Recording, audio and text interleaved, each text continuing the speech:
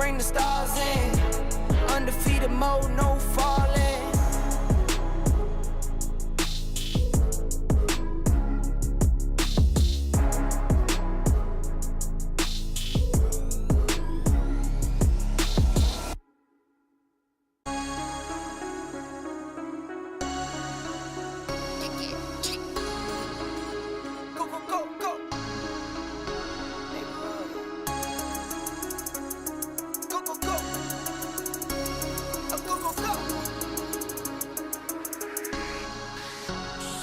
Hit for my wins, I need my ends. This life is real, and play pretend.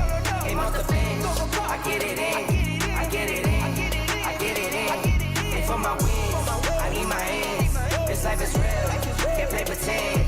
Came off the bench, I get it in, I get it in, I get it in. I'm on my job, I get it done, but you should know that. Shine like a sun of 101, you should know that. I get the front and in the back, you should know that. No need to stun, it's never cap, you should know that.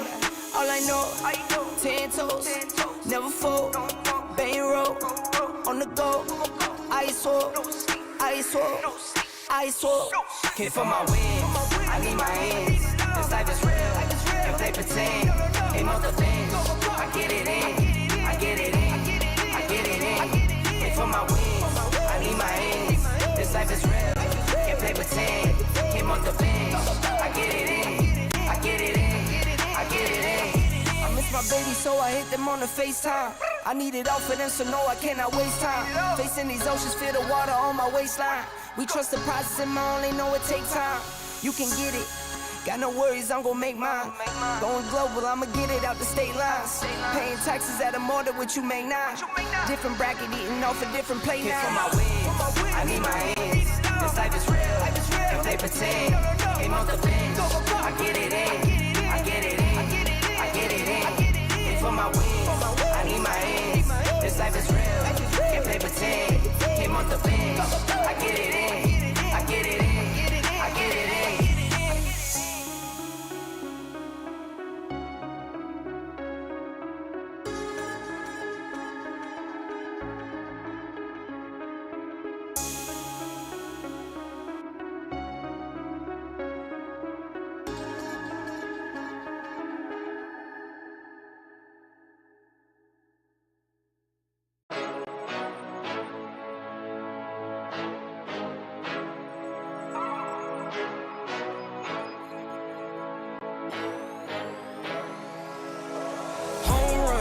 Touchdown, buzzer beater, do it all now. All now, top corner talking home run. Touchdown, buzzer beater, do it all now. Ball now, top corner like all in. Lit the fire when you doubt it, now I'm all in. Put me with the best, bring the stars in. Undefeated mode, no falling. Doubted when I lost, slide back when I win. Fade and pay the cost, but I rose so thick and thin. Battles and the scars, see them on my skin. They tried to knock me out, but I'ma fight it to the end, and there's no days off. I'm just resting up a little, know it pays off. I'm just stuck up in the middle, knock some weight off. I've been carrying for years, and I'm not worried, I got no fear. Home run, touchdown, buzzer beater, do it all now. All now, top corner talking home run. Touchdown, buzzer beater, do it all now. Ball now, top corner like all in. Lit the fire when you doubt it, now I'm all in. Put me with the best, bring the stars in. Undefeated mode, no falling. Hey you, hey down there. See you stop and stare, cause you're not up here. Like, hey you, way down there. See you down there, looking up here. Get you some binoculars, so you can see me on the Jumbotron. They noticed me back when I dropped top speed. It's been top speed, took a leap off the edge and you had cold feet. I'm driving head first, phone turn, phone freeze. Dead sprint, CR7 tight speed. All pro, sports mode, big league. Every single time bet on myself, that's on me. East, west, north, south, all scenes. Worldwide, big waves, all seas. Same car, same clothes, still me. Only thing that changed is a change that's on me. Home run, touchdown, buzzer beater, do it all now. Ball now, top corner buzzer beater, do it all now. Ball now, top corner like all in. Lit the fire when you doubted, now I'm all in. Put me with the best, bring the stars in. Undefeated mode, no falling.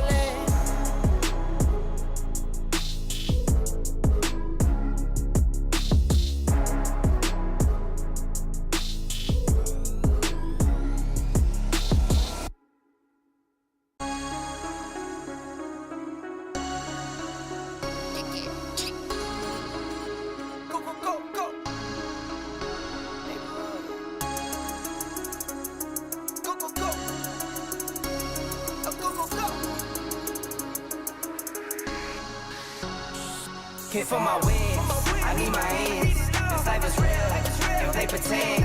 Came off the bench, I get it in, I get it in, I get it in. Hit for my wins, I need my ends.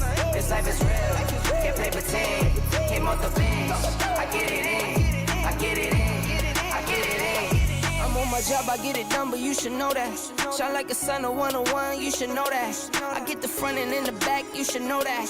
No need to stun, it's never cap, you should know that. All I know, 10 toes, never fold, bang roll, on the go, ice wall, ice wall, ice wall. Hit for my wins, I need my ends. This life is real, can't play pretend. Came off the bench, I get it in, I get it in, I get it in. Hit for my wins, I need my ends. This life is real, can't play pretend. Came off the bench, I get it in, I get it in, I get it in. I miss my baby, so I hit them on the FaceTime. I need it all for them, so no, I cannot waste time. Facing these oceans, feel the water on my waistline. We trust the process and I only know it takes time. You can get it, got no worries, I'm gon' make mine. Going global, I'ma get it out the state lines. Paying taxes at a more than what you make now. Different bracket, eating off a different plate Hit now. for my wins, I need my ends. This life is real, can't play pretend. Came off the bench, I get it in, I get it in, I get it in. Hit for my wins, I need my ends. This life is real, can't play pretend. Came off the bench, I get it in, I get it in, I get it in.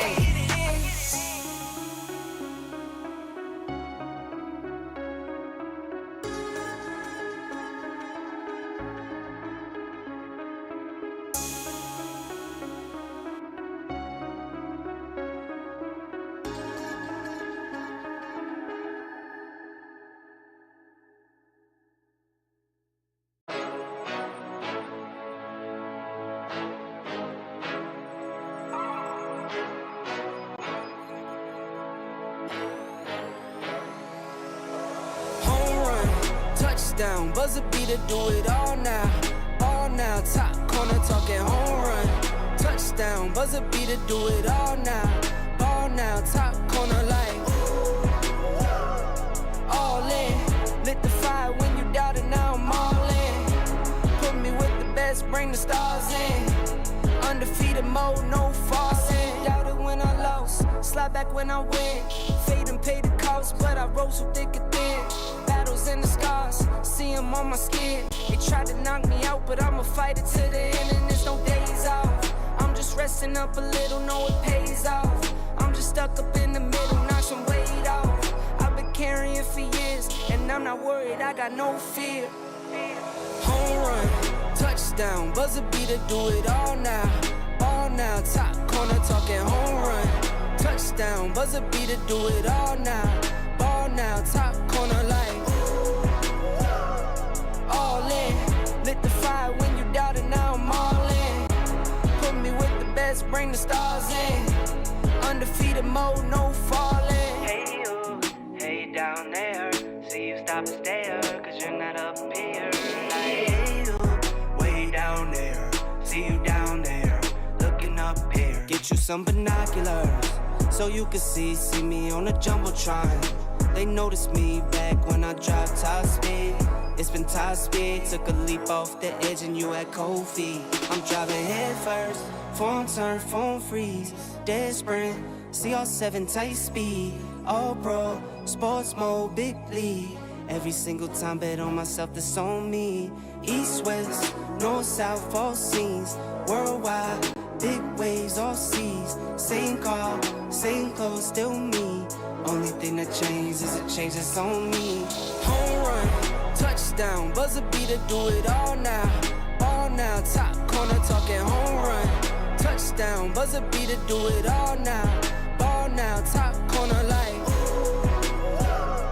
all in. Lit the fire when you doubted, now I'm all in. Put me with the best, bring the stars in. Undefeated mode, no falling.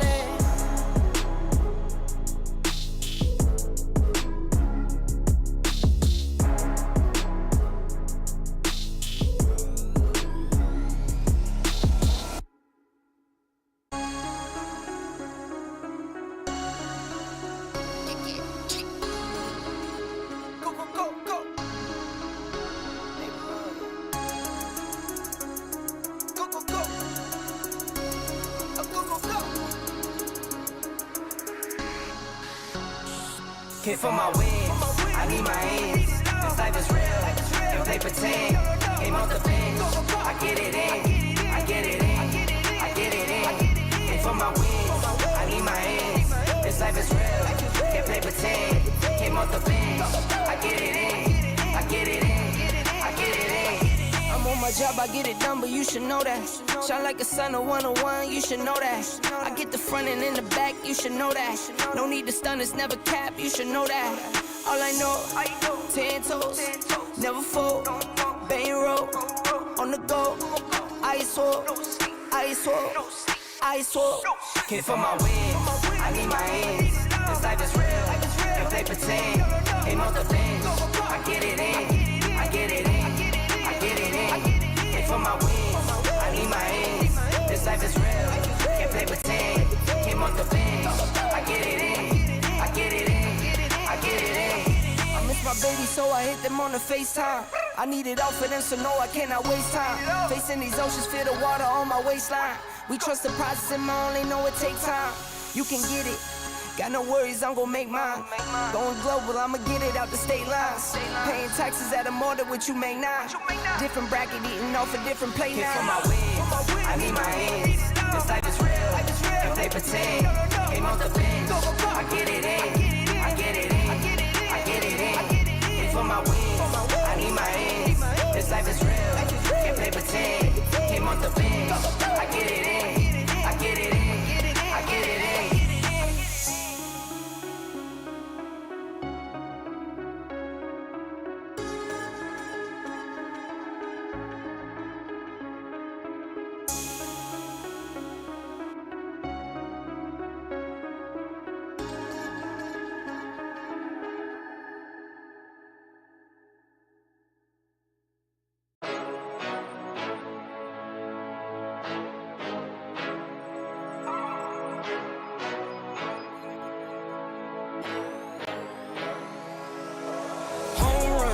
Touchdown, buzzer beater, do it all now.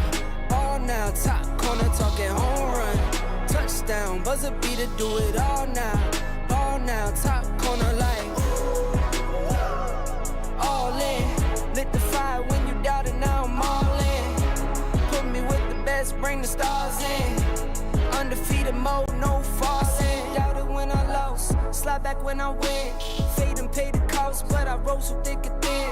Battles and the scars, see them on my skin. They tried to knock me out, but I'ma fight it to the end, and there's no days off. I'm just resting up a little, know it pays off. I'm just stuck up in the middle, knock some weight off. I've been carrying for years, and I'm not worried, I got no fear. Home run, touchdown, buzzer beater, do it all now. Ball now, top corner talking home run. Touchdown, buzzer beater, do it all now. Ball now, top corner like all in. Lit the fire when you doubted, now I'm all in. Put me with the best, bring the stars in. Undefeated mode, no falling. Hey you, hey down there. See you stop and stare, cause you're not up here.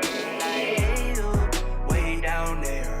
See you down there, looking up here. Get you some binoculars, so you can see me on the Jumbotron. They noticed me back when I dropped top speed. It's been top speed, took a leap off the edge and you had cold feet. I'm driving head first, Phone turn, phone freeze, dead sprint, CR7 tight speed, all pro, sports mode, big league. Every single time bet on myself, that's on me. East, west, north, south, all scenes, worldwide, big waves, all seas. Same car, same clothes, still me. Only thing that changed is it changes on me. Home run, touchdown, buzzer beater, do it all now. Ball now, top corner, talking home run. Touchdown, buzzer beater, do it all now. Ball now, top corner, like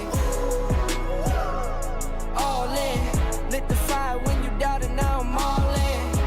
Put me with the best, bring the stars in. Undefeated mode, no falling.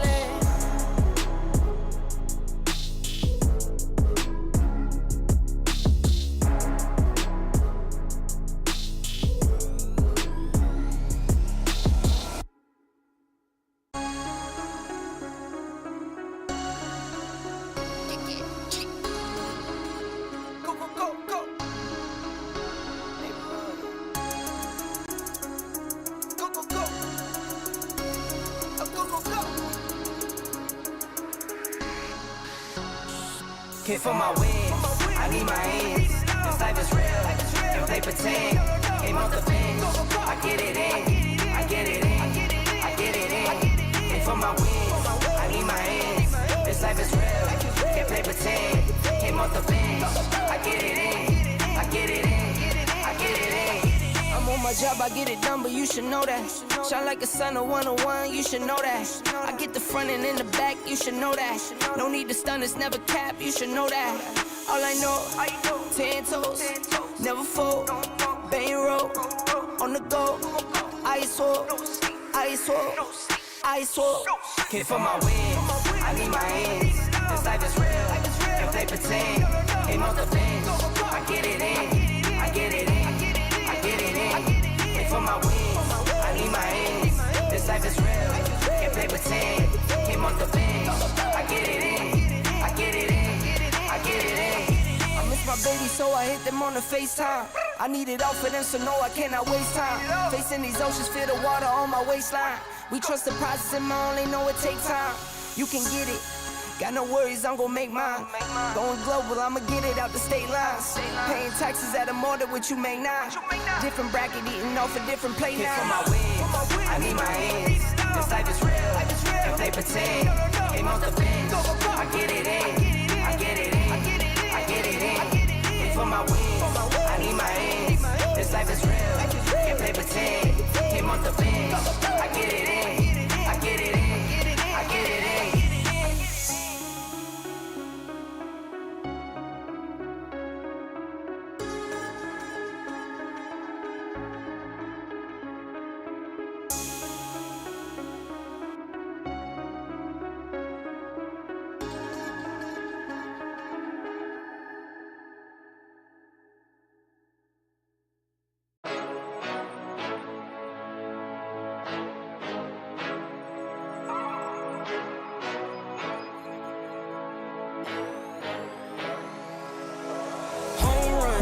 Touchdown, buzzer beater, do it all now. All now, top corner, talking home run. Touchdown, buzzer beater, do it all now. Ball now, top corner, like all in. Lit the fire when you doubted, now I'm all in. Put me with the best, bring the stars in. Undefeated mode, no falling. Doubted when I lost, slide back when I win. Fade and pay the cost, but I rose so thick and thin.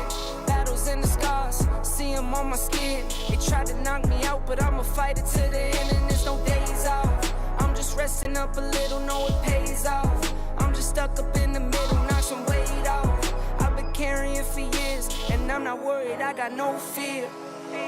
Home run, touchdown, buzzer beater, do it all now. All now, top corner, talking home run. Touchdown, buzzer beater, do it all now. Ball now, top corner, like all in. Lit the fire when you doubted, now I'm all in. Put me with the best, bring the stars in. Undefeated mode, no falling. Hey you, hey down there. See you stop and stare, cause you're not up here. Like, hey you, way down there. See you down there, looking up get you some binoculars so you can see me on the jumbotron. They noticed me back when I dropped top speed. It's been top speed, took a leap off the edge and you had cold feet. I'm driving head first, phone turn, phone freeze, dead sprint, CR7 tight speed, all pro, sports mode, big league. Every single time bet on myself, that's on me. East, west, north, south, all scenes, worldwide, big waves, all seas. Same car, same clothes, still me. Only thing that changes is it changes on me. Home run, touchdown, buzzer beater, do it all now. All now, top corner talking home run. Touchdown, buzzer beater, do it all now. Ball now, top corner like all in. Lit the fire when you doubted, now I'm all in. Put me with the best, bring the stars in. Undefeated mode, no falling.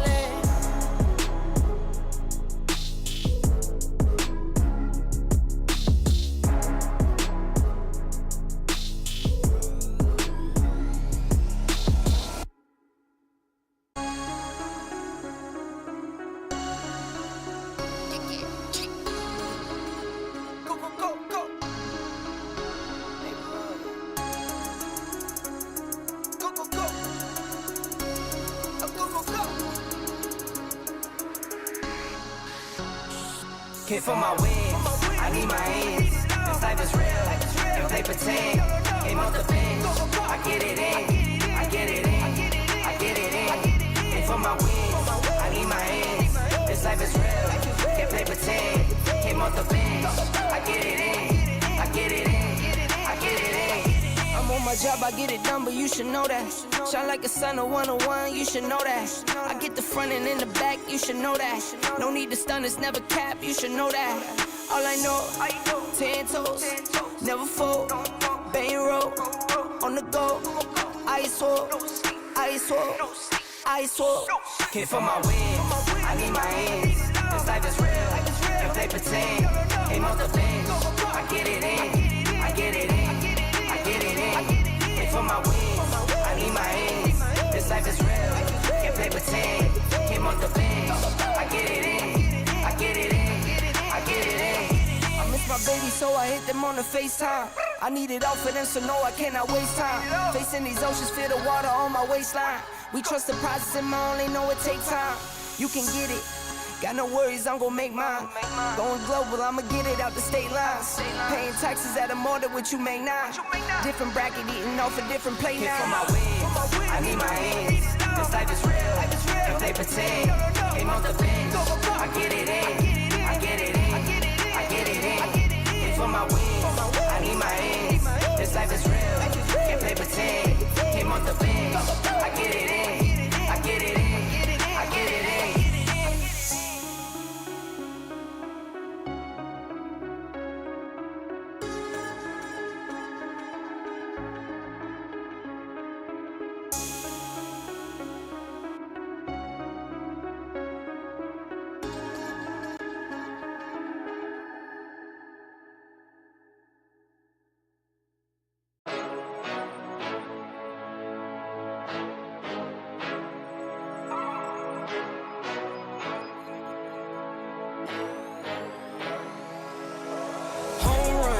Touchdown, buzzer beater, do it all now. All now, top corner talking home run. Touchdown, buzzer beater, do it all now. Ball now, top corner like all in. Lit the fire when you doubted, now I'm all in. Put me with the best, bring the stars in. Undefeated mode, no falling. Doubted when I lost, slide back when I win. Fade and pay the cost, but I rose so thick and thin.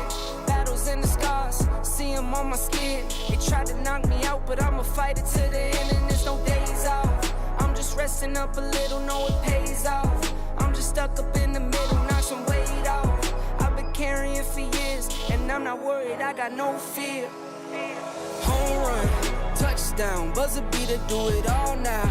All now, top corner talking home run. Touchdown, buzzer beater, do it all now. Ball now, top corner like all in. Lit the fire when you doubted, now I'm all in. Put me with the best, best, bring the stars in. Undefeated mode, no falling. Hey you, hey down there. See you stop and stare, cause you're not up here. Like, hey you, way down there. See you down there, looking up here. Get you some binoculars, so you can see me on the Jumbotron. They noticed me back when I dropped top speed. It's been top speed, took a leap off the edge and you had cold feet. I'm driving head first, phone turn, phone freeze, dead sprint, CR7 tight speed, all pro, sports mode, big league. Every single time bet on myself, that's on me. East, west, north, south, all scenes, worldwide, big waves, all seas. Same car, same clothes, still me. Only thing that changes is it changes on me. Home run, touchdown, buzzer beater, do it all now. Ball now, top corner, talking home run. Touchdown, buzzer beater, do it all now. Ball now, top corner, like all in. Lit the fire when you doubted, now I'm all in. Put me with the best, bring the stars in. Undefeated mode, no falling.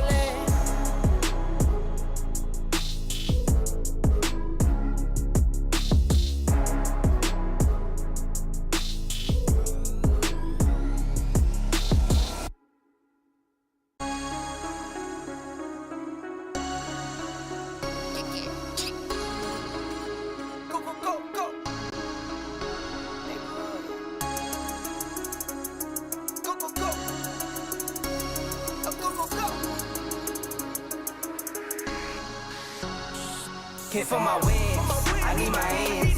This life is real, and play pretend. Came off the bench, I get it in, I get it in, I get it in. Hit for my wins, I need my hands. This life is real, can't play pretend. Came off the bench, I get it in, I get it in, I get it in. I'm on my job, I get it done, but you should know that. Shine like a sun of 101, you should know that. I get the front and in the back, you should know that. No need to stun, it's never cap, you should know that. All I know, 10 toes, never fold, bang roll, on the go, ice wall, ice wall, ice wall. Hit for my wins, I need my hands. This life is real, can't play pretend. Came off the bench, I get it in, I get it in, I get it in. Hit for my wins, I need my hands. This life is real, can't play pretend. Came off the bench, I get it in, I get it in, I get it in. I miss my baby, so I hit them on the FaceTime. I need it all for them, so no, I cannot waste time. Facing these oceans, feel the water on my waistline. We trust the process and I only know it takes time. You can get it, got no worries, I'm gon' make mine. Going global, I'ma get it out the state lines. Paying taxes at a more than what you make now. Different bracket, eating off a different plate Hit now. for my wins, I need my hands. This life is real, can't play pretend. Came off the bench, I get it in, I get it in, I get it in. Hit for my wins, I need my hands. This life is real, can't play pretend. Came off the bench, I get it in, I get it in, I get it in.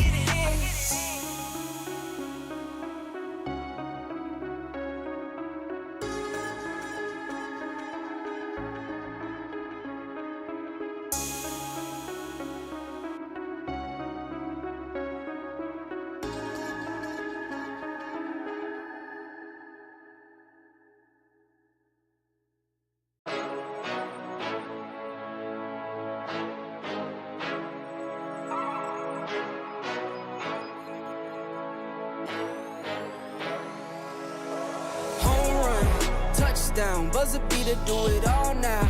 Ball now, top corner, talking home run. Touchdown, buzzer beater, do it all now. Ball now, top corner, like all in. Lit the fire when you doubted, now I'm all in. Put me with the best, bring the stars in. Undefeated mode, no falling. Doubted when I lost, slide back when I win. Fade and pay the cost, but I rose so thick and thin. Battles and the scars, see them on my skin. They tried to knock me out, but I'ma fight it to the end, and there's no days off. I'm just resting up a little, know it pays off. I'm just stuck up in the middle, knock some weight off. I've been carrying for years, and I'm not worried, I got no fear. Home run, touchdown, buzzer beater, do it all now. Ball now, top touchdown, buzzer beater, do it all now. Ball now, top corner like all in. Lit the fire when you doubted, now I'm all in. Put me with the best, bring the stars in. Undefeated mode, no falling. Hey you, hey down there. See you stop and stare, cause you're not up here. Like, hey you, way down there. See you down there, looking up here. Get you some binoculars, so you can see me on the Jumbotron. They noticed me back when I dropped top speed. It's been top speed, took a leap off the edge and you had cold feet. I'm driving head first, phone turn, phone freeze. Dead sprint, CR7 tight speed. All pro, sports mode, big league. Every single time bet on myself, that's on me.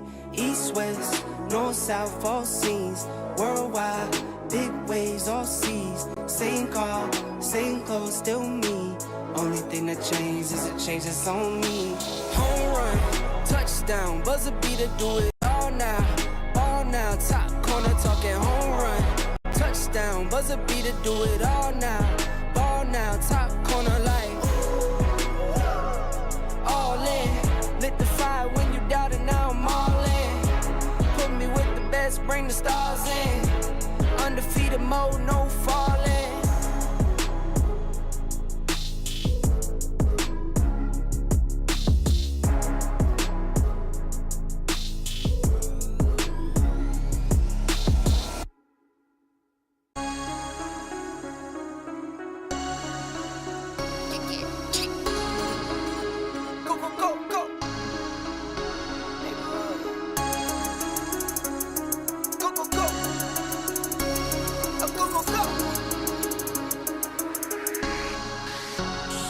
Hit for my wins, I need my ends. This life is real, if they pretend.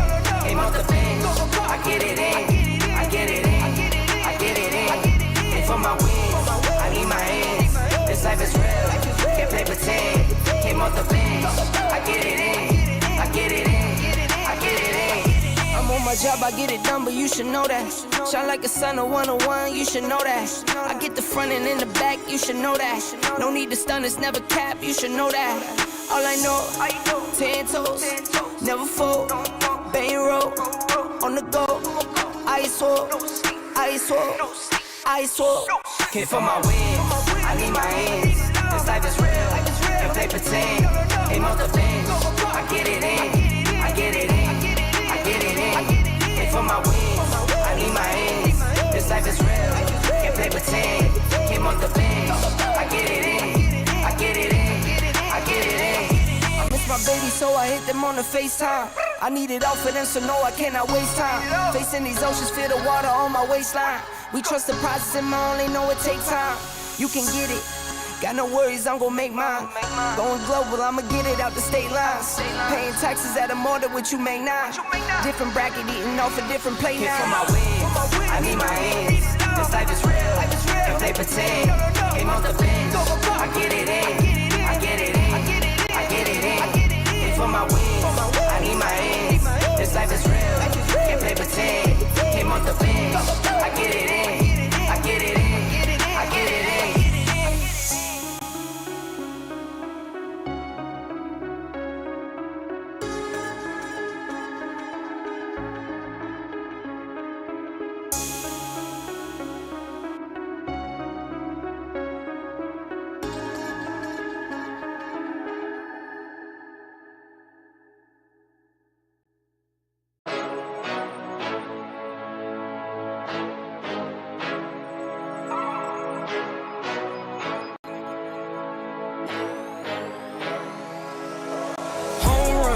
Touchdown, buzzer beater, do it all now. All now, top corner, talking home run. Touchdown, buzzer beater, do it all now. Ball now, top corner like all in. Lit the fire when you doubted, now I'm all in. Put me with the best, bring the stars in. Undefeated mode, no falling. Doubted when I lost, slide back when I win. Fade and pay the cost, but I rose so thick and thin. Battles and the scars, see them on my skin. They tried to knock me out, but I'ma fight it to the end, and there's no days off. I'm just resting up a little, know it pays off. I'm just just stuck up in the middle, knock some weight off. I've been carrying for years, and I'm not worried, I got no fear. Home run, touchdown, buzzer beater, do it all now. Ball now, top corner talking home run. Touchdown, buzzer beater, do it all now. Ball now, top corner like all in. Lit the fire when you doubted, now I'm all in. Put me with the best, bring the stars in.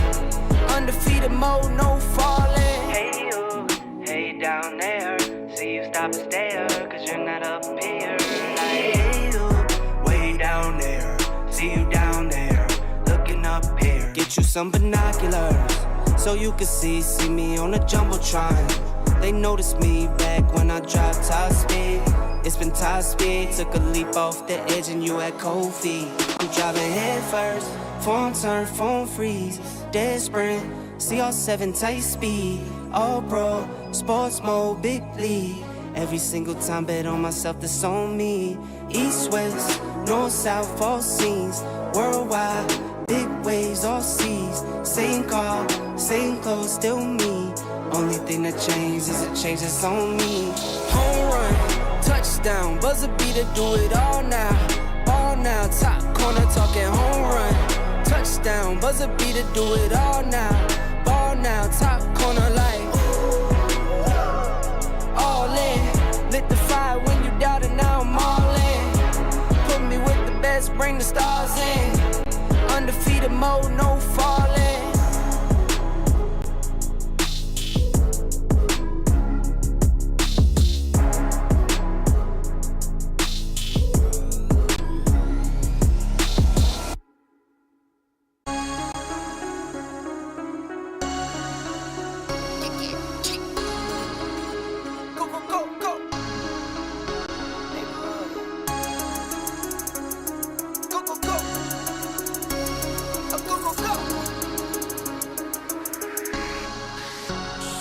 Hit for my wins, I need my hands.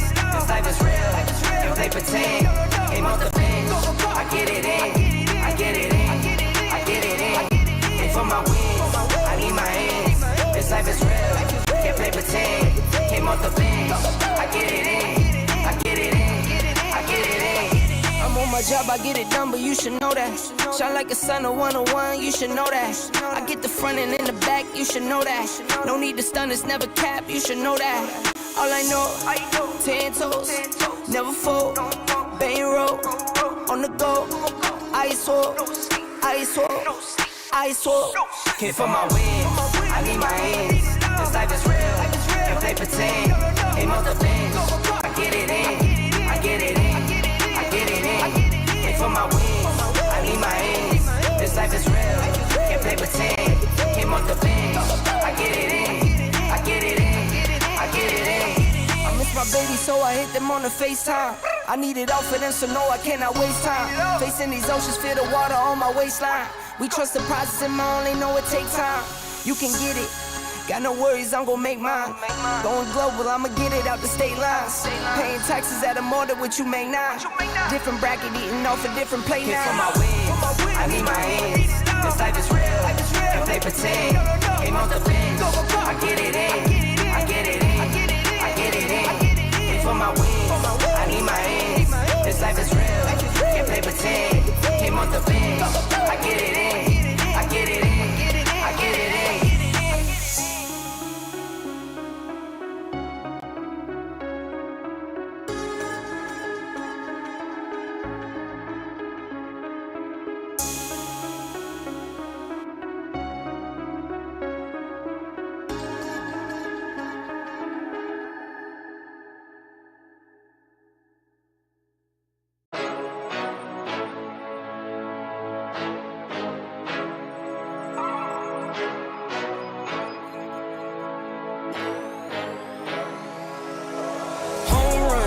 Touchdown, buzzer beater, do it all now.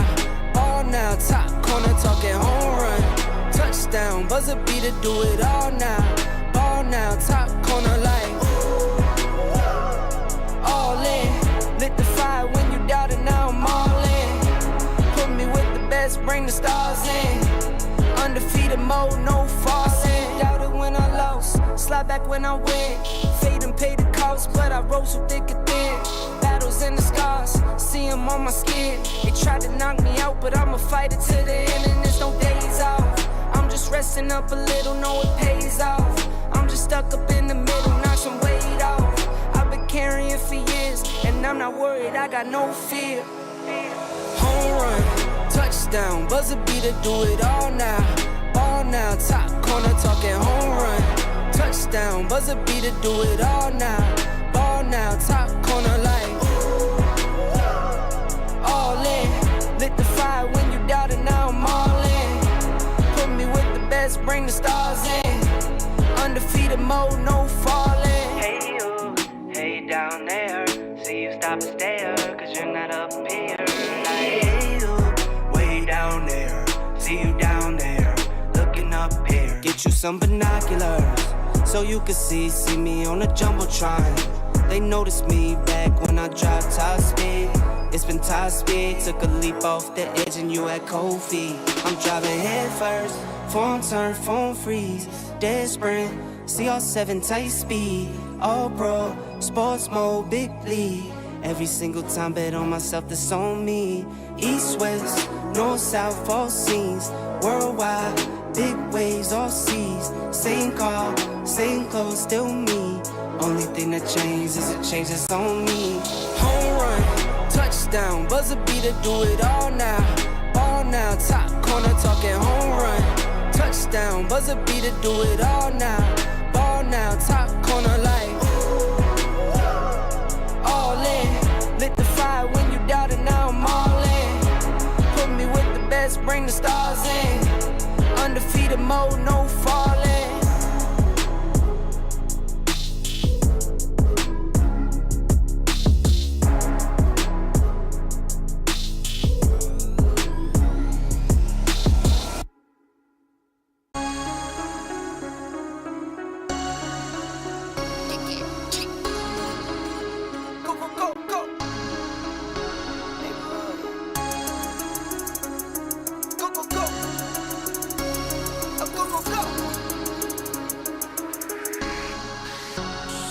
Came for my wins, I need my ends. This life is real, and play pretend.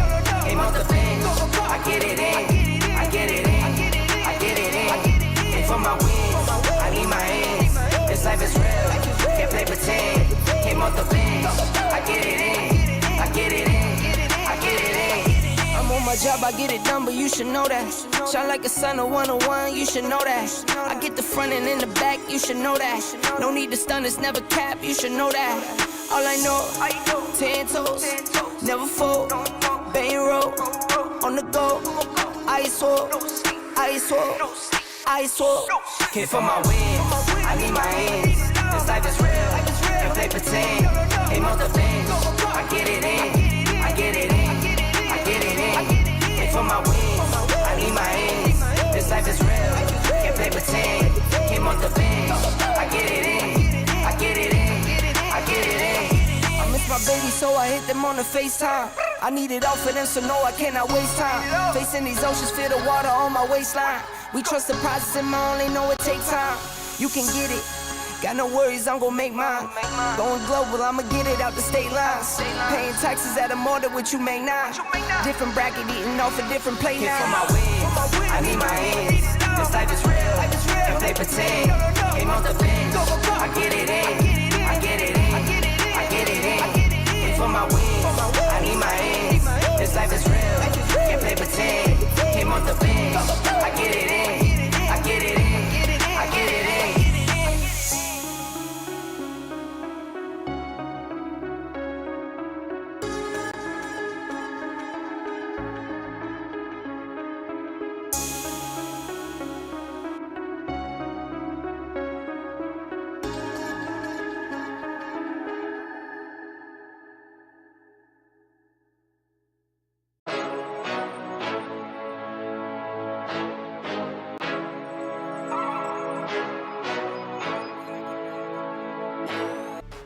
Ladies and gentlemen, PUBG Mobile fans around the world, welcome to the 2025 PUBG Mobile Global Open, live from Tashkent in the heart of Uzbekistan. My name is Barney Banks and I am joined by my co-host Maruf Hoje, and we are so excited to bring you 5 action-packed days of elite PUBG Mobile competition. And today, we're going to kick things off with our Uzbekistan Open Qualifier Finals, where everything for this region is on the line.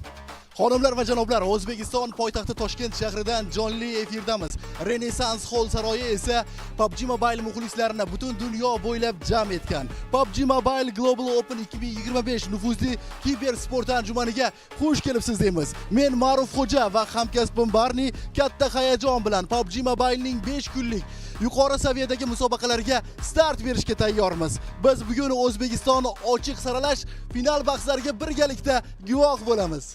Now, on the way through to the main stage, you will make your way through to the meet and greet zone. But before you get there, you will get to this amazing signboard where legends are going to make their mark throughout today. Now, speaking of today, after this, our champion will be crowned and they will get an automatic entry into our main event this weekend. 2nd through to 5th place will also get a buy-in to tomorrow's prelims, where they will battle against the Titans from Asia, Europe, the Middle East, and of course, the Americas. Albatta, maxsus bannerga imzo chekishni boshladik, qadrli do'stlar. Katta imtiyozlar berilgan. G'oliblar to'g'ridan-to'g'ri asosiy bosqichga yo'l oladi va dunyoning eng kuchli jamoalariga qarshi kurashadi. Yana 4 ta jamoa esa ertaga saralash bosqichida qatnashadi. U yerda Osiyo, Yevropa, Yaqin Sharq va Amerikadan kelgan kuchli raqiblarga qarshi jang o'tkazishadi.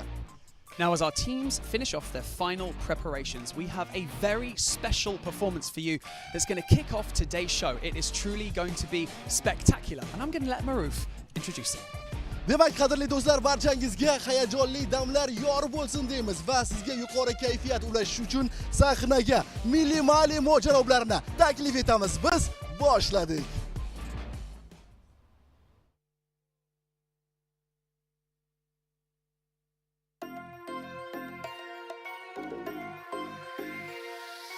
Turn a 10 piece to a 20 quick. I got money busting out the money clip. Make a call and hit another lick.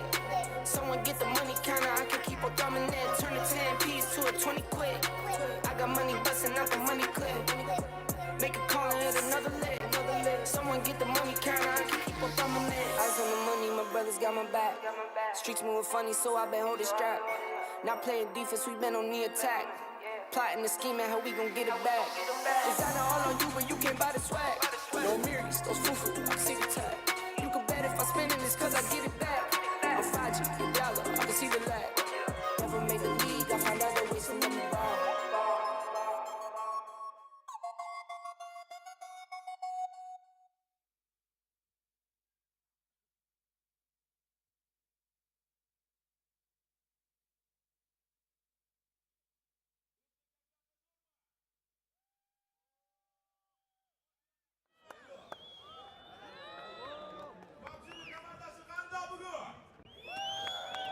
Yaxshi, trekini ham boshlaveramiz.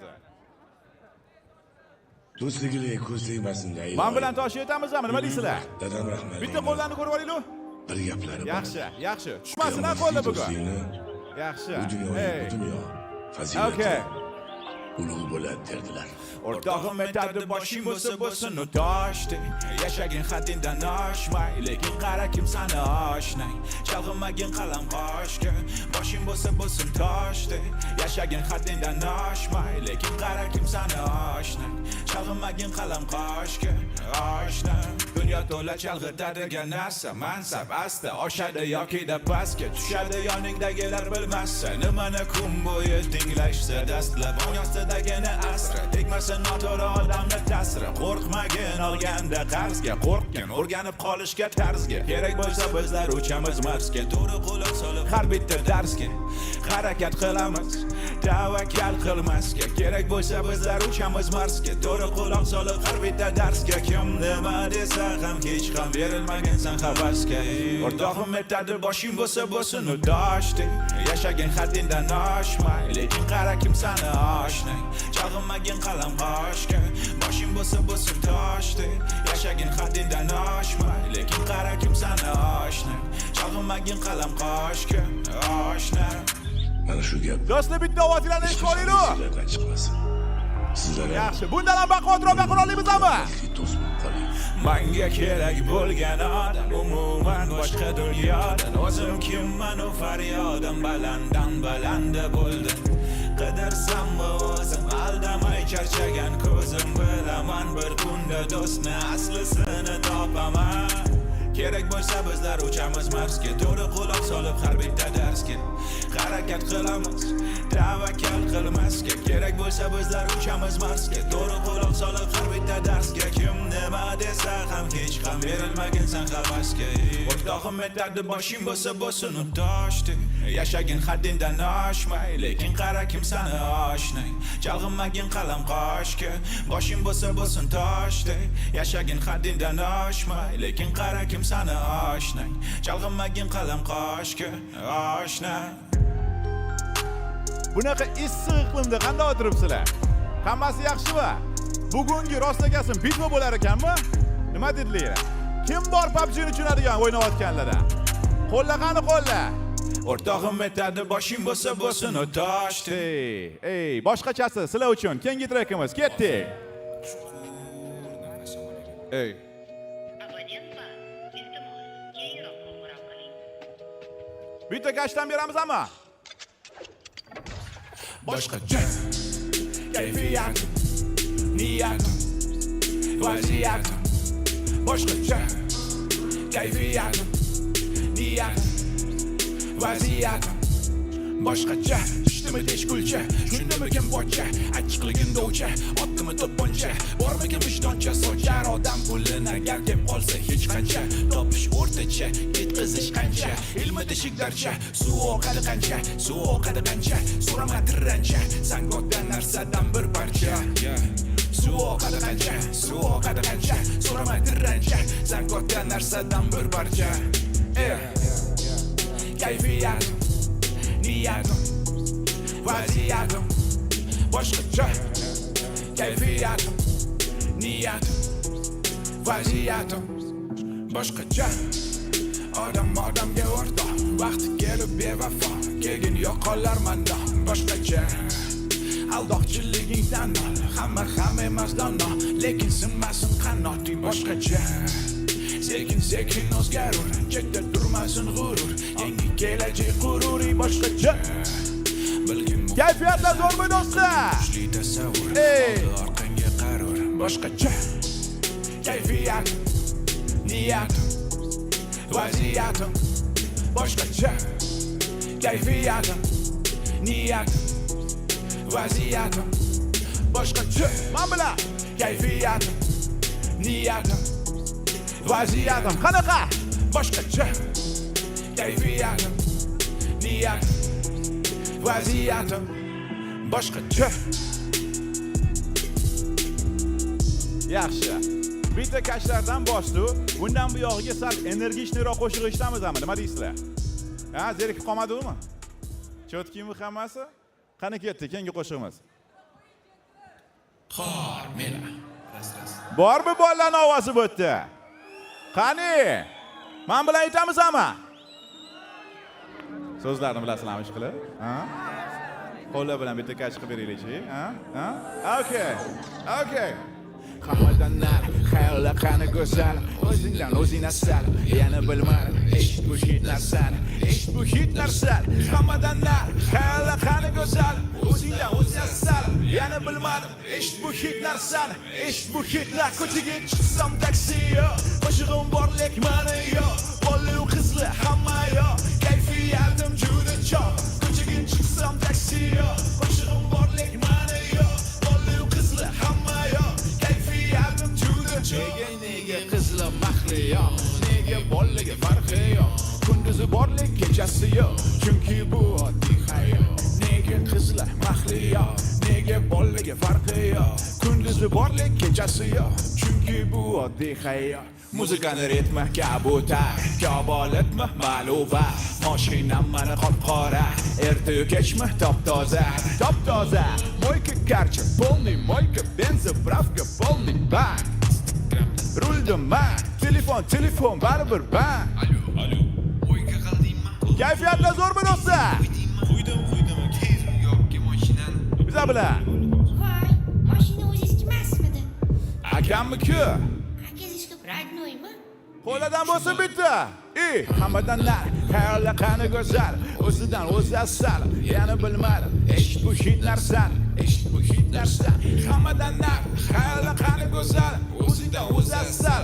Yana bilmadim, eshit bu hit narsan, eshit bu hit narsan. Ko'chaga chiqsam taksiyo, qo'shig'im borlik mani yo, bolli qizli hamma yo, kayfiyatim juda jo. Ko'chaga chiqsam taksiyo, qo'shig'im borlik mani yo, bolli qizli hamma yo, kayfiyatim juda jo. Qizli mahliyo, nega bolligi farqi yo, kunduzi borlik kechasi yo, chunki bu oddiy hayot. Nega qizli mahliyo, nega bolligi farqi yo, kunduzi borlik kechasi yo, chunki bu oddiy hayot. Okay. Yoqdimi do'stlar? Baquvvat kelib bitta shovqindan bo'lsin PUBG! Yaxshi. Inerda minusovkani ko'tarib, keyingi qo'shig'imizni yoqib yuboramiz. Ketdik. Dimdan berar ekanmiz, ha? Issiq iqlimda bitta. Men bilan tayyormisizlar? Eradim. Ko'chaladim. Eradim. Qaynoq iqlim. Ko'chaladim. Hamma yodim. Bola bilan kutib oldik chillarni, hamma ko'chada issiqligini biladi. Qarasang odamlar soyada bar, boshga sekin do'q kiyiladi. O'zbekman, uyimda joy. O'zbekman, uyimda joy. Qaynoq joy. Mahalla qidirar qayerda soy. Achchumaydagina to'g'riladi. Osh bilan yengil hazm bo'ladi. Soyada o'tirib kuni o'tadi. Tashqari miya qaynatadi. Ko'chaladi. Eradim. Qaynoq iqlim. Ko'chaladim. Hamma yodim. Soq qolaman desang bola, quyoshdan sekin yo'qol. Nasanga manzara-yu lekin daraxt tegin top. Bu quyoshda tandir yopib, qo'shniga kechga obor. Bir-birimizga hech kamaymasin do'stim e'tibor. Dalada keladi chopon, qora jantrada yangi freon. Qizlar o'txonada soat 10da, chunki kunduzi hamma yoq. Dalada keladi chopon, qora jantrada yangi freon. Qizlar o'txonada soat 10da, chunki kunduzi hamma yoq. Hamma yodim. Hamma yodim. Man eradim. Ko'chaladim. Eradim. Qaynoq iqlim. Ko'chaladim. Hamma yodim. Okay. Bitta kashlar bo'lsin do'stlar. Qani qo'llari? Hey.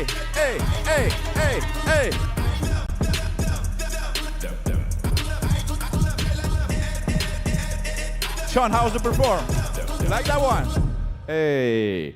Bitta olqishlardan bo'lsin, ayamasdan, baquvvatidan do'stlar. Kayfiyatlar zo'rmi? Demak, bizda bitta zo'r yangilik bor. Sizlar uchun, aynan PUBG Mobile uchun Shon akamiz bilan va butun administratsiya bilan qo'shiq yozdi. Eshitib ko'ramizmi? Yoqmayman, nima balo? Eshitib ko'ramizmi PUBG'ning qo'shig'ini? Yaxshi, yashang, ketdi.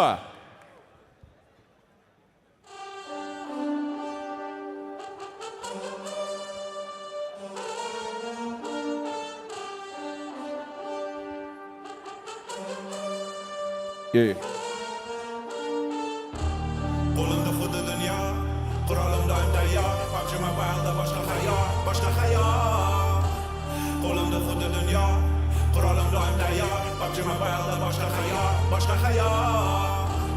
G'alabalarim oldinda, hamma yutuqlarim oldinda, dushmanlar kelar ortimda, mendaga jamoa bor kimda. Hayotimda boshqacha yo'l, jamoamda energiya to'la. Tayyormiz kartaga qo'nib, yutamiz kuchaysam zona. Hammada rejasi bor, hamma bo'lar umidvor. Do'stimga tayyor g'alaba uchun beraman borim. Telefoningni hozir qol, sen bugun o'sha qahramon. Yurar, gazini bos, ochman o'ziga xos. O'yinda miya ishlat, o'yinda bo'ladi har kim. O'ylama kimlar yutar. Yo'qotdimi qo'shib bitta qo'llarni tinmay. Kimlar? Bilgan. Tilga. Okay. Ey. Qo'limda xuddi dunyo. Qirolim doim tayyor. PUBG Mobile'da boshqa hayot. Qo'limda xuddi dunyo. Qirolim doim tayyor. PUBG Mobile'da boshqa hayot. G'alabalarim oltinda. Hamma yutuqlarim oltinda. Dushmanlar kelar ortimda. Mendagi jamoa bor kimda. Qanday bo'ldi PUBG? Qo'shig'imiz yoqdimi sizlarga ish qilib? Bitta qo'llarni ko'rib olinglar. Qani, orqa tarafda qani qo'llar? Bunaqa qo'shiqlardan hali ko'p qilamiz sizlarga degan umiddaman. Har bitta ilovalarga o'sha kirayotganinglarda, o'ynayotganinglarda treklarni chiqarib, sizlar mazza qilsanglar bo'ldi. Eng asosiysi. Yoqqan bo'lsa, biz ham juda ham xursandmiz. E'tiboringiz uchun kattakon rahmat do'stlar.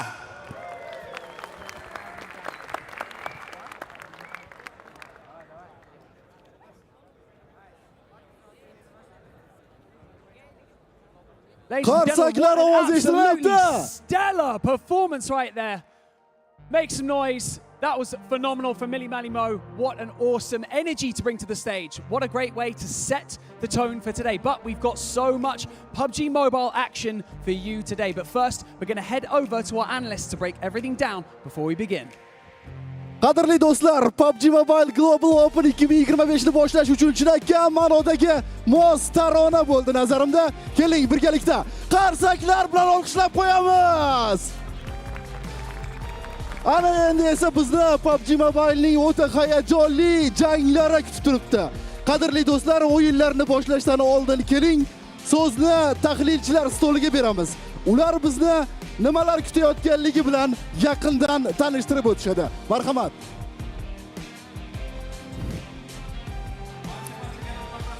Welcome, ladies and gentlemen, to the 2025 PUBG Mobile Global Open Uzbekistan Open Qualifier Finals. My name is the 7WG, and it's a pleasure to be your host for the next 5 days. Now, I wouldn't be able to do this by myself, so let me introduce the analyst for you. A person that I've been working with for a very long time, Max, man. And a person that's allergic to peanuts and likes to spill coffee all over the place. None other than Neptura. First time working together in Neptura. How are you feeling today? Yes, I am feeling fantastic. I am ready to go. I'm excited to finally be doing some analysis with the lads, so let's get to it. Yes. Yes. Max, how are you feeling for this event? Good. I almost want to restart my career just to get that intro right there. That's an epic intro. But no, beyond excited here for PMGO. Didn't cover it last year. Finally here for a LAN tournament and finally be able to start the history of these maybe players that can make it really far in maybe PMWC, PMGC, depending on how this tournament goes. That's the main one, right? Because this is an open qualifier finals for Uzbekistan. A lot of these players, it might be their first main event with the cameras, with all the lights. I wonder if anybody's going to be crushing under the pressure because there is a lot of pressure and there is actually a massive crowd in the stage. Yeah, it's actually quite impressive. I was like, day one, how many people are going to be here? It is stacked. I can tell you right now, everyone is here to support their favorite team. Of course, all of these teams for the first day, all from Uzbekistan. So now more than ever, we are going to have local support for all of these 16 teams. Well, we're talking about all these teams. Might as well just show you some of the logos and some of the acronyms that you're going to be seeing in the game as well. And I'm going to be honest. Honestly, some of these teams I've never heard before, but I do like some of their logos that they have in Neptura. Oh yeah, yeah, it's really nice. CRG in particular speaks to me. It's kind of got that diamond effect going. It's not as snazzy as some of the others. Maybe Max has a different opinion here, but CRG, I like them. Oh yeah, Helion Gaming. Because the team tag is Hell without an L. There's an L missing and the logo looks really cool. But yeah, again, as you said, we don't know too much about these players, so it's going to be interesting to see how that first game goes, to see how they're going to set the pace. The main part that we need to keep an eye on here as the teams are going to be coming in, you can see F5 team, is that they're only going to get a chance to play 6 matches. Yep. We usually talk about, okay, maybe they can have a day off, maybe they can have some time off. You can't have a single match off, and if you do start off slow, man, you're going to have to just catch up, and you better catch up quick. Yeah, you absolutely have to. S1 coming onto the stage as well. Does it stand for Season 1? Does it stand for maybe... Is their first maybe it's their season 1, yeah. Their first season, yeah. Zero Max as well, coming onto the stage. And maybe we'll see, hopefully we'll see Max and not the Zero part of this team. Yeah, just hopefully by the end of the tournament, the Zero is gone, completely eliminated. They're actually, one team that I think Seven is quite, fond of is going to be Heavenly Angels. I didn't want to spoil it yet, Max. Well, too late. I'm waiting for them to get a win before I I fully back them. But you know what? But Yeah, that's- I mean, the thing sure. is, too, that I'm going based on their logos. Their logo is really awesome. Okay, that they're up there. Agreed. But there's another one that's about to come after them.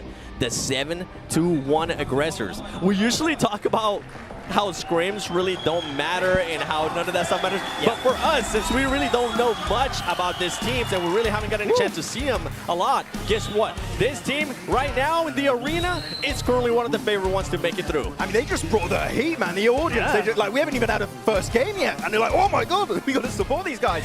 The next team coming on board is going to be Divergent Gaming, with actually Money Ken playing. I'm not sure if he's going to be subbed in or out. I don't know how that's going to work out, but he's a name with quite a background. Yep. I'm intrigued to see how that's going to work out for this roster. Yeah, absolutely. It's going to be nice to see that experience coming through on this team and see how that affects their gameplay as well as we go into Crystal Gaming. And of course, I said it had a Diamond D effect because their name, it's literally in the name, Crystal Gaming, coming onto the stage as we speak right this second. Yeah, and the next team that's going to be coming in, you might recognize the logo. That's going to be Rook Esport, but a completely different squad. Actually, one name you might recognize is Mir, which he's a player that has quite a big history when it comes to PUBG Mobile Esports. He's been in a lot of tournaments, just not quite able to make it to the bigger events. This might just be his one golden opportunity to make it to the biggest final of his career. Absolutely. You're talking about big events, right? Especially with a player that at least has some experience in the past. How do you think that's going to affect the team? Because you have maybe somebody that's going to be able to calm their nerves down if things don't go their way in the first half. Just listen to it. Oh my god! What? Okay, the crowd just went absolutely crazy here as Upgrade comes on in, and they're going to be taking their seat for the rest of the day. And a lot more support than I expected. Oh my, there's a chant and everything. Whoa. Okay, I might have to change my team to watch here. For Because who? if they're watching it, I'm watching it. You guys don't support team from the beginning, do you? Just change based on if they You know get a win. what? The thing I'll is, do we don't whatever. curse any teams, which we'll That get is into true. that At least we some got point. that. But the best team, Ilion Gaming, going on in again. Like a team that I don't know too much about. Yeah. I like their logo a lot, but Yeah. I think we're going to see if they're going to set the pace early on really, really high. Yeah. Okay, we have two favorite teams right now. Okay? Three now. Yeah. the main pops ones though, the 7-2-1 aggressors, and on top of that, Upgrade. I Yep. feel like for the first match, when we get to that stage, those are two that I'm gonna be keeping a close eyes on as we see Defo Dark coming in as well, Ventura. Defo Dark, yeah, they had a really good test match as well. I was having my eye on them a little bit in that game, so would like.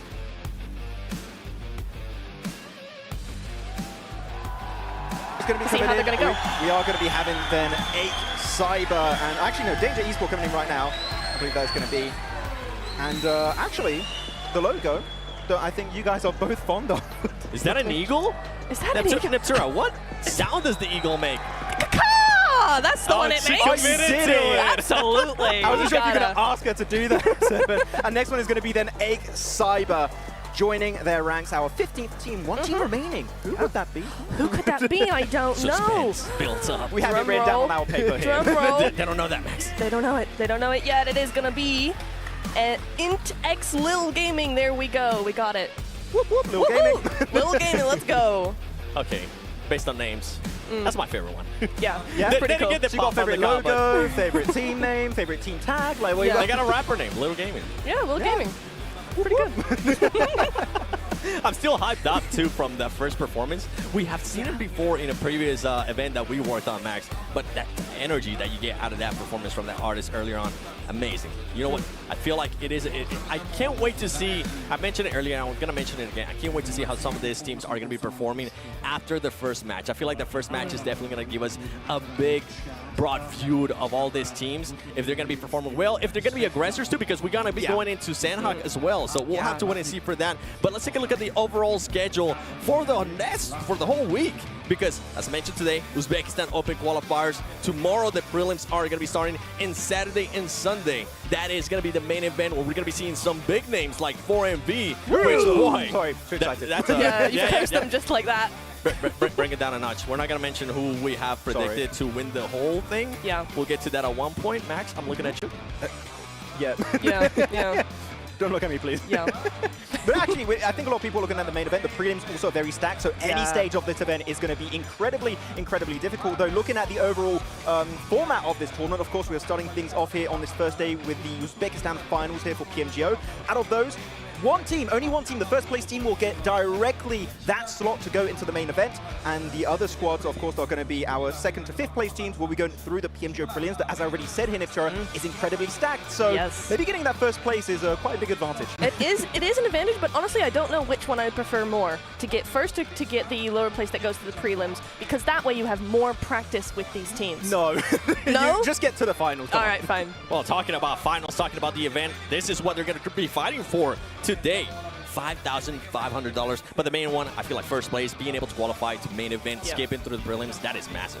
It is massive. It is huge indeed. And it is going to be something that they're going to be fighting for. And just 6 matches is really hard to do. If they don't quite make it, they're still 2nd to 5th place, of course, as we just said in the prelims. Yeah, though I do like one thing is the map rotation we'll see very soon is the fact that we do have Sanhok, then 3 Erangel. So your first Erangel, if it doesn't quite work out, you can still fix, adjust a little bit if needed for these other games and get some of those juicy points on board. My favorite point. I have to mention it, okay? That one elimination, 1 point, that has changed the game, I feel like, for the past 2 years. We've seen a lot of teams become more fragger heavy. I'm intrigued to see how these teams are going to be performing, especially if they do focus a little bit more on the fragging. It is only 6 matches that they get a chance to play. Exactly, but actually we had a conversation earlier, Neptune, about teams that, again, we have never seen at this kind of stage. Are we going to have some teams just playing hyper passive, focusing on the edge of the play zone and just trying to play that throughout the entirety of today? That might be an option. It might be a thing. That Clash of playstyle is very confusing, especially when you only have 1 day's worth of play.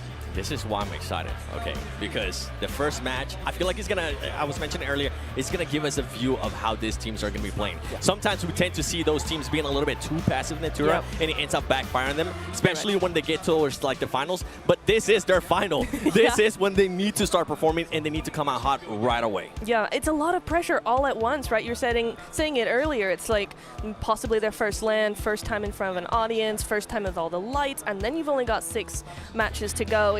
It is a lot of pressure, and hopefully they've done a lot of review, a lot of mental work as well. They have that support structure. I actually talked to one of the players of Heavenly Angels, Tiki Taka, which actually might be a sub, so he was like, I really want to play. But no, but he said that they're very excited for the tournament, but they need to just calm down because they're feeling the pressure right now, and I think that's going to be the biggest hurdle, especially at the start of this tournament, as you said, Seven, that might just be a little bit rough as we approach to that game. That aim. I wonder how that aim is going to be, because I know how I get into like a final situation, and I'm just at home in my undies on the couch, relaxing. Same. Okay? These players are not going to have that comfort. These players are going to have to perform and try to get at least that first place or between 2nd and 5th place. What's going to happen if those nerves they can't calm it down? That's the main one for me. Maybe deactivate gyro, because that's not going to Yeah, help. it's not going to It's go going to be well. a bit shaky. Maybe that's a strat. Do you think if they get nervous enough to that point, they would actually turn off gyro? No. No. You don't think No so? way. It would mess with your game You way can't too spin much, on the chair man. and have the cool like clips and Yeah, everything. exactly. But we are going to be looking at the matches that we're going to be playing today. As I was mentioning, Sanhok, this is why I'm actually happy that we're getting Sanhok right out of the way, because this tends to be such an aggressive map. We're going to get a view of these teams, if they are going to be aggressive, if they are going to be going for those eliminations, or what they're going to be doing, guys. Sanhok enjoyers. Both of you. Yes. Wait, you like Sanhok too? I love Sanhok. Let's go! Yeah, I feel left out. I don't know what Don't that talk about it. handshake Don't was. say it. Don't talk about it. I feel left out of the conversation, but it's about Sanhok, so I'm fine. Sanhok's the best map, man. You know what? Come on. You would dap me up better, please. Oh, so that one's on that camera. was good. We got it too. Respect. But you know what? In the heat of the battle, only the fastest and most powerful survive. The Infinix GTX Pro, GT20 Pro, is being able to deliver not only pro level speed. Oh yeah, they are right there. I want to be able to get one. Not only able to deliver pro level speed, precision, and seamless gameplay, but it also ends up giving players the ultimate edge. This is the official gaming phone, built to outplay the rest. And Max does have one. That's not his though. That might be an extra one. I might be able to, you know, take that one home. Steal one? Is that what? No, not steal. Borrow. Possibly. For a long time. Yeah. X amount of Forever. But we got a chance to see the crowd pods. We got a chance to see this team introductions come in. What teams are you guys going to be looking at?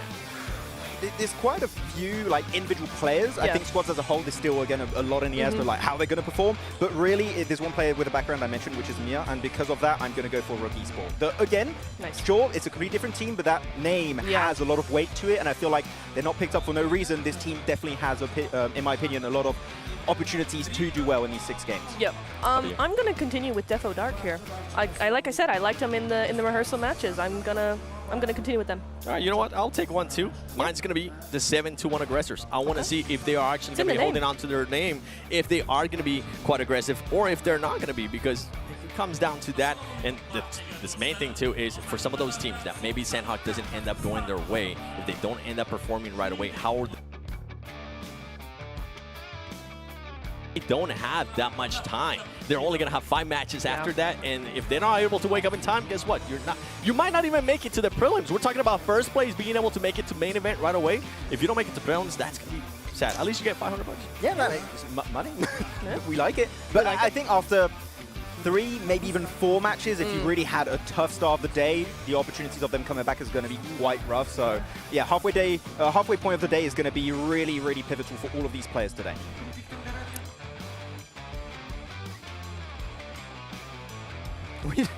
I like calm down. Sanhok. No, but it's going to be really, really interesting. I think it's a rough match to actually get into for the first game, but we'll have to see if we're how they're going to go. It's a completely different pace from Erangel and Miramar in Insanely. particular, right? So, like, maybe that one, if it's not a great game, okay, you can just forget about it. Just focus on the other 5 matches. If you're good on Erangel in particular, if that is your bread and butter in PUBG Mobile, then you might have a good opportunity to do well going into this. Actually, I want to bring up another name here about the team, the 7 you were talking about, the 7-2-1 aggressors. Of course, we're all looking at aggressor doing well, but Butcher also is a player just like Mira that has a pretty significant background playing a lot of tournaments. Of course, not any big global tournament, so that's a first for him. But these individual names, they might be able to spread that knowledge to their other teammates, and that can actually help them perform pretty well in the long run. Kind of what we were talking about with the other team as well, how they're going to be able to calm down their nerves if there is anything that doesn't end up going their way. And for this team, as we start getting ready here for the first match, what's going through their mind? I know none of us are actual pro players. I never got a chance to play any. I think you got a chance to play into an actual event, Max, which we're not going to talk about that, right? That was so far I was just helping out the homies. But with this team's like they're playing probably in front of their family as well at such a big stage. You had to perform in that first game. And if not, you guys, the good thing too is that we have 3 Erangels, right? And then we have 2 Miramars back-to-back. Something that we have seen in the past is teams being able to readjust. How quickly will those teams readjust? It's hard to say. It's hard to say because it's such a weird fine line thing, right? Because you do have that point where it's like this fine line between completely on the floor and overconfident. You've got to get this nice line in between it. So it's one of those things where it's really hard to overcome, and it's a mental thing. There's no one way to go about it. I'm telling you, you better not come into PMGO overconfident because I'm telling you, the main event teams, they're ready to like put you back down to where you belong. Because this is another day in the park for them. This is Sunday. This is just chill. I mean, lobby-wise, but they're still in the LAN environment, which that's quite rare. No, I mean the actual main teams. The main event team. The main event team. Yeah, so like if they come in over aggressive and then they get to the finals and it's oof. True. All right, well, you know what? As we are getting ready for that, I do want to learn a little bit more about these players. So let's take a look at some of the trivia with them.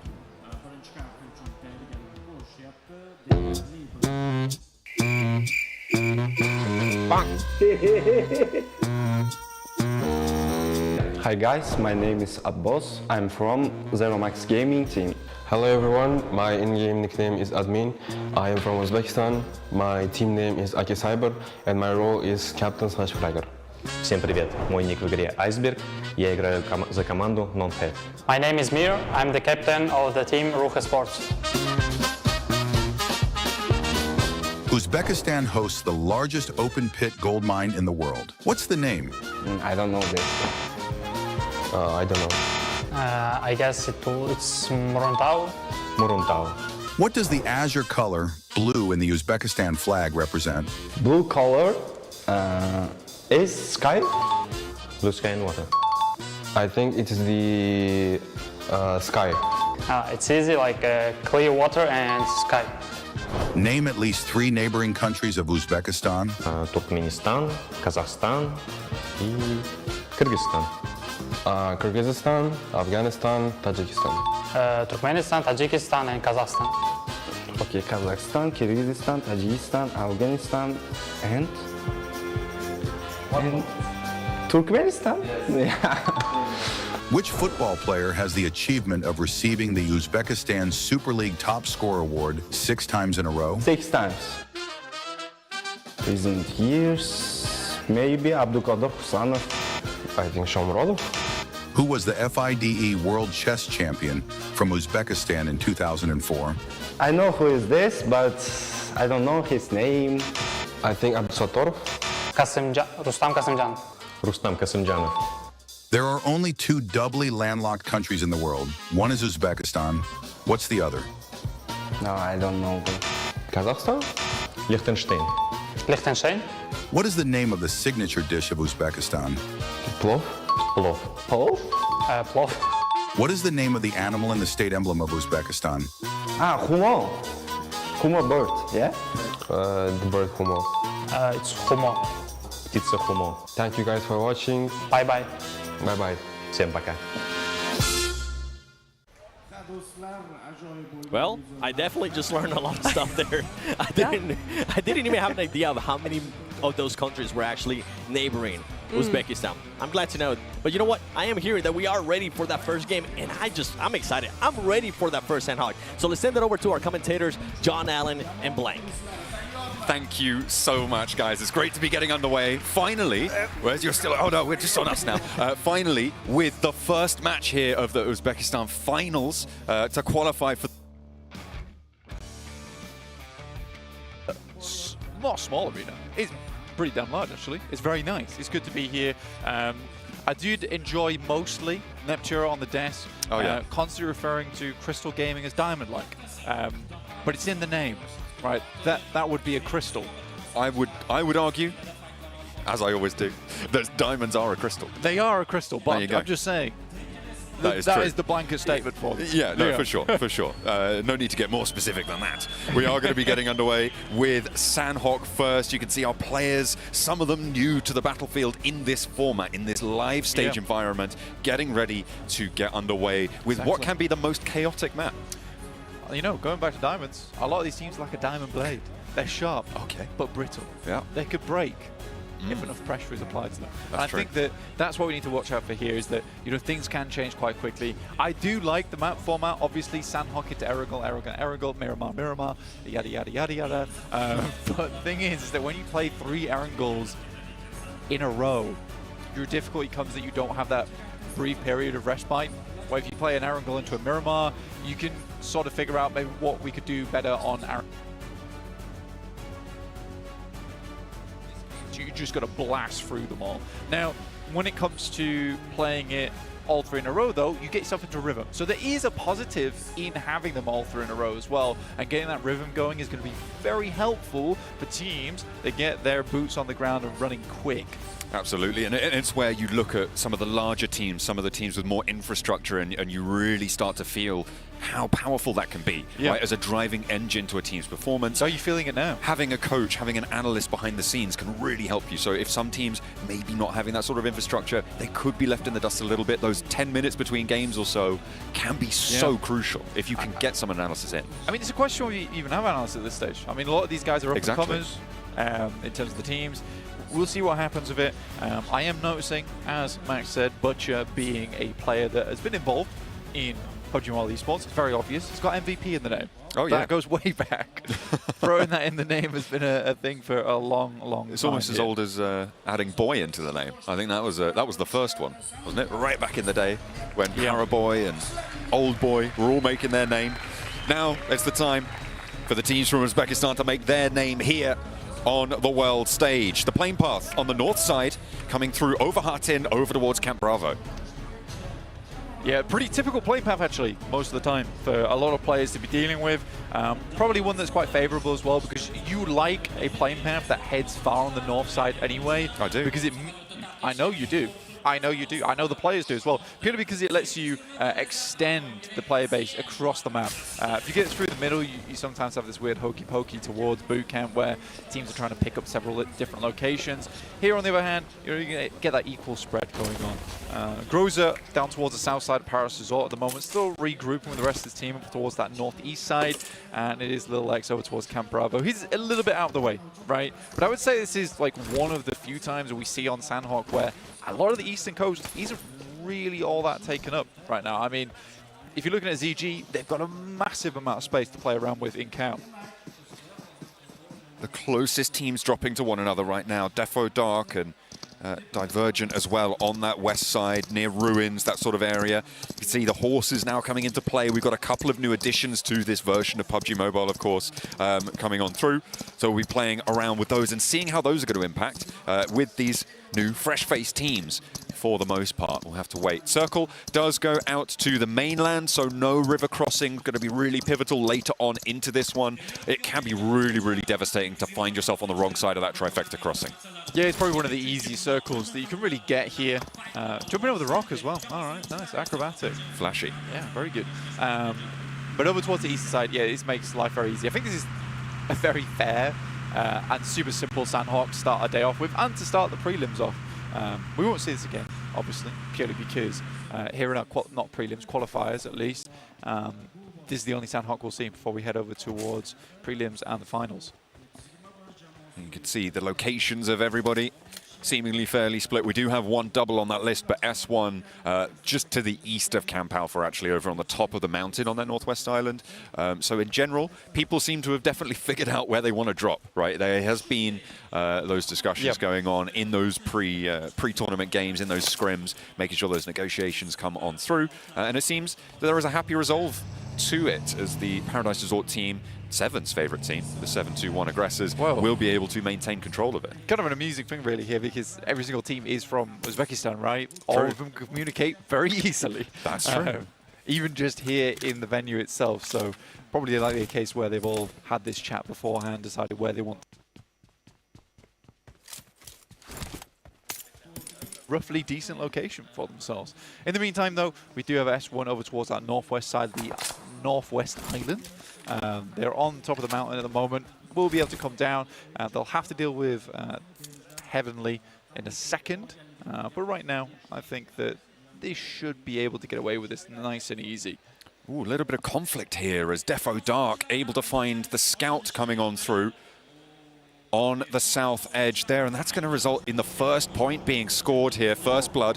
Crystal Gaming as well on the road, maybe a little bit further ahead on the southeast side, have come into contact as well, but it is on the southwest where Defo Dark are holding out Sami, those edge positions from non-head, finding those rotations and cutting that off. Losing a player early, really not ideal. Yeah, I think a lot of times this is kind of a dangerous rotation, to be honest with you, for non-head, going through Sami. I mean, there's plenty of areas that you can spot out players in that area. So for non-head, kind of expecting to lose a player here by doing that. Most teams would have opted to swing over the north side. It really depends. It's always hard to kind of figure out whether a team in Sami is going to stick around there for too long. But I think in this particular scenario, I think you could have maybe assumed that that team would stay there. They're likely wanting to follow on the path of Camp Charlie. So non-heads, I would say they try to jump the gun a little bit. And there was plenty of a rotation paths they could have gone for through Painan, potentially up towards Boot Camp, past the west side of Quarry. I don't like this. No, it's a little bit too risky, and they have paid a little bit of a price for it. Fortunately, Upgrade weren't able, well, fortunately for non-head, Upgrade weren't quite able to get that final player out, so they are still on 3, but they are on an island now. Not really too much option other than just go straight through the wall of bullets, but fortunately, it doesn't land again, and Upgrade let one slip through the cracks. Yeah, you can kind of see the disparity between some of our teams that head towards PMGC here. I mean, that spray, you would have expected to get at least one tag off. That was good, though. I'll give him that. I like that. That was very nice. Proved me wrong real quick. Slapping Boss on the end of the name, working it out, making it happen. Spray down onto the rotate. Not really too likely to be able to turn that one around. Upgrade could send onto that location as well. They are moving players forward. Triple S there for non-head moving as well on foot this time around.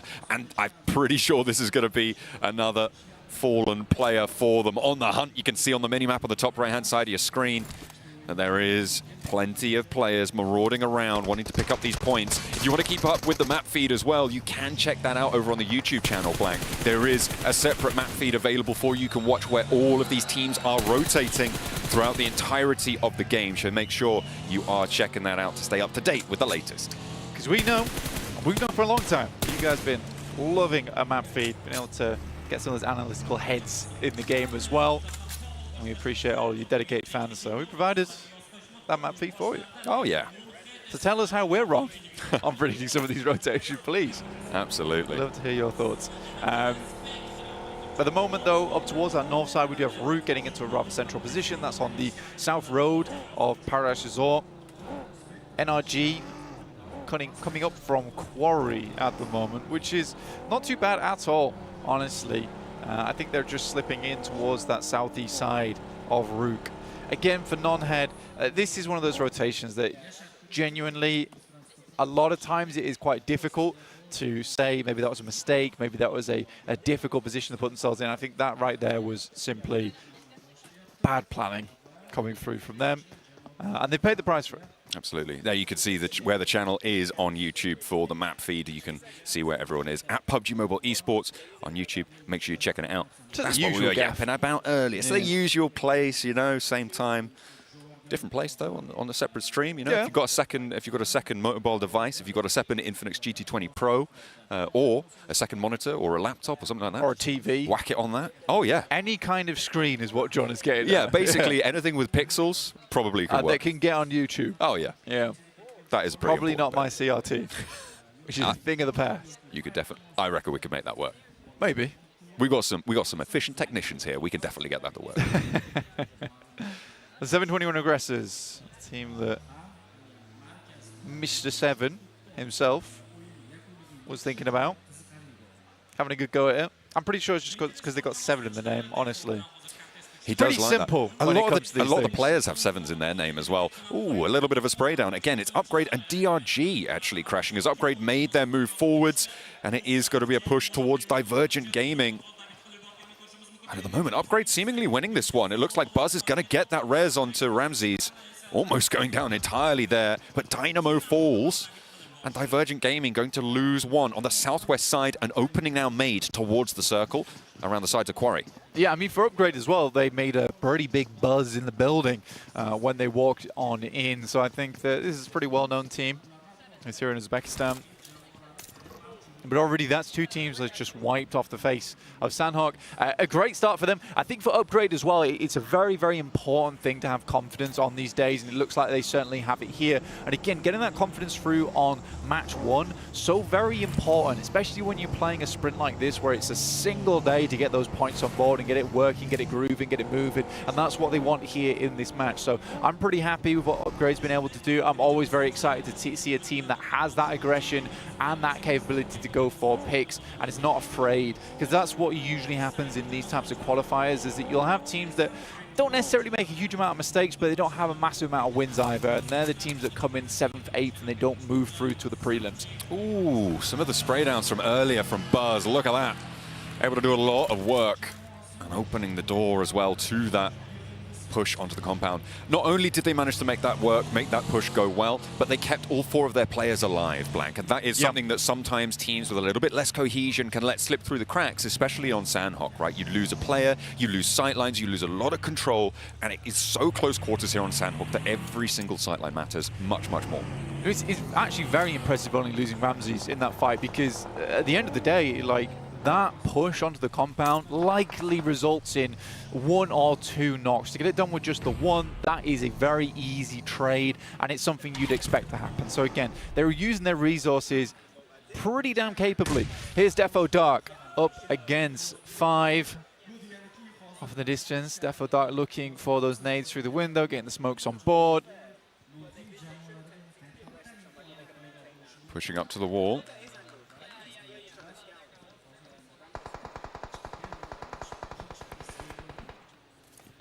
We've just had some important information here, Blank. And it's fortunate for 2 of our teams, but we are going to be going in for a rehost. Unfortunately, we are losing this game, which is not great for such an impressive result for Upgrade, right? They are going to be pretty miffed about that one, I'm sure. Picking up 5 Elim points so early on. We are going to be heading to a break whilst we get things recalibrated, reset. We'll have more information for you when we come back to make sure that you guys are up to speed. You can head over to the map feed to pick it up when we go back to the next game.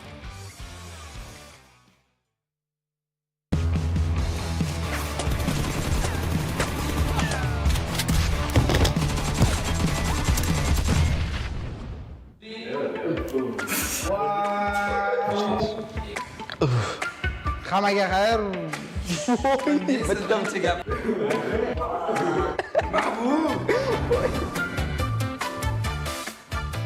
Rules. 1. Players will be asked situation-based questions about their teammates. 2. Once they have done the deed, the players will have to drink a coffee shot.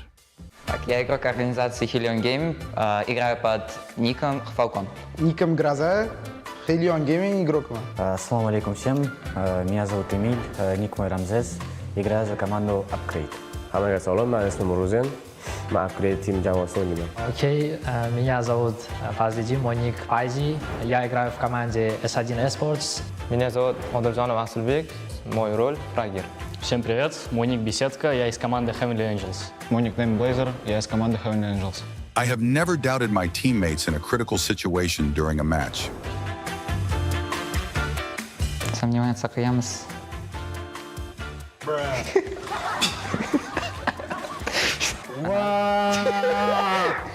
Açıkma. Ne bu? Ayxaf. İçkiri genci. İyi kendi. У меня было пару моментов. У тебя такое много бывает.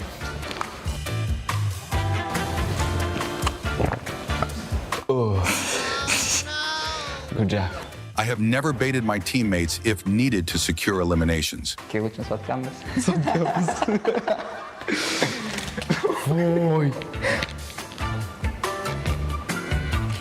Vay bu qiyin, слишком никак bu narsa. Ich кофе. 1, 2, 3.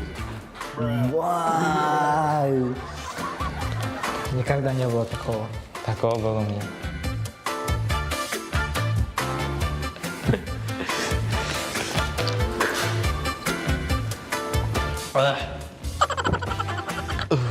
I have secretly wished I was part of another team. Never, never. Никогда. Ну, у меня бывает пару таких. Я люблю свою команду. От души.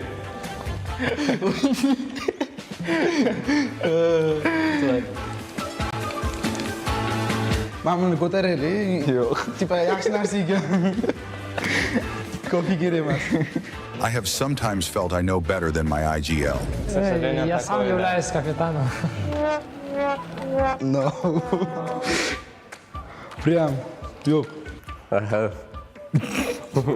I have. Vay, ikimiz de kireye.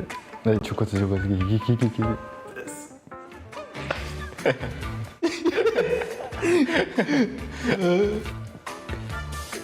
I have never given lame excuses after causing a blunder in a match. Hiç kim yaptı? Never. Never, never. Never. No, no. Жал такое. И понял, здесь можно дать пятюню, брат. Всем спасибо за просмотр. Всем до встречи на арене. Все, пока-пока.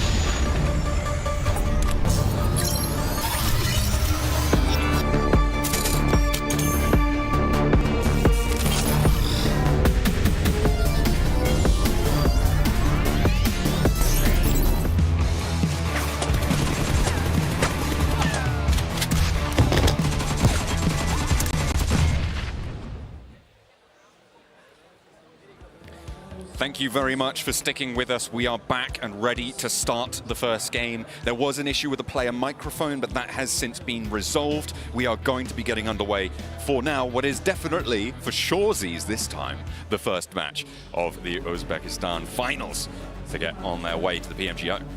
Yeah, I think it's very fair to say that that was super unfortunate. Yeah. That was very deep into the game to get a technical issue like that. And it's very, very unfortunate for Upgrade. I think I feel sorry for them the most going into this match due to an excellent start for them that they had. I was praising their aggression during that game. They had an awesome hilltop position to play from, a lot of high ground, and they'd eliminated a lot of the competition on the south side in terms of presence, in terms of danger. This time around as well, though, it is fortunate, on the other hand, for non-head. Oh, yeah. Who shouldn't make the same mistake twice, you would hope, and opt to go for it instead of a northern rotation as opposed to crossing through Sami and Camp Charlie, because those are really hotly contested spots, and if you have the option to head through Hainan, which seems to be open, by the way, very quickly, especially on a northeast circle, I'd just go for that one every single time. Yeah, well, it depends if they've clocked that, right, as well, because in the midst of it all, these technical restarts, maybe you were able to get a little bit of that information. That's why you've got test games. That's why you've got test games. That is true. Even if there's no readjustments in terms of drop spot, maybe a little bit of adjustment on rotations. You know? Yeah, there has to be. Yeah. If there isn't, shame on them. They just die again, and that's a bad time. If there is, unshame. Shameless. Shameless. Yeah. Yeah. Excellent, excellent, excellent. We are in the lobby already. We're seeing the players moving around. You can see them phone in hand, the Infinix GT20 Pro, seeing them safe through it. Well, hopefully. At least one player will see themselves safe through this match. Yeah, at least one. At least one. Up to maximum 4. Yeah. Yeah. But we'll be...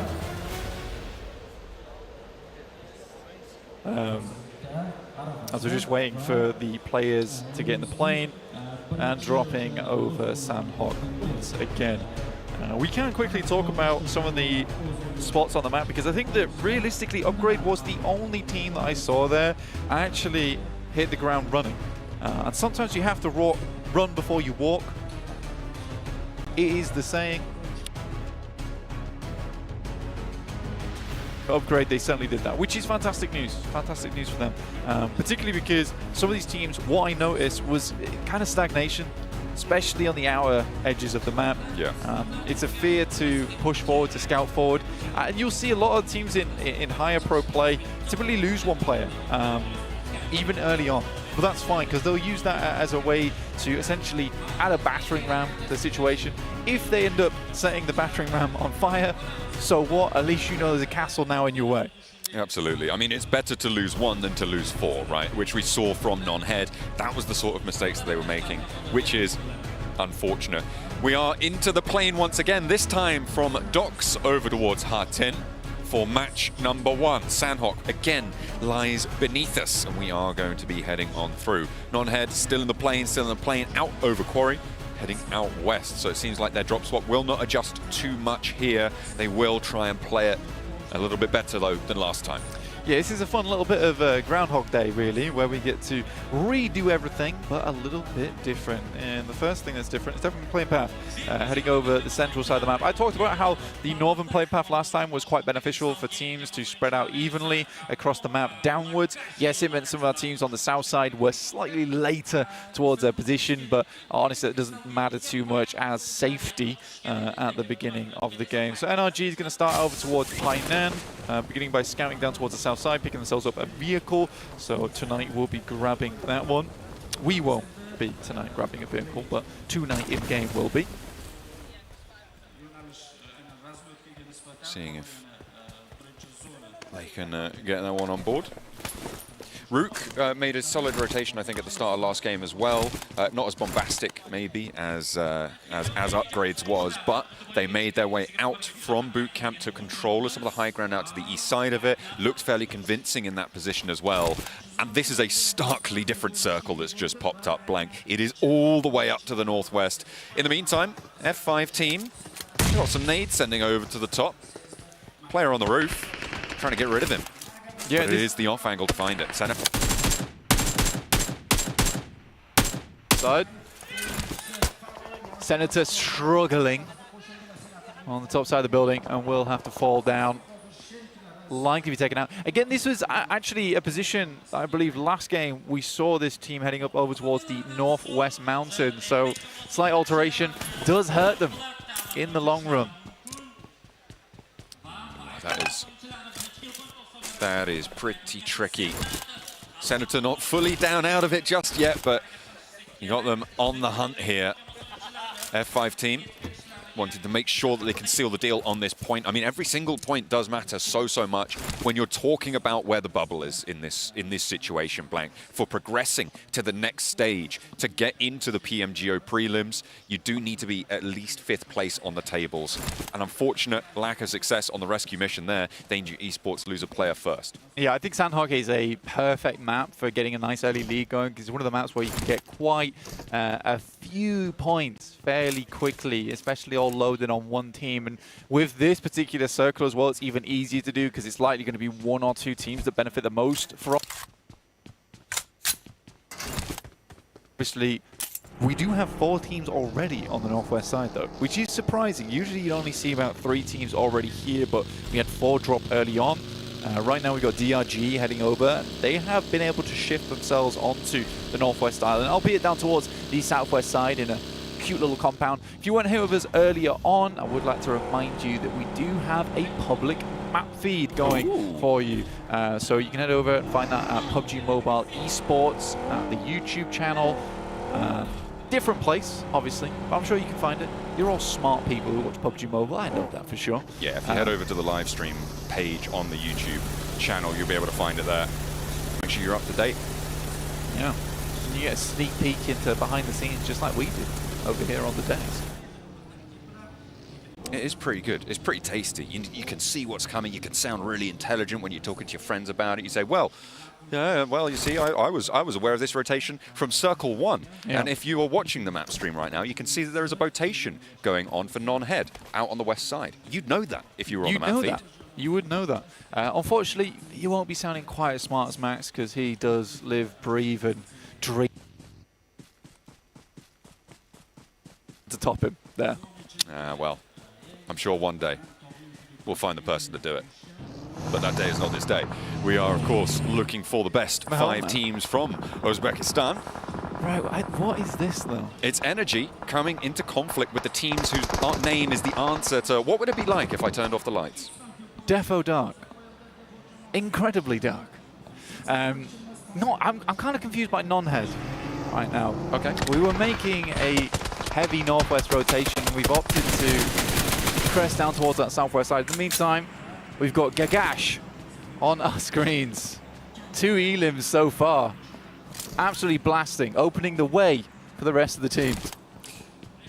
Absolutely. 2 points already secured. They are now at the top of the table's first place. If it stopped right now, Blank, they'd get a direct spot to the finals of PMGO. But there's so much more to play right now. And you're right. Gagash will be able to lead the charge on that front. Upgrade, though, they're finding points here and there, again, to be able to pick up the tally. A lot of teams have made their way over to this northwestern island early as we get a replay of the spray down towards the slowest roll-up in the world. Yeah, I mean, again, I'm very confused why we haven't seen more teams opt for this Eastern rotate. The only teams that are here currently is the 721 as well as ZG. I mean, that makes sense in terms of their spots on the map early game. This is always a very big difficulty, and it blows my mind that more teams don't realize this earlier on, is how much of a congestion you're going to get down towards the southwest side of the map. NRG attempted to go for this one, but arguably there was a position for them in boot camp. I will praise Rook for this, though. Again, a lovely rotation off towards the warehouse on that southeast side, sorry. And if you want to be up to date as well with everything going on, you can try and improve your experience by heading over to the map stream on both. Actually, we've got it on TikTok as well and Instagram. You can check it out there as well as YouTube, so the dedicated map stream. Exactly. Flip your phone upright and have a good time. Absolutely. So much information there for you. Everything you could possibly want to chow down upon. The 721 aggressor holding the compound just to that south side of the bridge, up on the high ground here. A lot of control over those bridge crossing positions for the teams on the north. So you've got Who's that? Hellion further off. You've got our favorite, one of our favorite team names, Little X Gaming. Well, it's Int X Little Gaming, but their tag is better. We prefer that one. Little X out on that northeastern side. So a lot of teams could potentially be curtailed, controlled by that presence, as well as the team that hates one of our analysts. It's Zero Max Gaming. It is. Less max, apparently. How much max do you want? None. None. Zero max. Yeah. I don't agree with it. That sentiment, rubbish. We've got non-head and now no max. What a diabolical day this is. Oh dear. He's catching strays over there on the analyst desk. Goodness me. We're sorry, Max. We love you, really. Hellion over towards the north side. Without the L, just yet, that is. Depends how they make this next rotate. They could be picking themselves up one in the near future. But again, this is getting a little bit tricky now. For non-head, again, it was a weird decision for me. Head back down towards that south side. Again, I think you can crest over towards the northwest side of this island. There are positions to play up there. They had one of the earliest, this is the thing, they had one of the earliest rotates. So why place yourself back in at the back of the traffic queue? It makes little to no sense to me. It does confuse me. And we'll see what they do with this going forward. Zero Max Gaming, they've been spotted. The backfill coming on through, but there's high ground still to contend with. All of these players sending in together towards this rock to deal with the one has put them into the crossfire blank. And now Zero Max Gaming can exact their revenge over towards Intex Lil Gaming. You can see just hiding behind that rock, the last player to stand for the team. Yeah, Narcos is struggling. The smokes are down, right? So there is a potential to get players up here. ZG still need to pick up Suksa off in the distance. It's good that Narcos continues to go for those shots, but it will be the 721 aggressors finding themselves a couple of eliminations in the process and finishing off that team of Lil X, so they struggled. And I respect the fact that 721 did stick around here towards the paddy fields. Great oversight, honestly. If you can clear out much of your competition this way, it's going to help you a lot towards the future. Now for Zero Max Gaming, on the other hand, they lost a few players. So again, the 721's position becomes even stronger towards the latter parts of this game. We are in stage 2, but things are going to start to heat up and speed up rather quickly. Yeah, as soon as you're going to force everyone across the river, normally that's when it happens. But everybody, well, almost everybody has made it across already, Blank. We see a lot more control at the higher levels of gameplay. But in general, seems like a couple teams able to find their way through, where perhaps they would be denied in other situations. Hellion Gaming will be able to make their way all the way over on the north. A long boatate here as the replay pops up for the roll down there. And this was, yeah, okay, they invested all 4 players into a single vehicle. We know how that goes. It went exactly that way for them. You can see the botation now, though, on the bottom left of your screens for Hellion. And if you had the map stream open, which we'll keep telling you to do until you learn, Crystal Gaming behind them on the boatate as well.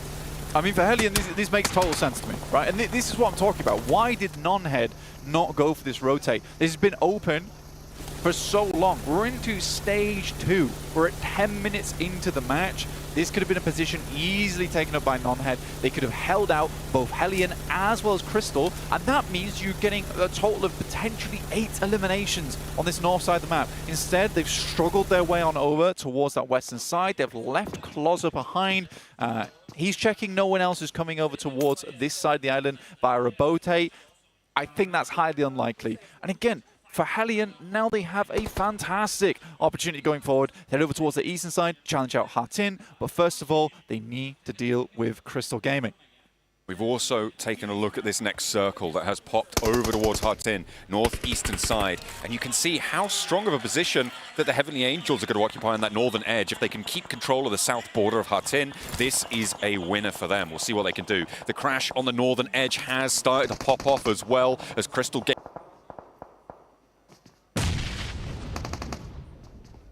Launch one forwards, the nade in hand, cooking it up. over towards a Zik, but he's answered. A brilliant response here. Groza very likely to bleed out, will fall now, and Hellions trying to cling on. One player down in their face. Montana now taking up the mantle of that forward position. Azik still trying to close it down, but now only has that Molotov remaining. A player up to the window. The jump shots around need to be clean. It's in the backlights. Spray down for one, but no.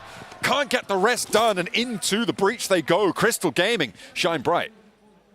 The fractures in that Crystal, though. A great holdout by Hellion. At least Azik, to be honest. They fell so quickly there as well, Johnny. It was sort of surprising, but wonderful work from Crystal. This is why you need to hold a player back and watch the waters. If you can take shots towards players in the boat before they even make it to the island, they are sitting ducks there. And I think for Hellion, they just expect themselves to take this one up. Taking the fight in the building without trying to take shots towards players coming in through the water, big mistake. And for Crystal Gaming, they made it look very easy on this north side. Non-Head now trying to creep their way over towards the northwest side of the island, past the caves. They could have been here earlier. I'm going to keep saying it. I'm going to keep spouting it. People are getting annoyed at me in the chat about it, but I must make it known. One player down for the approach from the 721 aggressor. They lost one, and now a second as they get lit up in the alleyway. Butcher trying to chop through the defense, but it's not going to work. Sent down to the depths there. And an excellent hold from Heavenly Angels. Awesome stuff. Spread their wings and took them out. Seriously, seriously fantastic there from the Heavenly Angels. And 7 is right. They do have a gorgeous logo, by the way. It's pretty cool. I need to find myself a jersey at some point. What are you going for? That's how you really win a tournament. You get the best jersey. Over on the northern side in Hatin, that east edge now under control for them, but they do need to think more now about their south flank.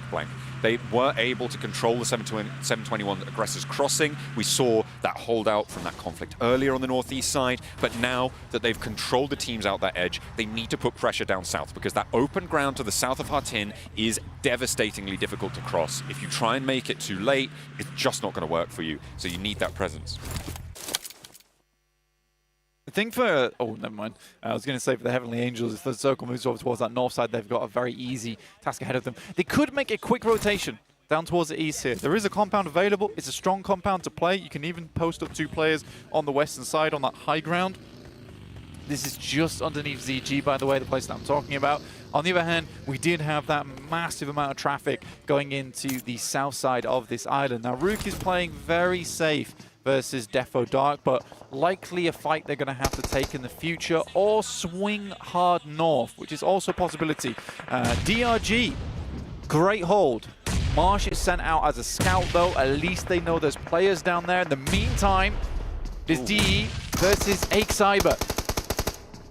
Cyber looking to try and hold off now on the push. So far, good for one. Haven't managed to confirm that, but with only 2 players putting pressure on them, you imagine that this hold will be stalwart. Danger Esports trying to keep it together here, but Wasto will fall first, will get fully flushed out. The push forwards from Evil almost immediately turns tail. Doesn't want to back up his teammate just yet, waiting for that heal to come through. Maybe the sideline spray down is good. 2 players peek out and get the job done.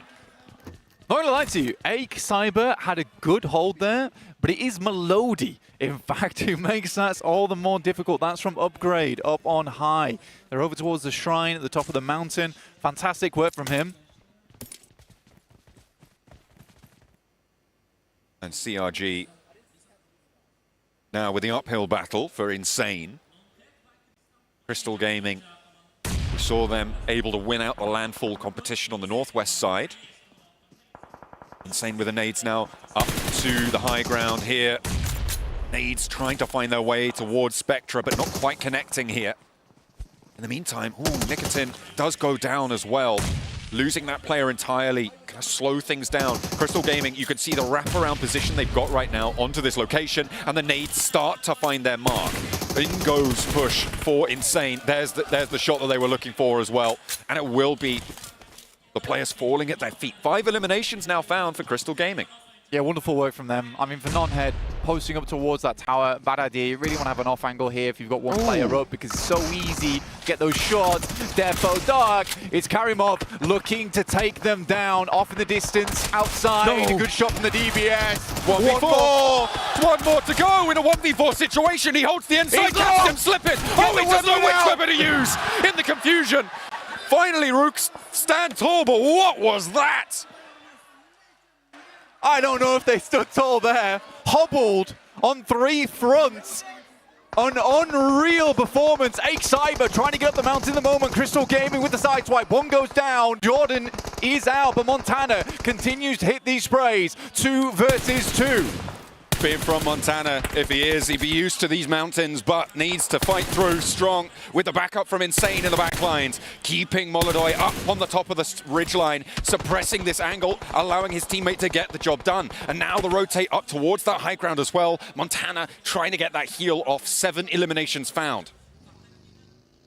Melody has been an absolute nuisance throughout this lobby so far, constantly creating problems for teams underneath. Yes, maybe it's only 1 elimination, but the amount of teams that he has crippled on the way up towards this mountain has been pretty damn effective. Here's Buzz, though, having a little look down himself, scouting the fields in front of him.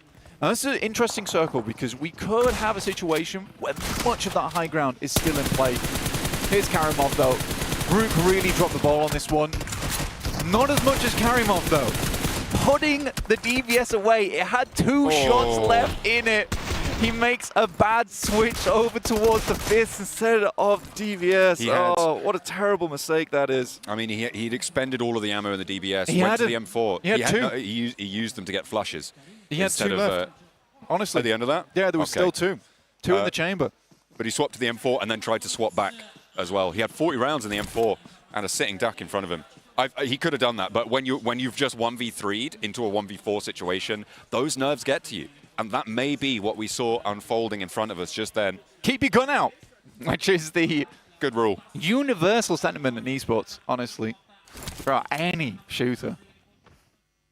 Do not put the gun away, especially in a situation like that. You count 3, you gotta know there's a 4th. Ramses from Upgrade. It's a good idea that Cyber moved up, nade through. Should get attacked, does not. Admin tucked in right now inside the building. No more nades left in the backpack. Keeping Cyber into this location. I mean, this should be Upgrade able to just get these 2 eliminations. They've got a lot of control over this high ground. They've isolated the angles, cannot double peek this one, and Molodoi descends on in. This is exactly how you want to play this. Batman's not going to have an impact, not wanting to leave his ridge lines now. And they can just hold this angle. They're double peeking, they've got the numbers, they've got the ammunition, and they will take a knock in response, but there's no answer. Yeah. Seriously impressive here. I think what's more impressive, this is 2 games in a row that Upgrade have had great starts, and it's looking like a fantastic finish here for them. DRG heading down towards the central side of this mountaintop. They are still in a pretty difficult scenario, though. They do get 1 player with their wings clipped as they head down with energy on that southeast side with a pretty damn good position. Likely not to be in the next circle, but this valley is a horrible spot to play. This does certainly feel like the game could be over fairly quickly. Now it's heading over towards the western side. Massive advantage now for Upgrade. Batman unlikely is going to have too much of an impact in the near future. I like this from Energy, though. Well played. Yeah, moving up to this ridge, getting the oversight positions over towards DRG. A little bit of a slip there from Gagash, but going to be able to find the peaks there for DRG. They were a little bit too wounded. Spray not quite finishing the job. There's a player on the forward angle as well, and there's so much suppression being laid down, but not connecting at all. Gagash actually gets clipped. What a turnaround, and that's from the high ground. Yeah, honestly, Gagash was floundering in that position. There could have been 4 elims fairly quickly. Ramsey spots the mistake being made. Now Molodoi looking for a little bit more action. Energy rocking up, immediately ignited. Oh dear. There are fish and they are in the barrel right now downstairs. Is that Batman? I think he just stepped up towards the back lines. Buzz goes down. I was wondering when he would strike, and he's having an impact now towards the high ground. UPG, Upgrade have their attention split. They're taking shots down towards the valley that sits in between them. Everybody's fighting beneath them. They're looking that way, and it's from the shadows Batman strikes, as he is wont to do. Yeah, that's tough though, because Ramsey's dropping down means he has little to no impact. Over towards that top. Remaining. But yeah, for Batman, a crazy play will go down now. A Zero Max Gaming will find him. That's from the northeast side. Again though, Upgrade, despite the player disadvantage compared to DRG, I think that they have the prime position to win this game. This is a really tricky one to try and execute on though for Upgrade with only 2 players alive. Divergent Gaming, by all rights, if Gagash had managed to land those sprays, should be gone right now. They should be dead. There's not really too much they could have done about it, but fortunately for them, he wasn't quite able to connect on the day, and that leaves them as 4. Down in the middle, in the center of the circle. The question is, where exactly does this one close? Will it give a little bit of high ground respite? But this is a drop down. Shake is able to drop on in, get a knock over towards DRG, and Dynamo has gone down. That leaves them only as 3. Yeah, I mean, for NRG, they wrapped him from that south side. It's not quite a drop down, they just moved up. Upgrade going to continue to hold this high ground. I think they potentially have the center here. It's a real question on the... Yeah, they do. I think with Molodoi being here, he should have the center. I think what he needs to make sure happens is that he doesn't step too far out. Oh, no, a team nade there. And the drop downs towards Ramses. Doesn't have any healing at all, so every tick of health needs to be healed up by the stims that he's got. Oh, hang on a minute. No, he has bandages still in the back pocket. Does have some stims still going. What's going to happen here is basically Molodoi's likely going to damage as possible to get them to die to the blue. So this is a very good play, but Ramses needs to be effective, takes a huge amount of damage, tucks back in, but he's causing problems now. Noisy they need nade. to not peek out. This first nade, absolutely terrible. Lonely now with a chance. One more in the pocket, goes up high, doesn't think he can drop down that far. Maybe they think he's a little bit further up the cliff. They don't expect his health bar to keep him alive. One goes down, but there's the trade. 2 players now for DRG on the down low. Molodoi is there, still up on the top, but the blue zone's putting pressure in, and the time isn't quite there. Molodoi's taking damage, has to go from the skies, from the top row. Can't quite connect. And into the valley, they fall. It is Divergent Gaming to find the first chicken dinner. Goodness me, for Divergent Gaming, a tough game. Honestly, expected Upgrade to have that in the bag. Unfortunate that Batman comes through in such a fashion towards the back there. Divergent Gaming, though, really dangerous rotate. Now, there was multiple times where I thought that they were going to get clipped from the sidelines. You know, there was a position maybe where Upgrade actually allows the guys from NRG to take pot shots towards Divergent Gaming, and then they let them be the target they face in the future. Hard decision to make. I think they just tried to get as much out of it as possible. I think Upgrade can be very happy with this game, considering, let's be honest, that previous Sanhok, they were robbed. Let's take a look at some of the stats from this team. It's got to feel good getting out of the gates early, blank from the get-go with a chicken dinner, finding that pressure early on into the tables, getting towards the top 5. In general, if you've got a chicken dinner, it's going to look pretty good for you. Yeah, I don't know how many eliminations it was exactly there for Divergent Game in the end, but you know, you'll take the points from the chicken dinner, absolutely. Here's our final blow coming through, and it was quite an intense one. Oh, okay. I was wondering, because that was not it. Yeah, this is the final sort of volley of fire. Ramesses, if he'd had a first aid here, this is a different game. Only had those bandages. Molodoi able to do a little bit, but not quite enough. It looked a little bit dangerous, but in the end, DRG were able to hide under that cliff top. You could see that little inlet. That saved their life. Molodoi trying to find a shot, a connection on the way down. Does manage to spray a little bit from the back there, but doesn't quite find the full Monty. It was DRG, Divergent Gaming, to take home the chicken dinner. Let's head over to the analyst desk. What a way to start the qualifier finals here for Uzbekistan, as DRG being able to clutch up that win. But my goodness, everything that happened within that match, I feel like we definitely have to rewind a little bit, right? Yeah. At the start, I was wondering what some of the teams towards the east of the map were doing at Tura. Yes. And then the rotation started. It did indeed. We were watching them and kind of going, Anytime now. You can go to zone. No, anytime. we were going, Huh? At any point now. Come on. And then they did the rotation way late in that zone, and I was like, okay, I'm not sure what's going on here. We're going to have to figure this out. But actually, they came back, right? They came back. They had a really nice timing in on their push onto the compound there, and then when they cleared that compound, they were able to actually move and split and kind of do some really nice gameplay, so I did like that. I think they made the best out of an initial really rough rotation, right? But actually, I want to talk about that compound breach you were talking about. They executed that almost perfectly. You approach the building, and you push as a 4-man on one single building at a time. Position clear, move on to the next building, move on to the next building, while using Molotovs and grenades at the same time to clear that space in front of you. And again, like, this is the first part of this tournament of PMGO, and I don't know what to expect. That was like stuff that I would expect from a team in S-tier tournaments like PMWC and PMGC lobbies. So that is very impressive that we had that in the first few minutes of this game. And for Healing Gaming, I gotta say, I feel like they definitely got a little bit lucky that there was nobody there within that compound at the start. The way they were able to defend it, they weren't really able to defend it. But I want to take a look at some of the top players for that match, because boy, did we have a performance too. Who was it? Right at the top of Karamov, almost being able to get that clutch 1v4. Came down a little bit too low though, and he's not here for that reason. There's no Batman.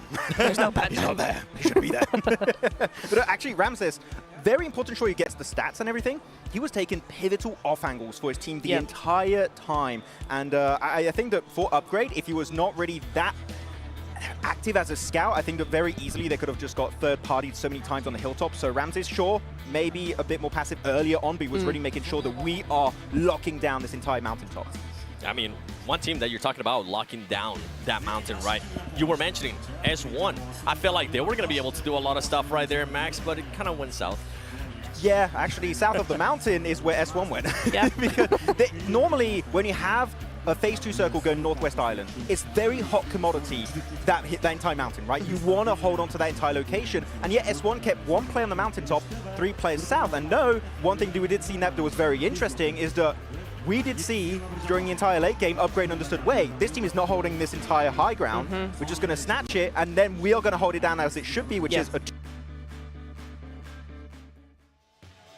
They got so many limbs in this game. Yep, it absolutely is, and S1 could have been there. They could have done it if only they had done, if only they had you, Max. Wait, maybe if only they had you as their coach or something. I don't know. No? You don't want it? No, thank you. What about, cool. I mean, you were a coach, Anna. I was a coach, yeah. I mean, I'm down. Okay, but here we go. This is the breach we were talking about, right? With Helion Gaming and etc. But Upgrade on this mountaintop specific building was so important at that moment. And exactly what you're saying, that's the kind of thing you think you see from a team of you know, more global standing. But yeah, this is rough. I'm talking about this. Yeah. Oh no. I feel so bad for him. That I do that all the time. Because it just, you can't get out your weapons in time and the buttons don't work correctly and you're panicking. It's not, don't blame the buttons, you misclicked. Yeah, I misclicked, man, well, I mean, what but I wasn't here. Time? Yeah. Nikki was just thinking about that 1v4, be like, oh, this is going to be such a great highlight. And then it's like, no. Yeah. That's a feels bad moment. That's been in the montage. The crowd was so somewhere. hyped. I got super hyped too. I was like, no way he's about to do this. No way. Oh, it's happening. It's Oh. happening. And oh no, what happened there? Yeah. We were out of our chairs and everything. We were ready for that to happen. It just didn't. Yeah. It's sad. Happens to the best of us. Something that didn't happen here is, as we're going to be seeing, was Ramses. I mean, I thought he was going to be able to actually clutch up in a way here for Upgrade, being able to get the play. You could see him trying to be sneaky, but they knew he was there. I think, as John was saying, if you would have had a grenade with him, it would have been a completely different story. Or just drop down with a grenade, like unpinned, and just like, okay, I am the grenade. I'm coming for you.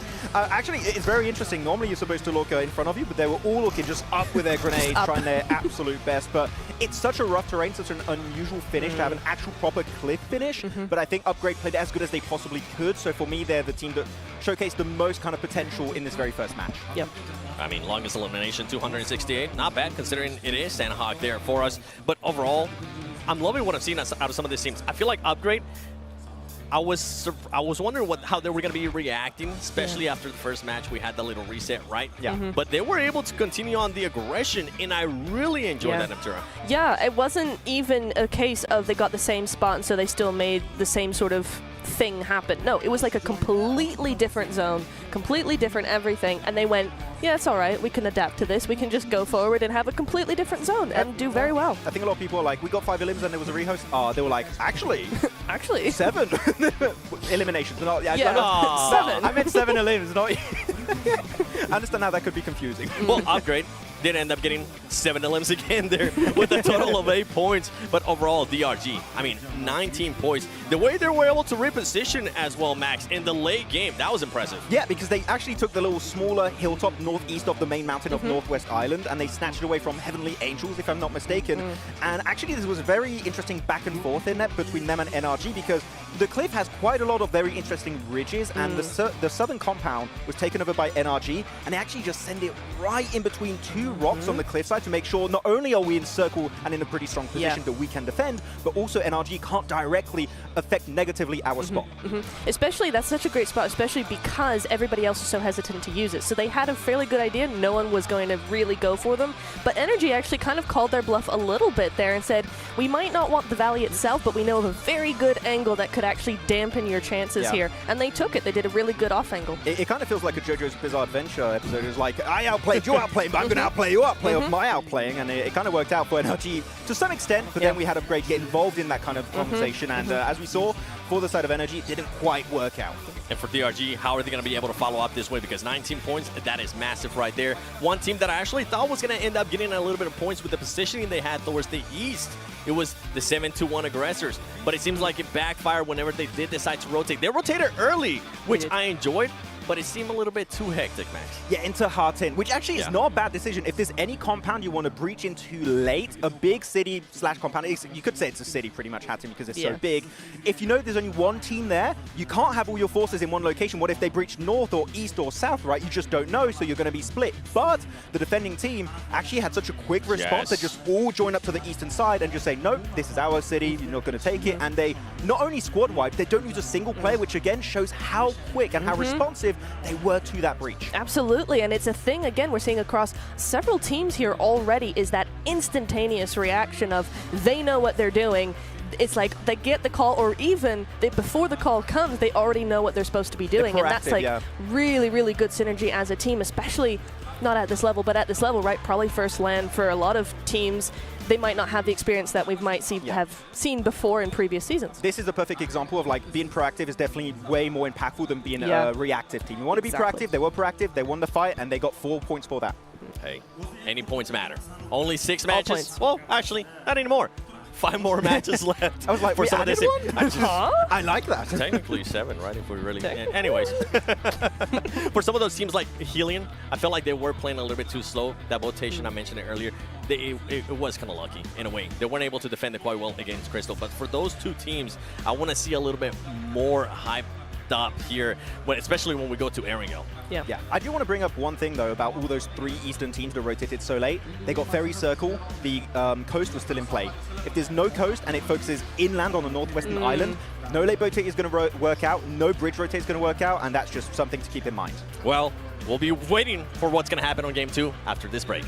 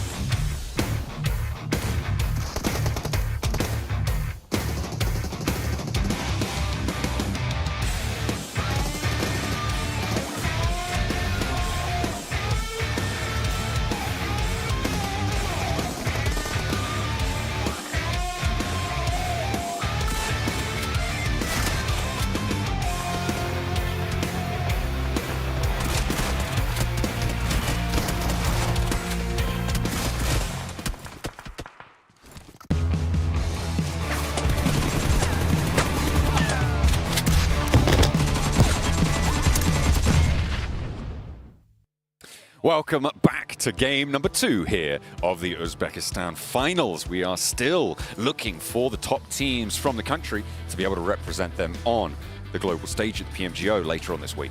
Now we are. We just started with a divergent win. Very cool, very awesome over towards that northwest side of the island. It was a difficult one, to be sure. I think it was a strange rotate as well. They went straight through to the valley, but it was the fact that they had 2 off angles on either side, trying desperately to eliminate one another. It didn't work out too well for either of them. Batman coming out from the shadows, as both you and Maxman have told us about. But overall, really good game from Upgrade. I think having 2 games go well in a row for you really speaks to their capability. Now I'm hoping that they can kind of pull that through over towards Erangel as well. We're going to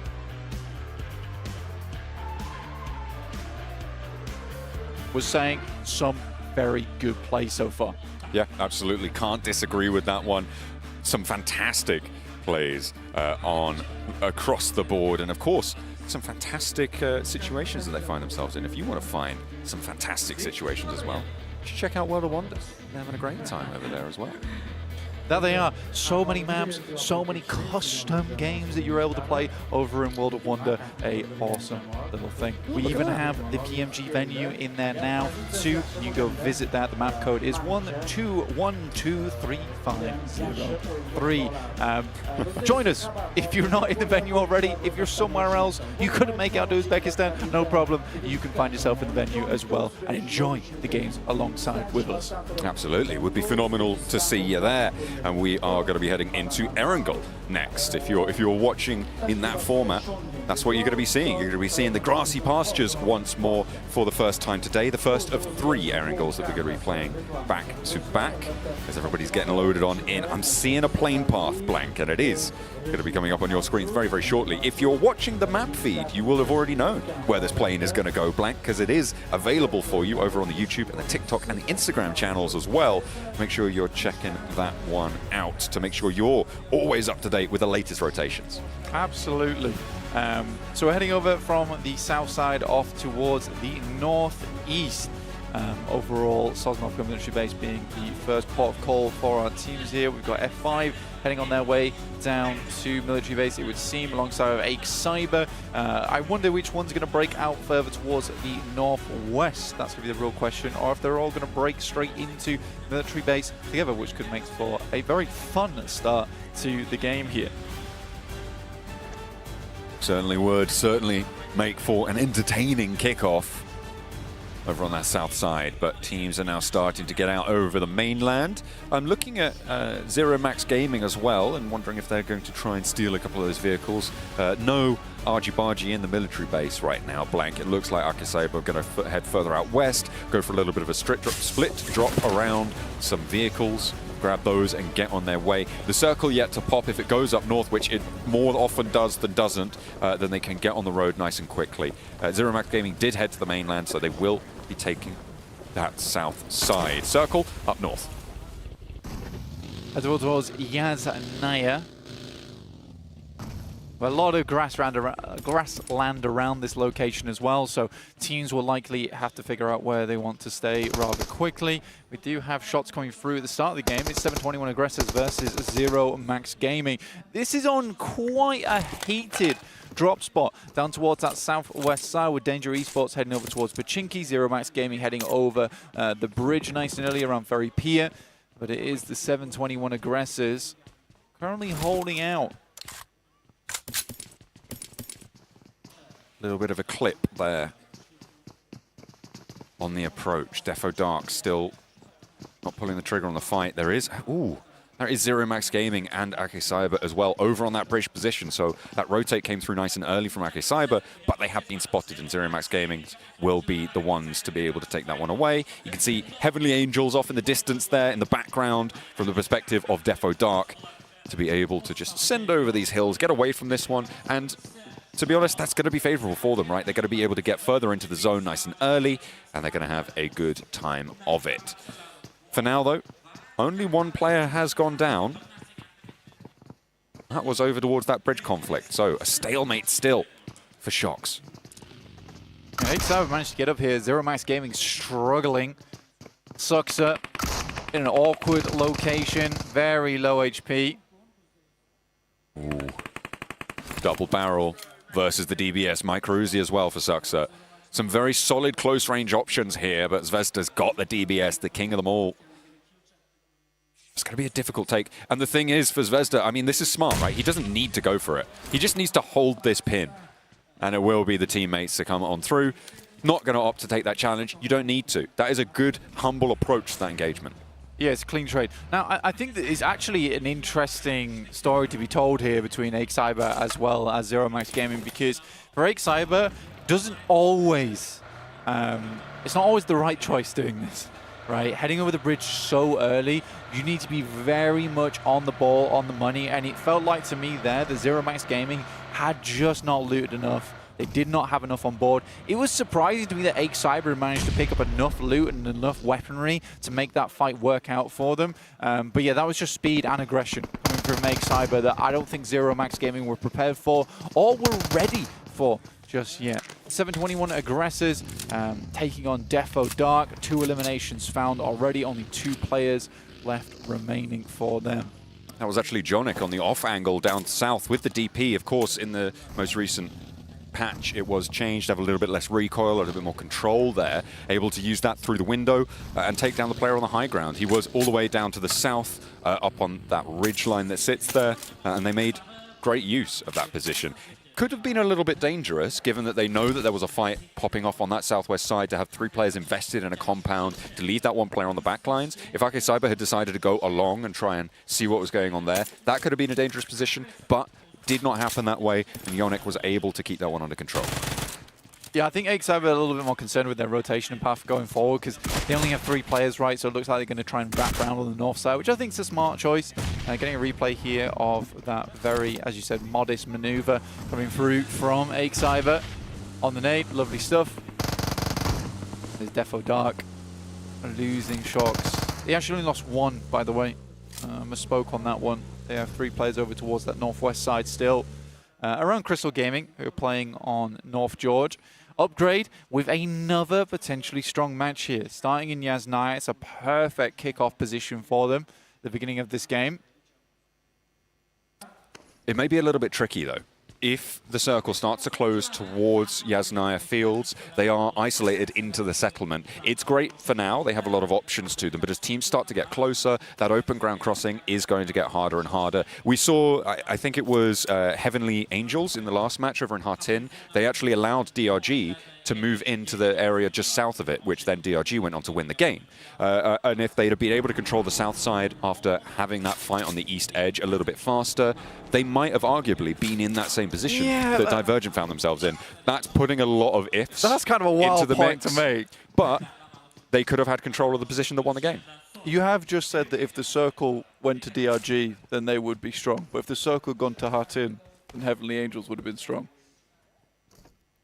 Max is looking at me and giving me a thumbs up.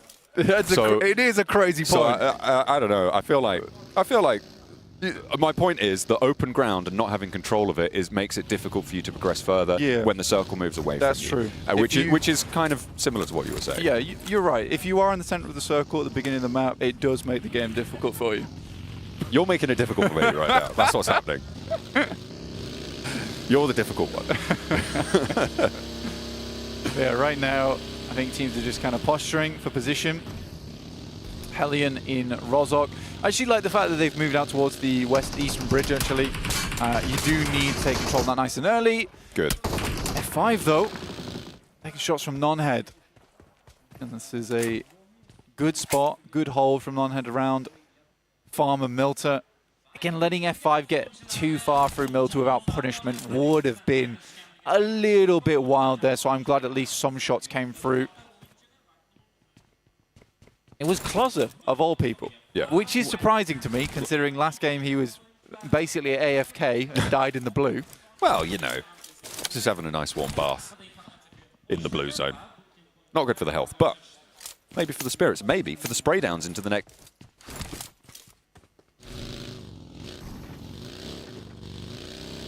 through in that first match. Obviously, most notably, probably from Gagash in towards DRG, not quite connecting on those sprays. So to be able to get that tracking on, that's the sort of thing you want to see from a team that could potentially have legs into the top 5. Yeah, that was a game-changing moment as well for the DRG. Like, yeah. The fact that Gagash wasn't able to hit those sprays, they were so in the open. Again, it is sort of a difficulty, especially if you're a less experienced player. Like, great. You are spoiled for choice in those scenarios, so you're not entirely sure who to focus on. And realistically, you would expect more experienced players to just zero on each player one at a time and take them out. But yeah, good spray from Montana. He was pretty effective last game as well, so good to see him continuing that trend here. Circle does move up towards that northwest. On the crossing between Yasnaya and the lake towards the pizza slice, we'll see how teams do try and work around this. I think the majority of the circle is still down towards that south east side, but there is a question to be had for Upgrade, which is whether they want to hold further out towards that western side, give up space towards the east, which I think would be the smart thing to do, or just fully relocate towards gas station on the western side of the map.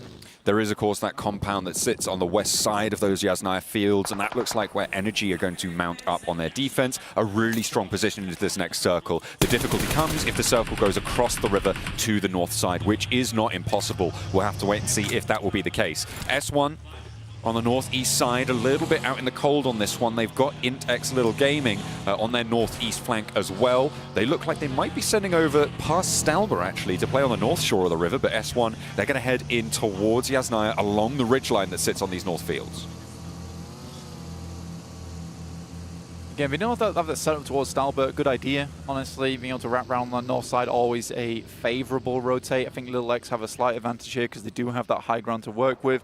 S1, I think for them, realistically, this is just a crash through, right? You want to move through that wall that does sit on that north side, try and get over towards that pizza slice, play in that open ground a little bit. Somewhat awkward at times, but I think it's better than trying to hold out here on the north side of Yasnaya. There's so many points of contest that you need to take up, and this is obviously not ending over towards that northeast side. I mean, it could, but it'd be very unlikely. I think for S1, you've got to take your chances here and moving off towards the west. Hellion coming in over on that north side of Rozhok now.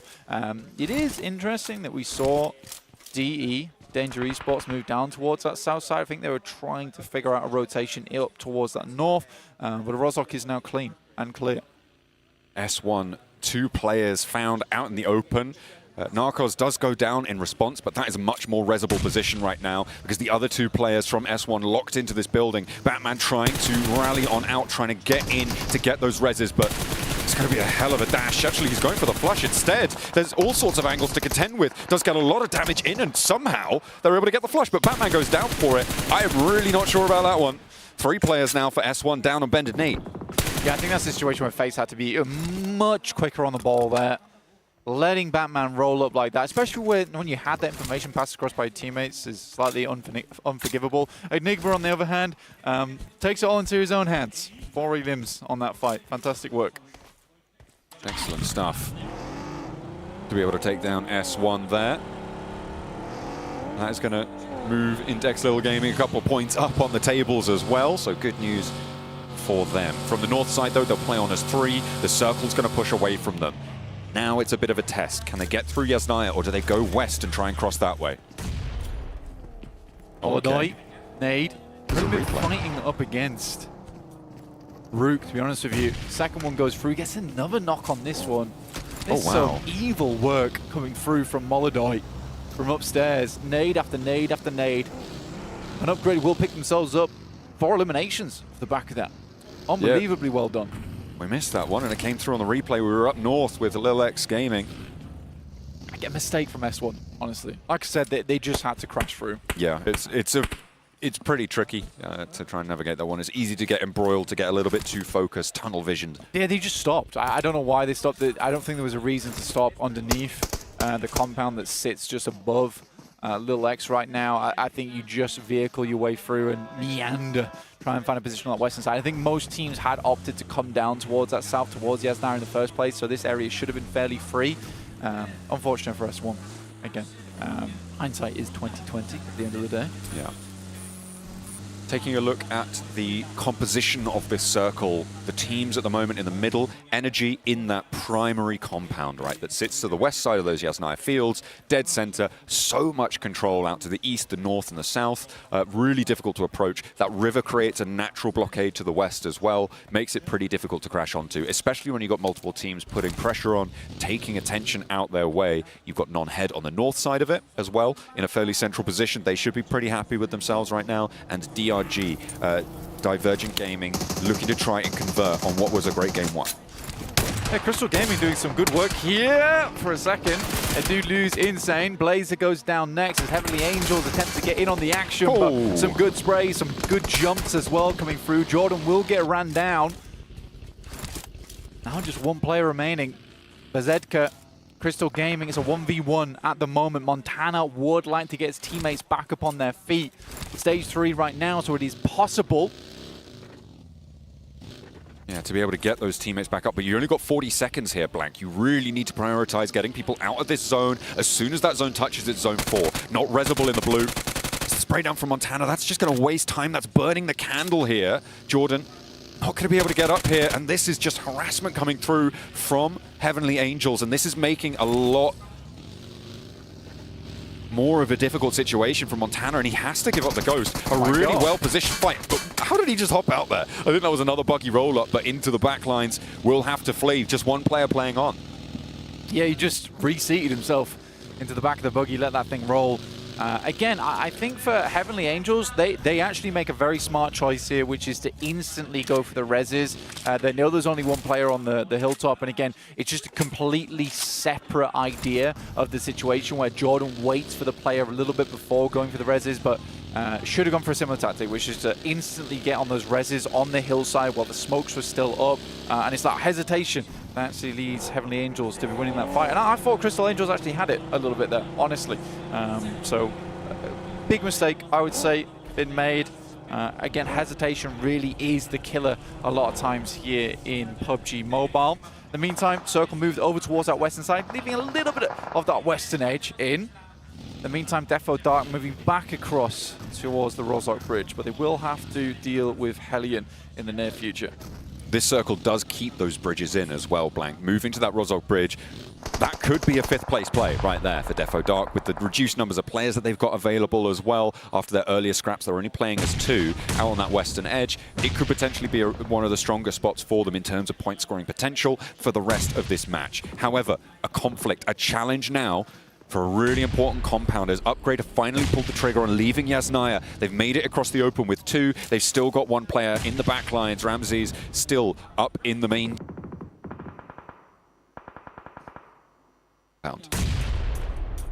The take, honestly. I think for Upgrade, they send some players out. Ramsey's still providing oversight. You really want this spot. And already, we have a good setup in place. The smokes are dissipating, though, which is the only difficulty, but they are slowly gaining ground. Closer and Triple S looking to pull out the nades now.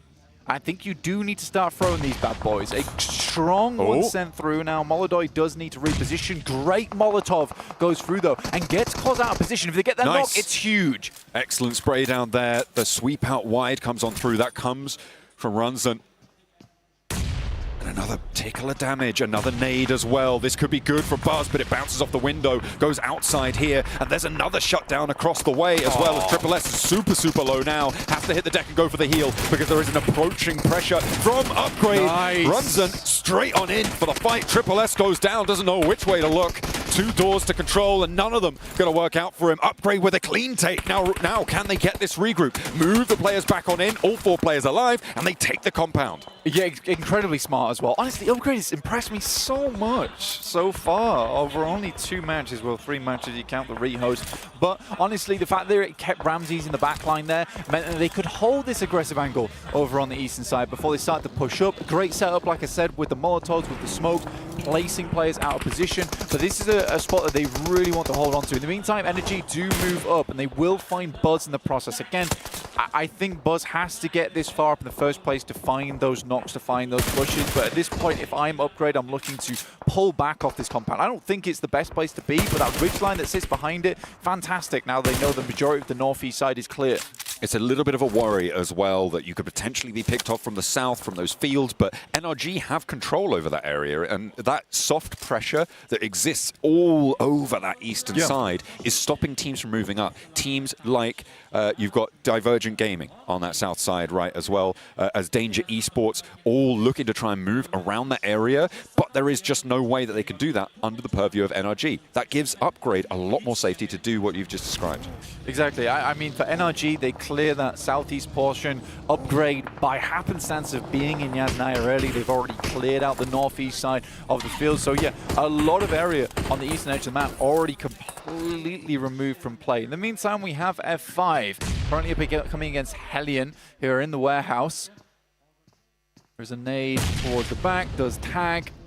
This is a uncomfortable fight. Both teams know they have to leave in the near future as the circle starts to close in. Overall, the high ground advantage does go through to Hellion, just with those buildings to play off the back of. We'll see how they pan this one out, because honestly, there is a world where Hellion just straight up gets towards the circle early, but DRG is holding that angle. I mean, there's a lot of trees to get around in the first place, goodness me. But in order to create cover in front of them, right, and Hellion can establish that line, that is one hell of a smoke train.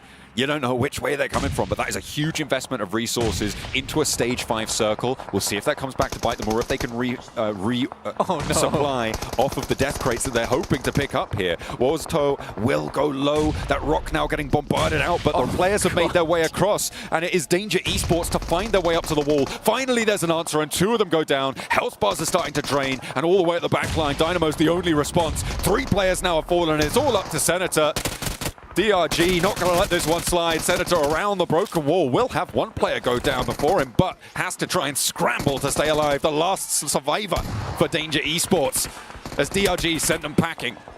Good hold from DRG, honestly, but about 15 grenades invested there, by the way. It was pretty insane. I think you could have waited for the vehicle sounds to come up before you started tossing them, especially because they were cooking them so long that they were going to prime instantly. I think at that point you just toss in like almost a minefield where you don't cook the grenades at all and you just toss them into the smoke, and that can catch players off guard quite frequently, or at least slow down that push. But for DRG, either way, they do an excellent job at rebutting Senator and the rest of Danger Esports. But again, only player with still a few grenades on hand is Dynamo, but I imagine that they're being shared out between the team. Lil X moving up on that northwest side. This is that gas station that I talked about earlier. Ake Cyber not allowing them to have too much fun over here. Neither are Upgrade. No, it's a difficult place to move around. Okay, Cyber, though, only with 2 players, could maybe have a little bit of difficulty in holding all of this out on their own. Luckily, they've got that sideswipe angle, as you say, from Upgrade and from Montana, who actually did just get taken down there on the riverbank. And that is Hellion making a nuisance of themselves, the rapscallions that they are, down towards the south edge. And that will be able to pick up another point as well from Groza. There's just 1 player now remains from IntX Little Gaming. Yeah, just Pobeda, 77. On his lonesome. Hellion actually have a large amount of space to work with on this western side, and this is quite tumultuous ground as well, so it's pretty good when it comes to holding teams out. I will say, you know, overall I've been very impressed by these Uzbekistan teams. Yeah. For the fact that quite a few of them are unknown on that global scene, they have been playing extremely well. I have seen some more prestigious qualifiers go a lot worse than this. Oh, yeah.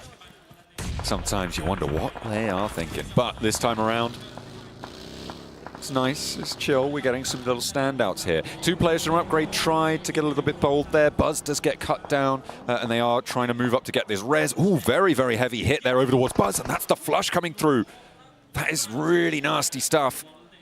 And losing a player for Upgrade at such a pivotal moment when they have to go for this road crossing in a couple of seconds is really, really unfortunate. Energy just pushing them away from that high ground angle. You can see how this compound is talked about as such a strong position out on the west side of Yas Fields. Yeah, honestly, it's a tough play, but in my opinion, you wrap down towards the eastern side and you play up on the lip just behind NRG's compound towards the road. Not ideal, but then you could potentially try and work the southern edge of the circle and move in there. But again, if Upgrade want to prioritize eliminations, try and take out Hellion, try to take down the final player from Cyber, that is also a respectable decision. You know, heading over towards NIG side on the lip, that's where they can survive a little bit longer. But this is how you eke out every little morsel of points out of this game. Okay.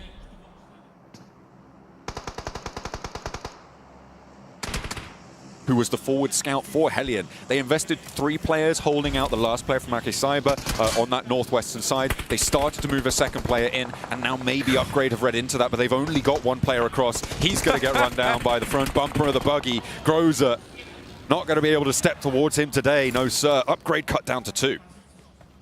Yeah, dropping the smoke in that was maybe not the ideal play. 9 eliminations so far for Hellion. Really nice game from them. Upgrade with 8. Second highest in the lobby at the moment. But with only 2 players, starts to get a little bit more difficult. Zvezda goes down. Hellion really are just running players down frequently at the moment. Using those buggies to great effect. Good nade, but not good enough, I don't think, for Upgrade going forward. Not going to be able to blast the door off the hinges there, unfortunately. Most notably in the circle blank, I'm looking at Energy. They've had a fantastic position for so long, but they've only got 1 elim. Now's where they need to stand up, start taking these fights to extract value from this game. Getting a chicken dinner would be great, but if it's only 2 elims, that doesn't give you as much of a buffer as you want to be able to find. Upgrade, they're out for blood here, though. They've already found 8 elims, so already a good result for them, and a top 4 guaranteed. If they can take a player down with from Hellion with them, they're going to be happy with this one. Ramses, though, not going to be so lucky. Up in smoke goes his vehicle, and he's soon to follow. Yeah, it's late.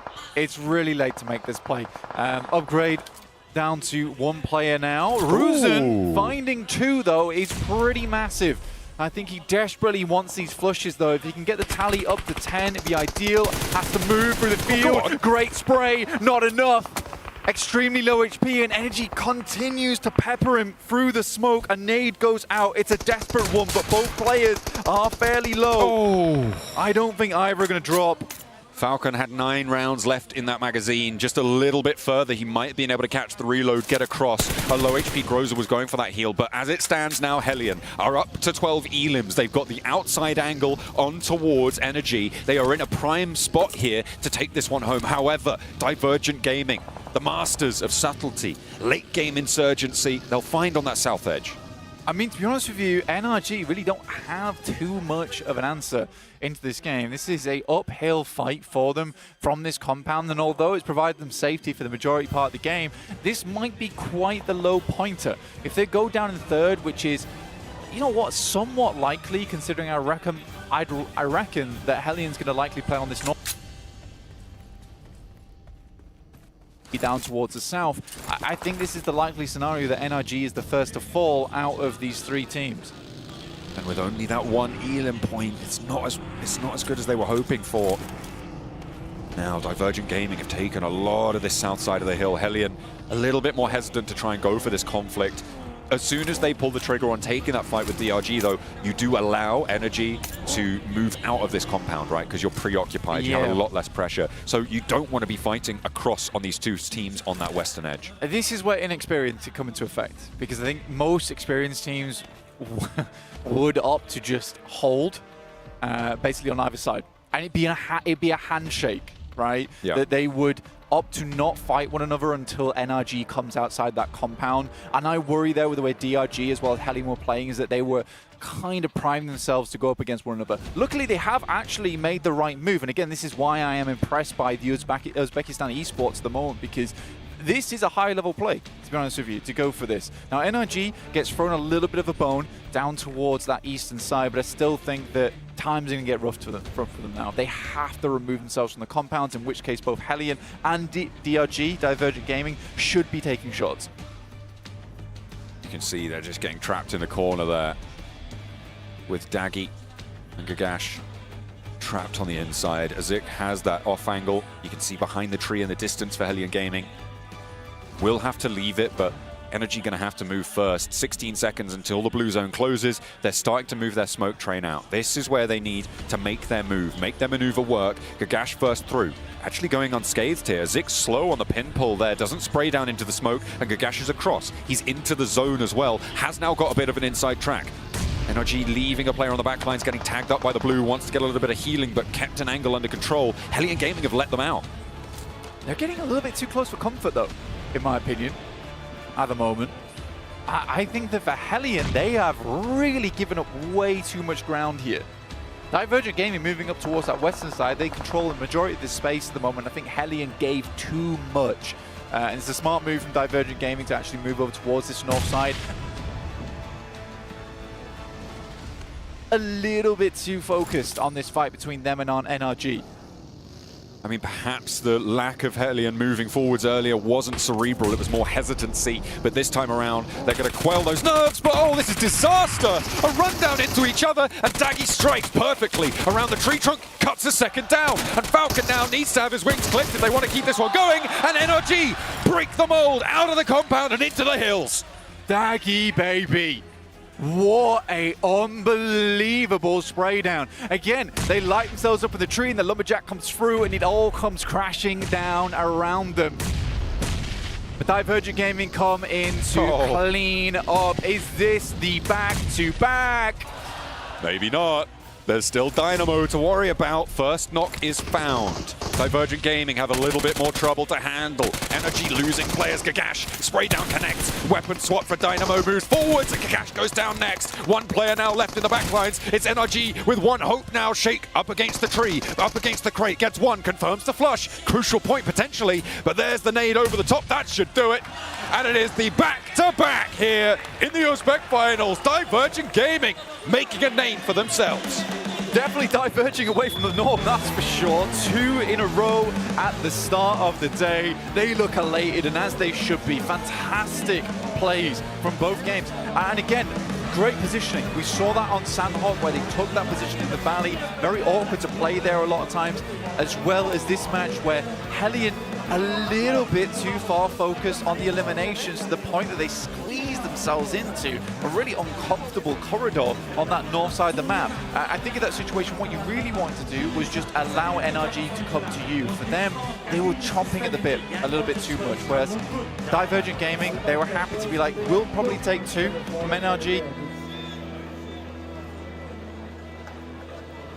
And for DRG, they're like, fine, you go for that. We're going to take better position in the process. So honestly, extremely well done, macro and micro there in that game coming through from DRG. Yeah, I would agree on that front. They were able to play that south side very, very well, holding people at arm's length, striking when they needed to. And to be fair to Hellion, being elimination focused, sure, but they got a lot of points that game for being elimination focused. You can see how NRG were able to just move on out into their territory. A little bit of hesitancy there to go for that fight. But as soon as that fight concluded, DRG were all over it.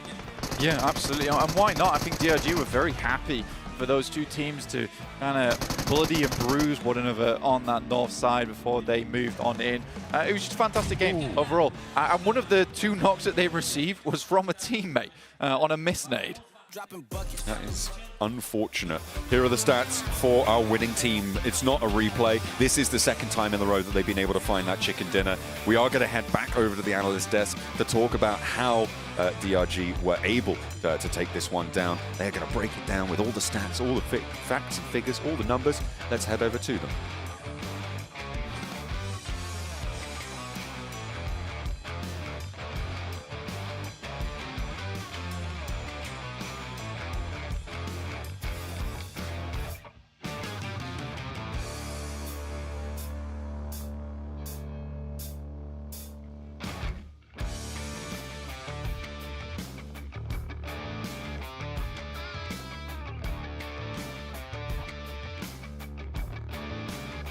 Oh, I think, hang on a minute, we might have a little bit of a change of plan.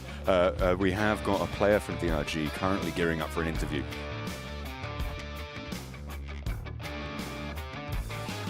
Ladies and gentlemen, welcome back to the main stage. I've got Kuke with me from Divergent. What an incredible opening 2 matches. What an absolutely amazing way to kickstart the Open Qualifier Finals. Back-to-back chicken dinners. Your confidence has got to be through the roof now, right? Hammaga assalomu alaykum. Mana bugun Divergent jamoasidan bitta ishtirokchi Kuki nomli Jasur aka qandoq mana shu ketma-ket ikki marta yutib g'olib bo'lganga shunchalik ishonchingiz kuchli, shunchalik zo'r qattiq tayinlandingizmi? Assalomu alaykum hammaga. Qo'llab-quvvatlashga kelganligiga kattakon rahmat. Biz bu turnirga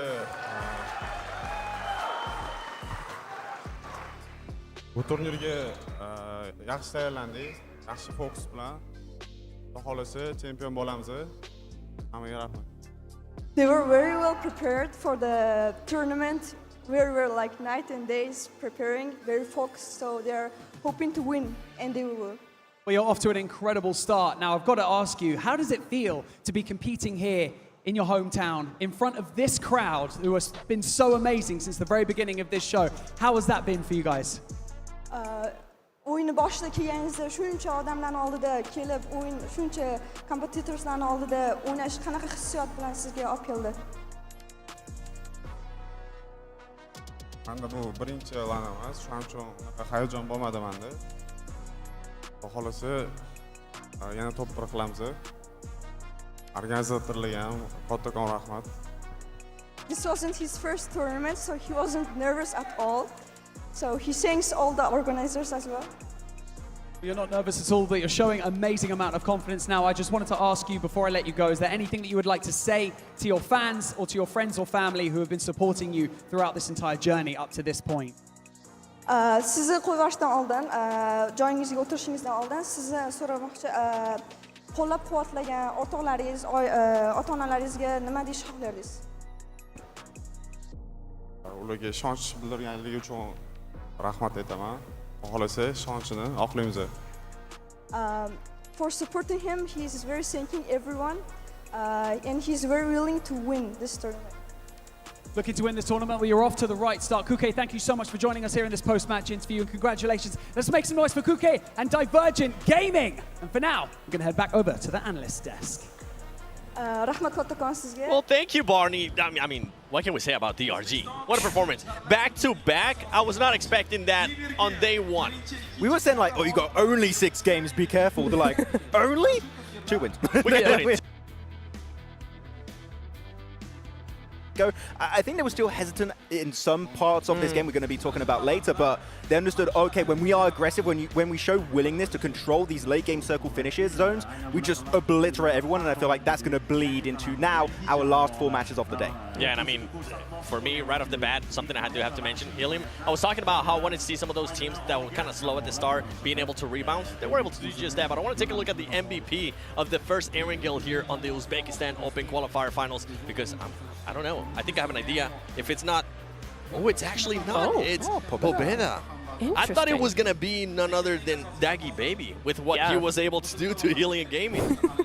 Actually, they were involved in quite a lot of fights in the northern side, especially near that bridge location, so a lot of gatekeeping was happening, and Pobeda's like, just come my way, and I will get 3 points, thank you very much. And I don't know if he was saying that in particular, but definitely getting a lot of those eliminations. So, yeah, definitely a lot more styling in this game, but still getting points that could put you up in that top 5 position you want to be at the end of today.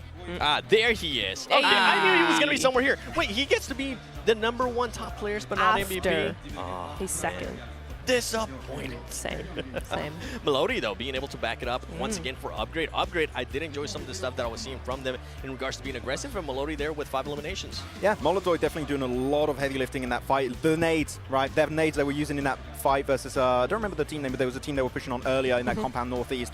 And that utility was used so damn efficiently that they just cleared the position when Ramses actually was still scouting in the backside. So they're like, 3 players, it's more than enough for this breach. And it clearly was at the end. I mean, at the end, I felt like for a second, everybody forgot about Divergent.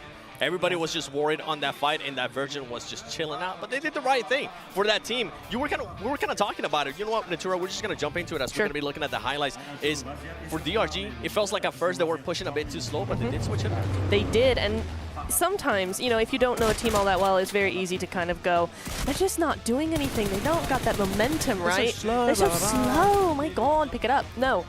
But the other thing is that sometimes that's exactly what you're supposed to do. You can keep it quiet, keep to yourself, keep together, just watch, and then that makes you ready when that moment comes to switch it on and go full send. I would disagree a little bit. I do think they were too slow and that was not the right approach, but they did switch it up after like, oh, we were maybe a bit too slow, we need to now be reactive to the teams against hard in itself. And that's a big pivot, right? A lot of teams I think would just, oh, we play passive, we have to commit and play passive the entire late game. No, they're like, oh, we maybe did a little bit of a mistake, let's switch it up, start actually just blasting teams all around us. And clearly, as we saw here, Neb, it worked out greatly because that's their second win, and that playstyle is very, very efficient. Yeah, it is, absolutely. It was working very, very well for them, for sure. And then, I mean, for Helium, we got a chance to see some of their plays right here, being able to take on Upgrade. I thought they were actually going to end up losing this fight, but they were able to rebound great after it. They were, and again, it's that thing of having that mobility that you're able to work with. I mean, this is less than mobile. They crash the cars, and then this happens because Daggy Baby going all out here, 1v3 so easily. I mean, Daggy Baby, Daggy Man! He became a man in that fight, oh my god! He made it happen. He's no longer Daggy Boy. No, that's not, that was his old Daggy Boy, okay? Yeah. But no, so definitely really, really interesting plays in this one. And again, this is being the first Erangel. We had some hot drops happening, right, which gets me excited for the second one where everyone should be like chill, not fighting early, and we should be good to go. You think they're not going to fight? You think they're going to be chill? No, they're going to fight. They're going to fight, yeah. I'm just bringing up hypotheticals. To be honest, I do hope they kind of, if they do end up going for the hot drop, if they see that it's not going out well for them, you know what, just back off. Don't do it. Don't take the risk, considering that we're only going to have so many matches left. As we take a look here at the match ranking, once again, why not? The back-to-back, 18 points for them. And Helium, this is why I keep hyping them up. 12 eliminations, and you were telling me, Max, they were just so quiet. I didn't even notice they had those eliminations at one point. Okay, I'm going to say a very weird sentence, okay? Okay, we're all ears. They were weirdly aggressive, like just, and quietly aggressive almost in this game, because they were just on the western side, not involved in really strong POIs for the late game circle, which they were just sweeping edge at that point. And they were actually in Garden, east of Rozhok. They were just chilling in that location. If you would get close, they would take a few shots at you. But most importantly, and this is something you mentioned, Niptra, in this game, the moment the 3-1 split of our central team of NRG just kind of came back to a 4-man group in the compound, there was a big vacuum that was created that Helion instantly just pulled the trigger on taking that spot for themselves. Yeah, it's a difficult thing to really think about, because if they hadn't regrouped to the compound, if they had regrouped to the hills instead, then you would have the likes of Upgrade able to fill that vacuum of the compound. So it's a really difficult spot to be put in, you're right. But they went for the lesser of two evils, and unfortunately for them, Helion were just able to sweep in, as you said. Yeah, and then they're just able to take fights also versus Upgrade, stop that rotation from happening, a few stragglers happening on the northern side. Until then, unfortunately, as we saw, the two cars crash, and I think that just kind of destroys the entire game plan, because I really believe here, and Seven's nodding a little bit, I believe if that car crash does not happen, I think Helion win the game. Yeah. Hear me out. You know what? Yes. Come on. With the way that they were performing, I mean, DRG was just able to fully surprise them. So looking at the overall ranking here, and this is what we're kind of giving them props, right? Now, we were talking, you mentioned it too, Max, talking about 6 matches only. Well, guess what? They currently have a nice 12-point lead, and on top of that, in first place with 37 points, Neptura. Yes, absolutely. It's a nice little gap they've got going on, especially when, again, you remember we've only got 4 more games left. That is it, right? So with those back-to-back wins, they are sitting pretty at the minute. Yeah, I'm actually going to start focusing a little bit on the lower pack teams, because 2 wins out of 6 matches here, the lower teams, right? You're like, okay, you see that what's been successful in this lobby are aggressive teams taking up space in these late to mid-game zones. If you bottom of the rankings, if you're non-head, if you're Rook, if you're Danger Esports, if you're T71 Aggressor, you need to start bringing the heat, because otherwise, guess what? After this game, we're halfway done. Yeah. You're not going to have enough time to get first place. Top 5 maybe, but even then, it's going to be a rough task for them to pull off. I mean, look at the teams at the bottom, right? You got Rook right now with only 2 points, NH with 1 point. The 7-2-1, I feel like at least they're being able to get those eliminations. But right now, besides those elims that they're being able to get here and there, they might need to change that gameplay, Max. The question becomes, can they do it in such a short time, especially with all the pressure that they currently have? And we're not going to have to wait long to know that. We're going to know in the next 4 matches here. But I'm actually looking here at some of the stats. A lot of the bottom teams, very low placement points, a lot of bubbles happening there. I think that's an issue of hot drops that hopefully that might be resolved, because one Erangel is already done and dusted. Yep, hopefully that is the case indeed. You know, they got all the jitters out. Now they know what's going on. But What do we have on our screen, Seven? It's none other than BYD is the #1 NEV producer in the world. As part of the PUBG Mobile Global Open, and BYD is proud to be the event sponsor. To learn more about BYD models and the flexible financing, make sure cars look pretty awesome, and I like that it has that wrap there on the left. It's so nice. Do you think there's Do you think we can get a do you chance think to it's been drive it? charged up? Can I just get in and I just hope so. I drive mean, it? the lights are Have on, it? right? They have to be charged Yeah, up. right? I mean, yeah, you know, I don't know why I didn't catch on that. I'm not even gonna say what was it. This man is too smart, or I'm just not smart enough. I don't know. It's all right. You're just too focused on that Infinix. But one thing that we do have with the Infinix that we have available, and for everybody currently watching at home, keep an eye out for those vertical streams because they are available on TikTok. And on top of that, on the Esports PUBG Mobile channel, as Max is currently showcasing it in. Look at that. Max. Max, you can't take that one home, okay? Okay, I mean, that's why I forgot mine. They're gonna so think I'm gonna take it home. That's why I forgot mine, so I can say, oh, I don't have one. Oh. But I do Hey, have one. Tenzin, no, it really doesn't have one? Wait, no. But yeah, No, for real though, no. the vertical stream, the vert stream, game changer. If you are too lazy to do this, this is pretty cool. Yeah. And actually, now that you can have streams on different platforms, like on TikTok in particular, it's really cool. I usually watch on YouTube. I might go watch on TikTok now because they have cool emotes over there, I heard. And on top of that, I mean, we got any chance to talk about it with the casters too. They were talking about it during the match. Is don't forget about that map stream. And there's the schedule. We already finished off 2 matches. Can they get that back-to-back, Neptura? Can they get a turkey? A turkey dinner? What? That's the first time I ever heard There of ain't that. no way. I got like that from you guys. There ain't no way. She's making an impact on her first day here at I PMG. am. That's what I aim to do. I aim to please. But yeah, honestly, the way they're playing, possible. It's possible. I think that it's unlikely to get 3 in a row. I think that we had some other teams that, like, especially Helion, right? I think that they showed potential, energy, upgrade. I think one of those is maybe going to get our 3rd win of the day today. I mean, today? We'll have to. We'll have to wait and see. I'm hoping it does happen. I was not expecting a back-to-back. But you know what? In the heat of the battle, the Infinix GT20 Pro is able to deliver not only precision, pro-level speed, and giving the players the ultimate edge. This phone is built. Did you just try to steal it? She tried to put it up to her. She's got a headset on. So, okay, so this is not how you use the device, guys. It's all right. This phone is built to outplay the rest. Yeah, it survived the shock, It survived. Great phone. Now let me see the next test. No, yeah, don't do that. I wouldn't do You know that. what? Give me the phone. Okay. Okay, Please. keep it, Thank please. you. We'll keep it here. Max, there was one team that you really wanted to talk about. It was none other than NRG. Yeah, I mean, NRG, they had that 2-2 split from the very start of the game. Actually, on phase 1, if I'm not mistaken, they had the 2 players playing that main compound that we saw being in that finishing location of this match, and there are 2 players to the western side on the hilltop. Phase 1, Phase 2 having 2-2 splits in 2 strong locations is always something that I would recommend any team to do.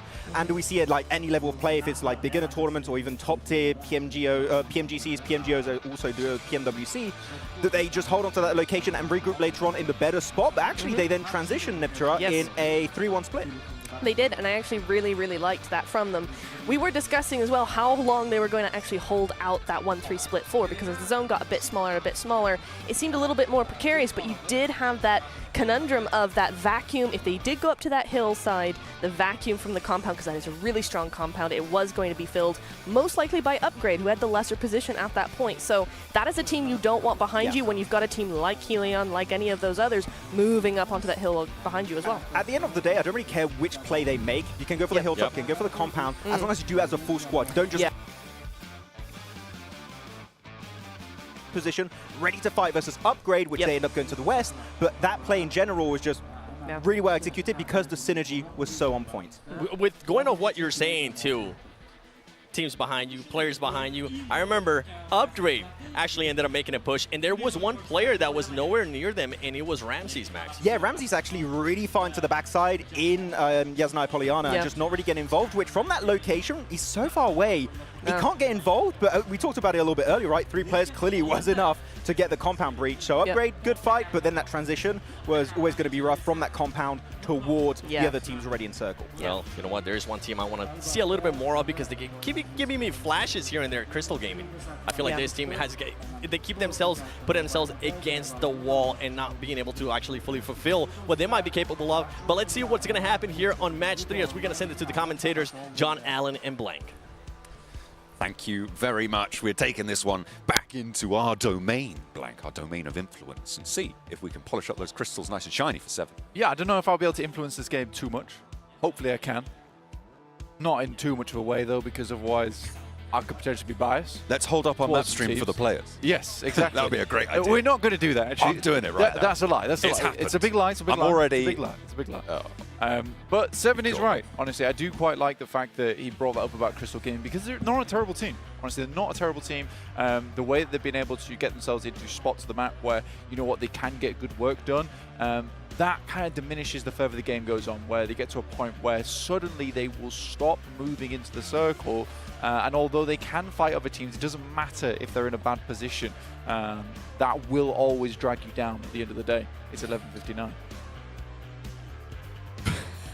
That took me a couple of seconds, but I got it. I got there. It is indeed the end of the day at 11:59. Only if you're using a 12-hour clock, though. Otherwise, it's 23:59. But the joke still stands, and I stand by it with you. We are going to be heading into our second Erangel billing of the day. Of course, there are 3 and only 1 day of games to be played here. The question in my mind right now is, have DRG done enough to already be into the next stage? Right? They've got 2 chicken dinners. They got, what was it, 23 points or so, or quite a lot of points in that first match. They've got a lot from that second match as well, getting the second chicken dinner. Have they already qualified towards those at least prelims, if not in the running for that first place spot? Little bit dastardly playing path on the east side here, Blank, but it shouldn't be too problematic for teams heading towards Milta. We'll see if they have company, though. Yeah, I mean, honestly, for quite a few of our squads so far, that has been, again, similar situation to Crystal Gaming, where you get caught on the outside. I think for Non-Head, you are right. This is a question of being ready fast enough, and always, it's not so much as you get further into the esports scene towards the upper echelons that it's a problem, but it's certainly something that needs to be considered every single time, and that's looting speed. Being able to get yourself into a position where you have weaponry, where you're good to go.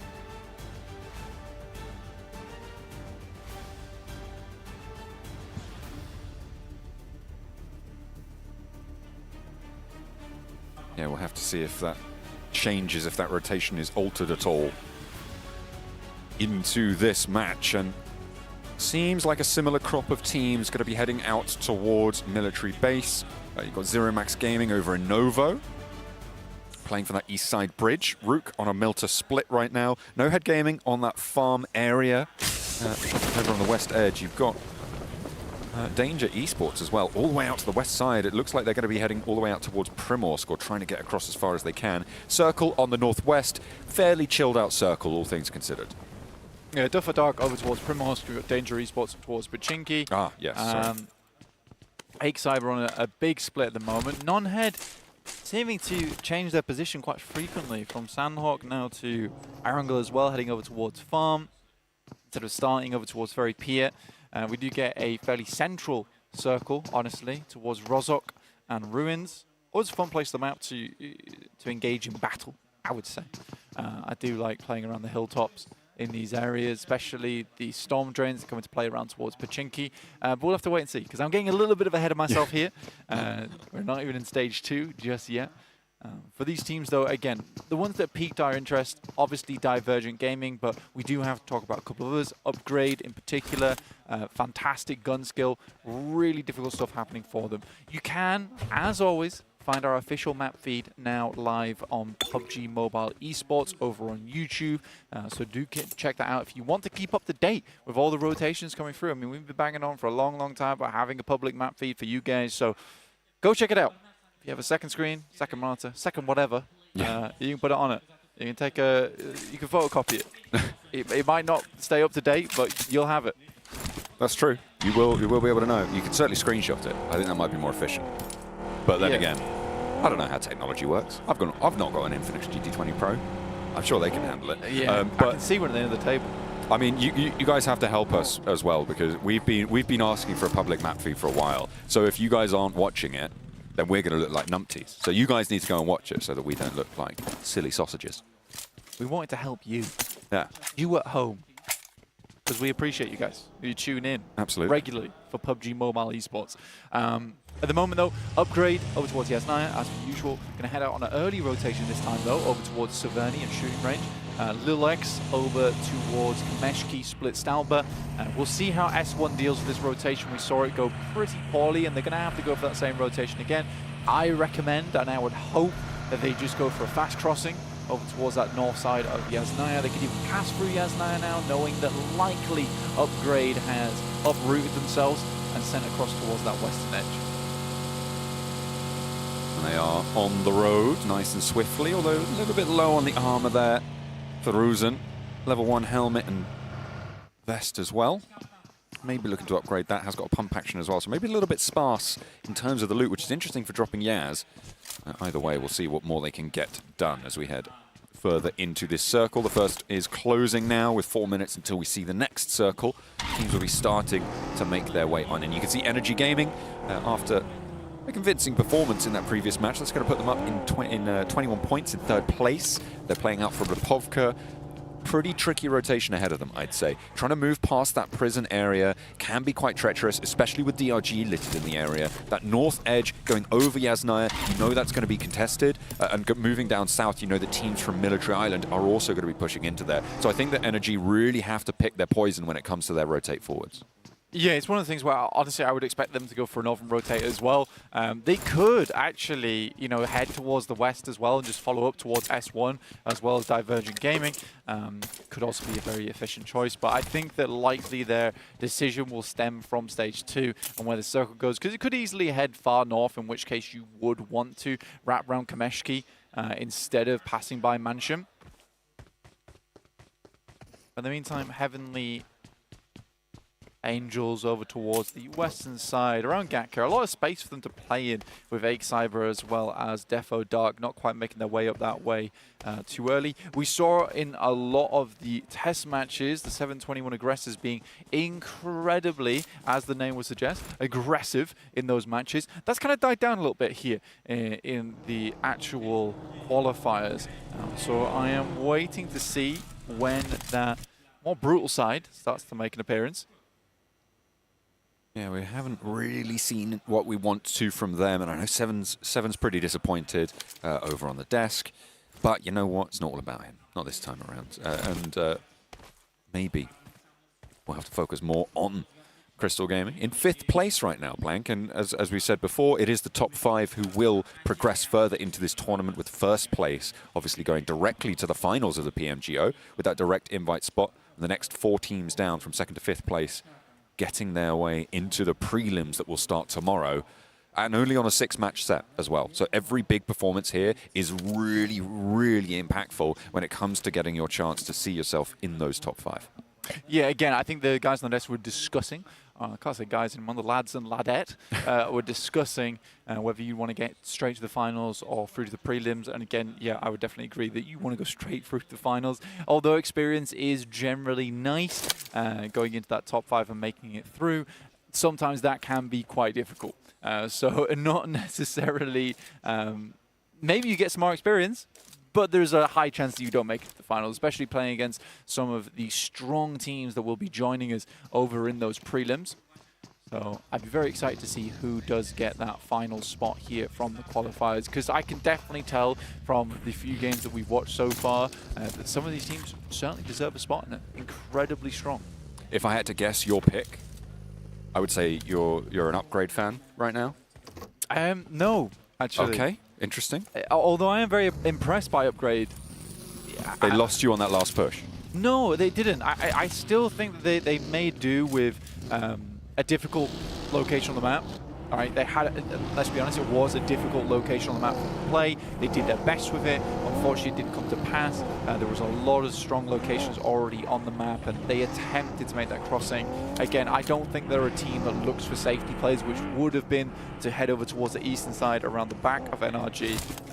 The difference maker is just that the way that Divergent Gaming has played is that it kind of speaks to my more analytical side, where I do really enjoy some of the rotates they've been making, and it's slow but assured gameplay. But when it comes down to taking the shots, to taking the engagements, they do a damn fine job of it. So yeah, I think Divergent Gaming, it is kind of like supporting the prime team so far, but you know, there's a reason for that. Yeah, what other evidence do you have to go on, to be fair, at the moment, unless you're a die-hard fan of the Uzbek scene? But either way, an impressive start for those two rosters, and I think you're right to highlight both of them. Even if Upgrade have been a little bit more bombastic, a little bit more dynamic and flashy, there is that subtlety that DRG have been able to show off in these last two matches. And to be able to do that back-to-back is fantastic. Yeah. To be fair, they did have a pretty rotten time in the Valley over on Sanhok. And by all rights, you might not have called them as a winner towards the later stages of that circle, but being able to survive as long as they did in that scenario, they were the clear winners in towards the end, which was unfortunate for the teams that surrounded them. If that spray down, if that side swipe angle had have worked, it would have been a different story. But they still were able to make their way there. It was a chaotic finish on Sanhok as well. I think that has to be said. They were dealing with angles from all sorts of locations. But again, they placed themselves in a spot where they were banking on two teams being on either side, which would give them some protection, and they just took in towards what I would argue is the stronger side of the mountain in terms of being able to peek over and take shots. So yeah, a strong play, one that was predicated off the back of some pretty damn good information. But here, we'll have to see how things pan out. They are down towards the south of school, but we can't bang on about Divergent all day long. There are other teams inside of this qualifiers. Heavenly Angels did move up from the west side of Gatka over towards the northeast, just sitting on the precipice of ruins at the moment, with Defo Dark being able to actually swing through fairly far from Primor. So didn't expect to see them in front of Upgrade as well as the 721 Aggressors and Ake Cyber. So I'd like to see how their game goes here, because you know what, Defo Dark, although they haven't had most standout moments, they don't look like complete pushovers. Ooh, a little bit of a side angle there from Upgrade, and it's Ake Cyber on the southwest edge, taking those pot shots out their way, trying to force their way up the hill.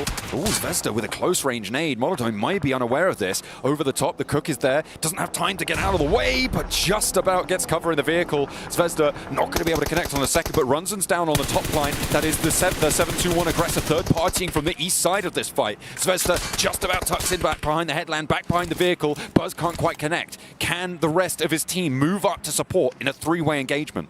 Yeah, Upgrade down a player now, so only with two alive and one player currently knocked, make that two players down with two players still alive on Upgrade. Difficult terrain to play. They wrapped quite far from Yasnaya down towards the south side. Little to no information available to them on that one. Unfortunately, doesn't go too well at all with the 721 Aggressors and Ake Cyber working quite well alongside one another on this tiered location of the map. Pachinki currently held by Danger Esports. They moved in there fairly early on, actually, so they were having quite a good time during this match. Circle popping up here, goes to the southwest side, and will give a lot of ground over towards those Pachinki areas. A lot of that space now going to be occupied by Ake Cyber and the 721 Aggressors, who we saw jousting for that position in the hills, but now they're isolating themselves back towards those opposing hilltops. Hellion on the north side, going to be pushing their way on in as well. Rook leaving themselves a little bit lower now on that east edge. Yeah, again, for DRG, it's a fairly fantastic position they're currently playing. I think the fact they've been able to hold on this eastern side is pretty impressive so far. Hellion, though, as we were talking about, Max called them weirdly aggressive. I would be hesitant to not agree. But hang on a minute. Let me hesitant. Okay. So you're agreeing? I'm agreeing. Okay. Yeah, I think that it's a good way to describe this team. They had some pretty pop-off moments. Ooh. Maybe one of them popping in now. Cup of tea for him. Maybe a scone if they're lucky. On the northeast side of Pachinki, they're trying to make their way through. On the east edge, they got no head in the storm drain now. Trying to fend off against it. Nades being traded back and forth. A nice bobble over the top. And closer to the grave. Romy, one or two players now that stands for no head. And on the east edge, it's going to be a pretty difficult scenario for them. Yep, non-head struggling right now. That's what I said. In the storm drain. That is 100% what I said. I don't know what you're talking about. So only two players now remaining for that team. But they are struggling, definitely struggling here in terms of positioning on the map. For Hellion, they were able to slip in kind of undetected there, and now are looking to push out a little bit further. And Pachinki's becoming quite the focal zone of the map right now. Provides a lot of safety, but you got to squish yourself in tight towards this location. Compressed, quite heavily occupied right now. That Pachinki urban environment is going to be difficult to try and make work. I don't think too many teams are going to be able to get out of this one. This is the unfortunate truth, right, of being inside this settlement early. If it shrinks there, it will be fantastic for them. But if it goes down towards that southwest, just like that, then all of a sudden it is a mad scrabble to get out of there, and nobody's going to come out of it unscathed. Yeah, this is a group of gamblers in this game. To be honest, you fair play. You have one day to make this happen. You've got to gamble sometimes. So a fair few teams decided to try and go for Pachinki. The 721 aggressors going to be extremely happy about this one. But this is a dangerous circle. Not only because a lot of teams now have to leave quickly, and I like this approach from Hellion. If you were watching the map stream, good on you, first of all. But second of all, but this circle is extremely difficult because there's a lot of split down towards the fielded region on this south side with a huge amount of high ground to be working with. This is kind of mini Everest on this side of the map, so we'll see how the 721 aggressors figure this one out. This is really rubbish for so many teams. And you saw that Intexlil Gaming were rotating down their west side. Akesai were able to cut across them with some heavy fire. Only one player going down, though, and now Intexlil Gaming have that slice on the southwest edge. Enigma getting spotted as well again, and that's not going to last. So only 2 players now actually playing on that area. DRG have managed to make their way into the hills. They only have 2 players, though, and T721 aggressors are still going to be holding nice and central, nice and high up on this ground.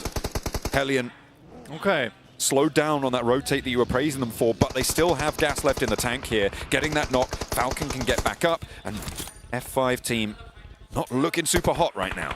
Again, this is great, honestly. I think when you look at Hellion, they take advantage of everything that makes a part of their kit. And as Max suggested, you know, this is a weirdly aggressive team, but this is kind of the aggressive plays you want to see out of a squad that's fairly confident in their capability. Yes, this is not going to be the easiest rotation in the world, but if they can pull it off, then it gives them a strong sitting into the rest of the game. And it has done. Taking down F5 team, no easy task, with them already setting themselves up towards this southern side of the map very early on. The fact that Hellion is able to squeeze themselves in is a hell of a result. And 6 elims from Groza, who, as Max keeps on saying, this weirdly aggressive team, they're making it work. He just says it all the time. You can't stop him. There he said it again. I hear him. I hear him over there. Goodness me. He said it once. That's what's happened. But yeah, I would say that they have made it work on that rotate. I liked it. They're up to 6 elims. 6 points on a match is a great result when you're looking for top 5. And I'll keep banging on about this because it is so important to be getting to those top 5 positions. In fact, I would say it's the most important thing. Unfortunately, for None Head, it is going to be a little bit harder now. Yeah, only 1 player remaining. It's almost over for that team. Divergent Gaming as well as Upgrade, 2 teams who were kind of praising towards the start of this match, down to 2 players apiece. Heavenly Gaming getting blasted by one other grenade down the hill, but giving it back as good as they get. S1 losing Batman as well as Sakano. Oh dear. A self-nade came on through as well there. Batman very, very low. S1, just 1 player left standing. FaZe all the way in the back lines. No hope of getting this res. Surely not going to last too much longer here with Defo Dark waiting in the wings as well. Marsh, though, having to turn around, and Heavenly Angels now have pressure from both sides as Ake Cyber, who have been holding out on the southwest side for a long time now, put pressure up to the north. That is a nice little nade there coming through from Admin. Currently Admin in the server, and he takes down even more players. Heavenly Angels falling quickly, but now they've got to move over towards Defo Dark. Bring a little bit of light to this situation because they are lacking on info. on the other side of this hilltop. That was an incredibly risky roll around for Don there. I don't know if you caught that, but he swung down low, completely outflanked the opposing team there, and into sightlines from Defo Dark. It worked out in this instance because Defo Dark weren't putting enough pressure on to make it punishable, but it was super vulnerable in that location. So I'm glad that it worked out for them, but maybe a little bit of a weakness for teams to exploit in the future. It seems like Closer just went down, so non-head in game now. Only the 1 point on the first 3 matches. That's not where you want to be. We'll need a lot more from you. Energy, they've had to leave one behind, but they do get out of Pachinki. No mean feat in this circle. Mortal up to the task. Zvezda in the back there, healing up. Ake Cyber having a hell of a time versus the 721 aggressors.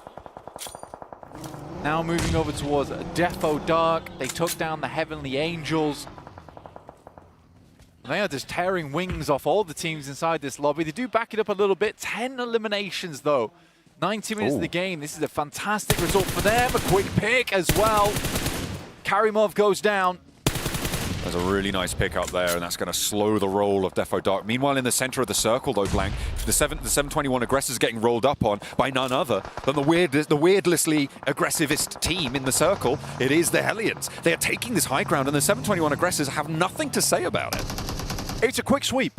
Again, I don't think that the 721 aggressors were expecting so much contest on this side of the map. Groza finds yet another, up to 7 elims alone. Wow. Why it's so dangerous just having even one Groza in the team, honestly. Now looking for even more.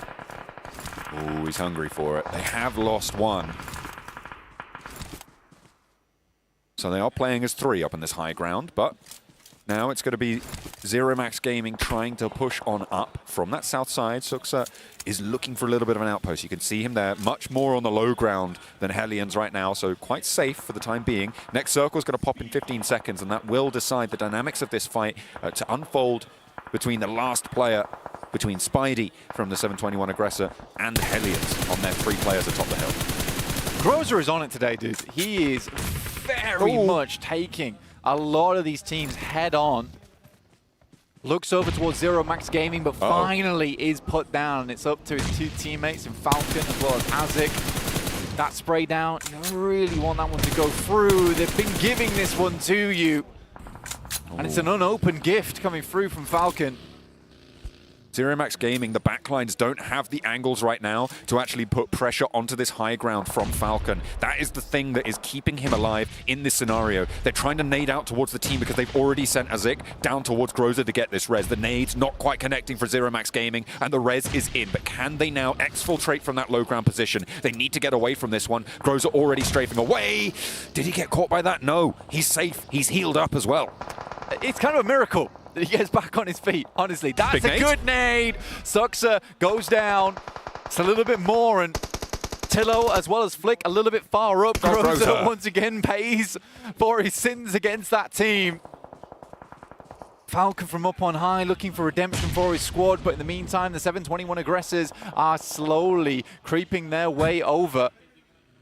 Groundhog Day for Azik, rolls down the hill in the buggy. Nades not quite connecting there. The Molotov to try and suppress the ridgeline. A nice pickup in Falcon now, finally striking from the Eagle's Nest. And we'll be able to take one down, but it's just not quite sticking just yet. Zero Max Gaming, though, are having a hell of a time taking on the Hellions. They just can't get over the lip. Yeah, you know what Hellion have right now? They've got a know-me situation. When Groza goes down, I think you just got to leave him down. Oh, no. Or maybe I'm wrong in this instant. And he's pulling up tall here. Groza. Boss. Groza. The backlines, he does go down pretty low, but gets healed straight back up. Boss with the shotgun shells around the side, but he's not spotted Groza on the wraparound. What are you looking at? Look at your screen, my man. Come on, the Infinix GT20 Pro's got better resolution than that. The fact that he's still going for elims and not picking his buddy up, who was constantly come back down the hill to help him. It's a little bit ungrateful, but you can't be too unhappy when he's got 7 elims on the side. Finally, he does something other than damage. He's going to heal. Very nicely done there. The 721 aggressors, they've only got Spidey left, and he's going to have to employ some serious Spidey senses to make sure teams don't get too close to him. NRG been very, very silent. You know what I need from them? More energy, more passion, more footwork. I need a rotate coming down from Falcon. Take that high ground. Groza looks for more and finds it. He's beginning to believe. He's moving around, he's moving through him. The hot knife to the butter of the circle right now. And there's no way you're staying safe from him. He's on the hunt. And the spray down connects again. He's putting up 9 right now. Let's see if he can get the double digits all on his top. Yeah, this is some unbelievable stuff. And this is what I wanted to see from Energy. That passion is definitely starting to come through now, but unfortunately for them, there are shots going back that way. Divergent Gaming up against their arch nemesis, it is Upgrade. Currently trying to tally them in the totals, but right now it's Hellion with 27 points taking 2nd place. But NRG, though they've been silent, 5 eliminations this game, not bad at all.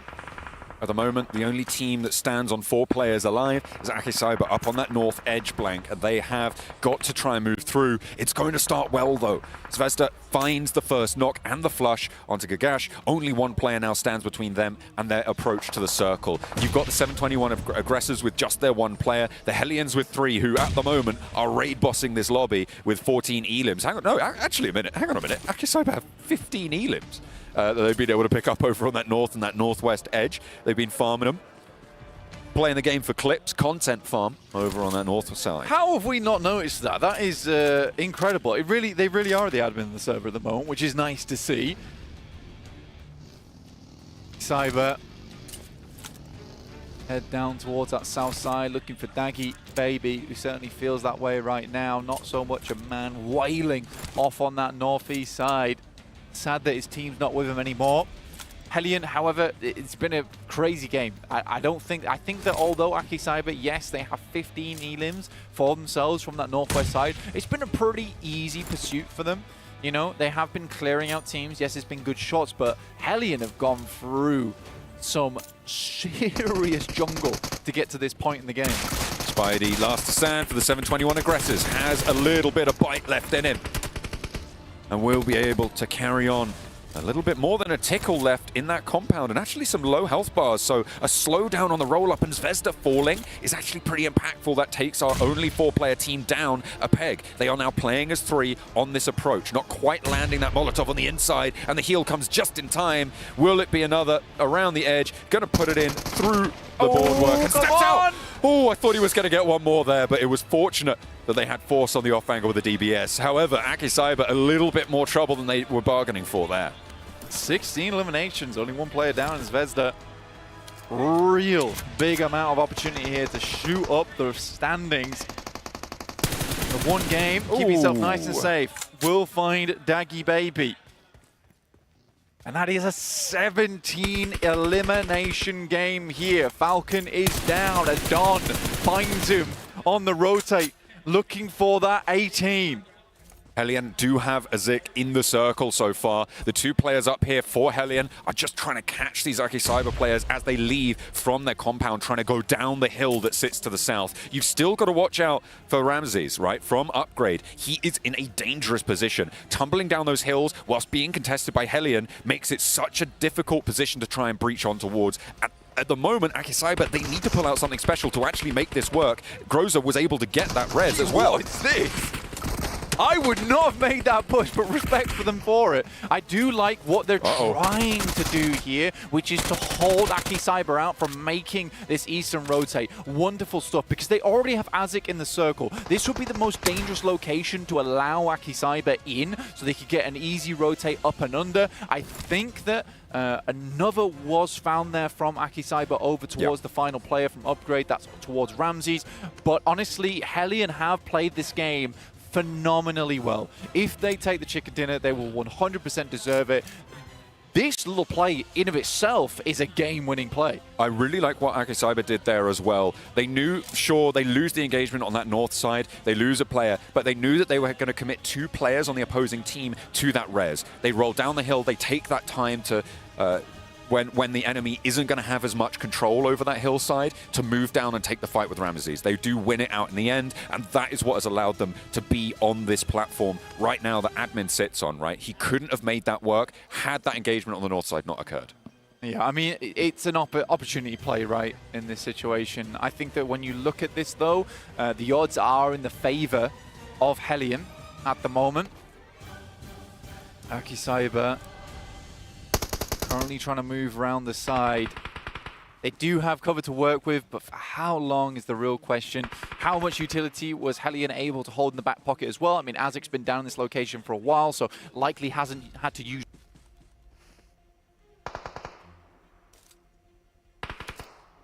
Don has managed to creep his way further down the hill, and it looks like Hellion may be slightly unaware of this. Only has 2 smokes right now. You can see Azic much more focused up the hill. Don making his way forwards now to a more central position. The rest of Hellion's trying to make their way. Falcon on high health, but Groza not so lucky. He's been in plenty of scrapes so far, has 9 elims on the game. He might be looking for the 10th here as Admin goes down on the high ground and the blue zone pushes. That's going to envelop him, and no way that he's going to get rezzed here by Don on the low ground. Can't make his way back up, and that's another point added to the tally for Groza. He's on double digits all on his lonesome, but in a 1 versus 3, it's Don the last to stand. Steps up, position revealed. Spray down from Falcon, has to hit the deck. And on the low ground, he wants the double ones on the board, but it's Falcon to take the final shot, and it's Hellions to roll up to the hillside and take everything that they want.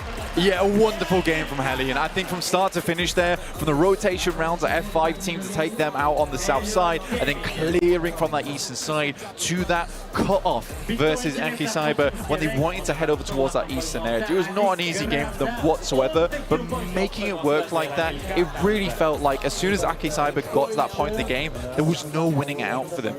Honestly, Hellion, as Max famously says, are weirdly aggressive, but in a way that makes it very difficult for teams to ever predict them, to ever come up against them. And I think that the thing that I like the most about them so far in this game is that they are a team without zero hesitation. You know, making that instantaneous rotate down towards that bottom side, having that 2 versus 3 essentially on the hilltop. It's everything that needs to be done, but a lot of teams deliberate over. So whoever's IGLing that team, the discussions within the team, they're all on the same page, which is lovely to see.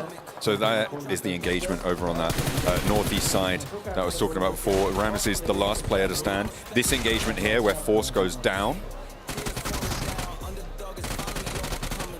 you can see immediately they break south, they look for those shots, they know those 2 players are going for the res. Sure, they didn't get up into first place, but they got a second confirmed where it could have been a lot more tricky. Yeah, again, the reason why you want to isolate them on this side is you can see it's just open ground. You at least have areas to play around on the eastern side there, so which is fantastic to see. Here are the team stats, which are absolutely phenomenal. 1,600 damage from Groza. Wow. Insane stuff. Let's have the devs talk about this a little bit more. 1,600 damage, 10 eliminations, Neptura. That's insane. That is huge. Could I do that? I don't think so. That is big. Any other adjectives we can think about? I'm not sure. Impressive, cool, impressive. Giga Chad, I don't know.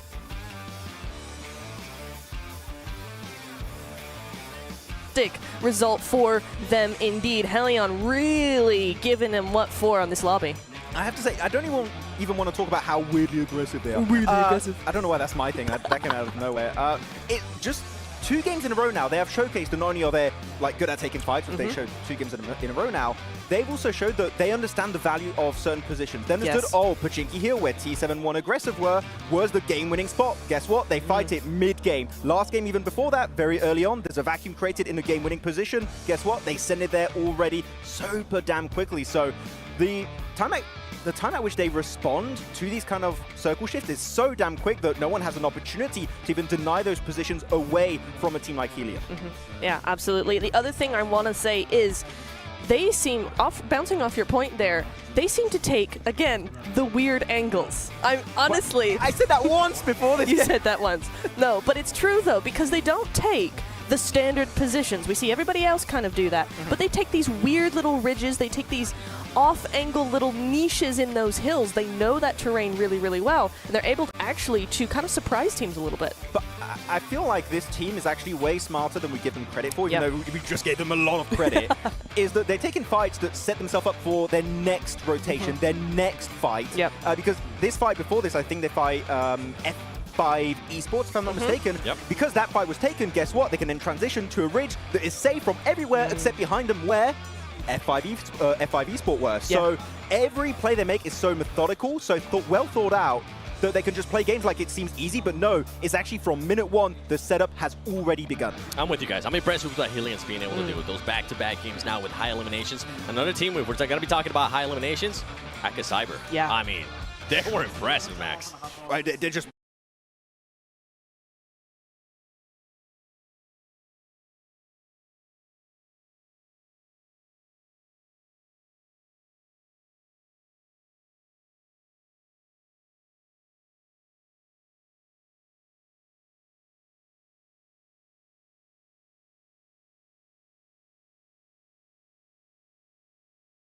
Came through for him, he just got better and better. It's actually really funny too, because he got rezzed at one point by his teammate. His teammate then got knocked. He's like, I got a job to do.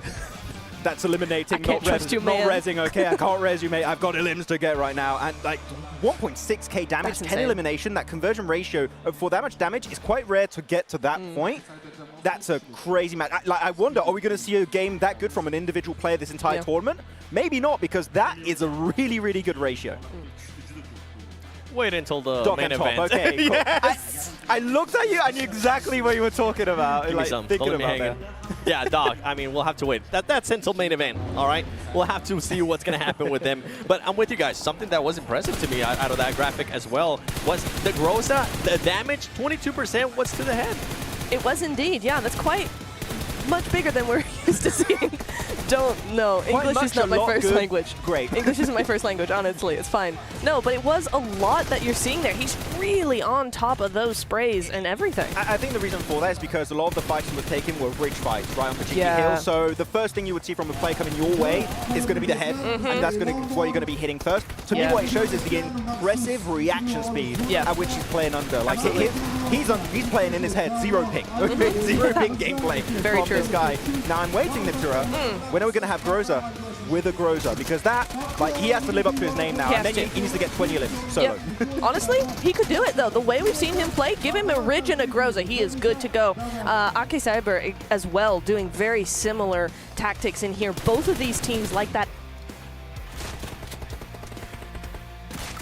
around. So it is a really, really good tactic that's working for multiple teams now. It will be interesting to see if we see maybe other teams start to pick up that strategy. Yeah, possibly. It could be cool to see, but Aka Cyber pretty much were not involved in a proper team versus team like fight. It was a lot, oh, there's a fight happening, we're going to come in third party and sweep just everyone. And they eliminated so many teams on the West, like 4 teams like on the West. But that's again, crazy. Again, it's this sort of sleeper team mentality that is really taking everybody by surprise, because we hardly saw Ake on stream at all. And yet, here they are with that many eliminations, that good of a point difference, amount, whatever, and it's all while we were sleeping. And for me, we were not sleeping. We were. Everybody else seemed to be. Groza was definitely not sleeping. 27 total points. Ake there being able to back it up with 24. Max, I don't think I've ever seen a situation in Undefeated where a team, first place team had 17 eliminations and second place team had 18 eliminations. They just completely fragged out. They're like, we are the lobby. There are no other 14 teams, it's just us 2 squads right now, but it's so top heavy that this creates a little bit of a different situation we have to talk about here, Nep, which is, sure, the top teams are popping off, they're getting so many points, they're looking great in that top 5 situation where you want to be by the end of today.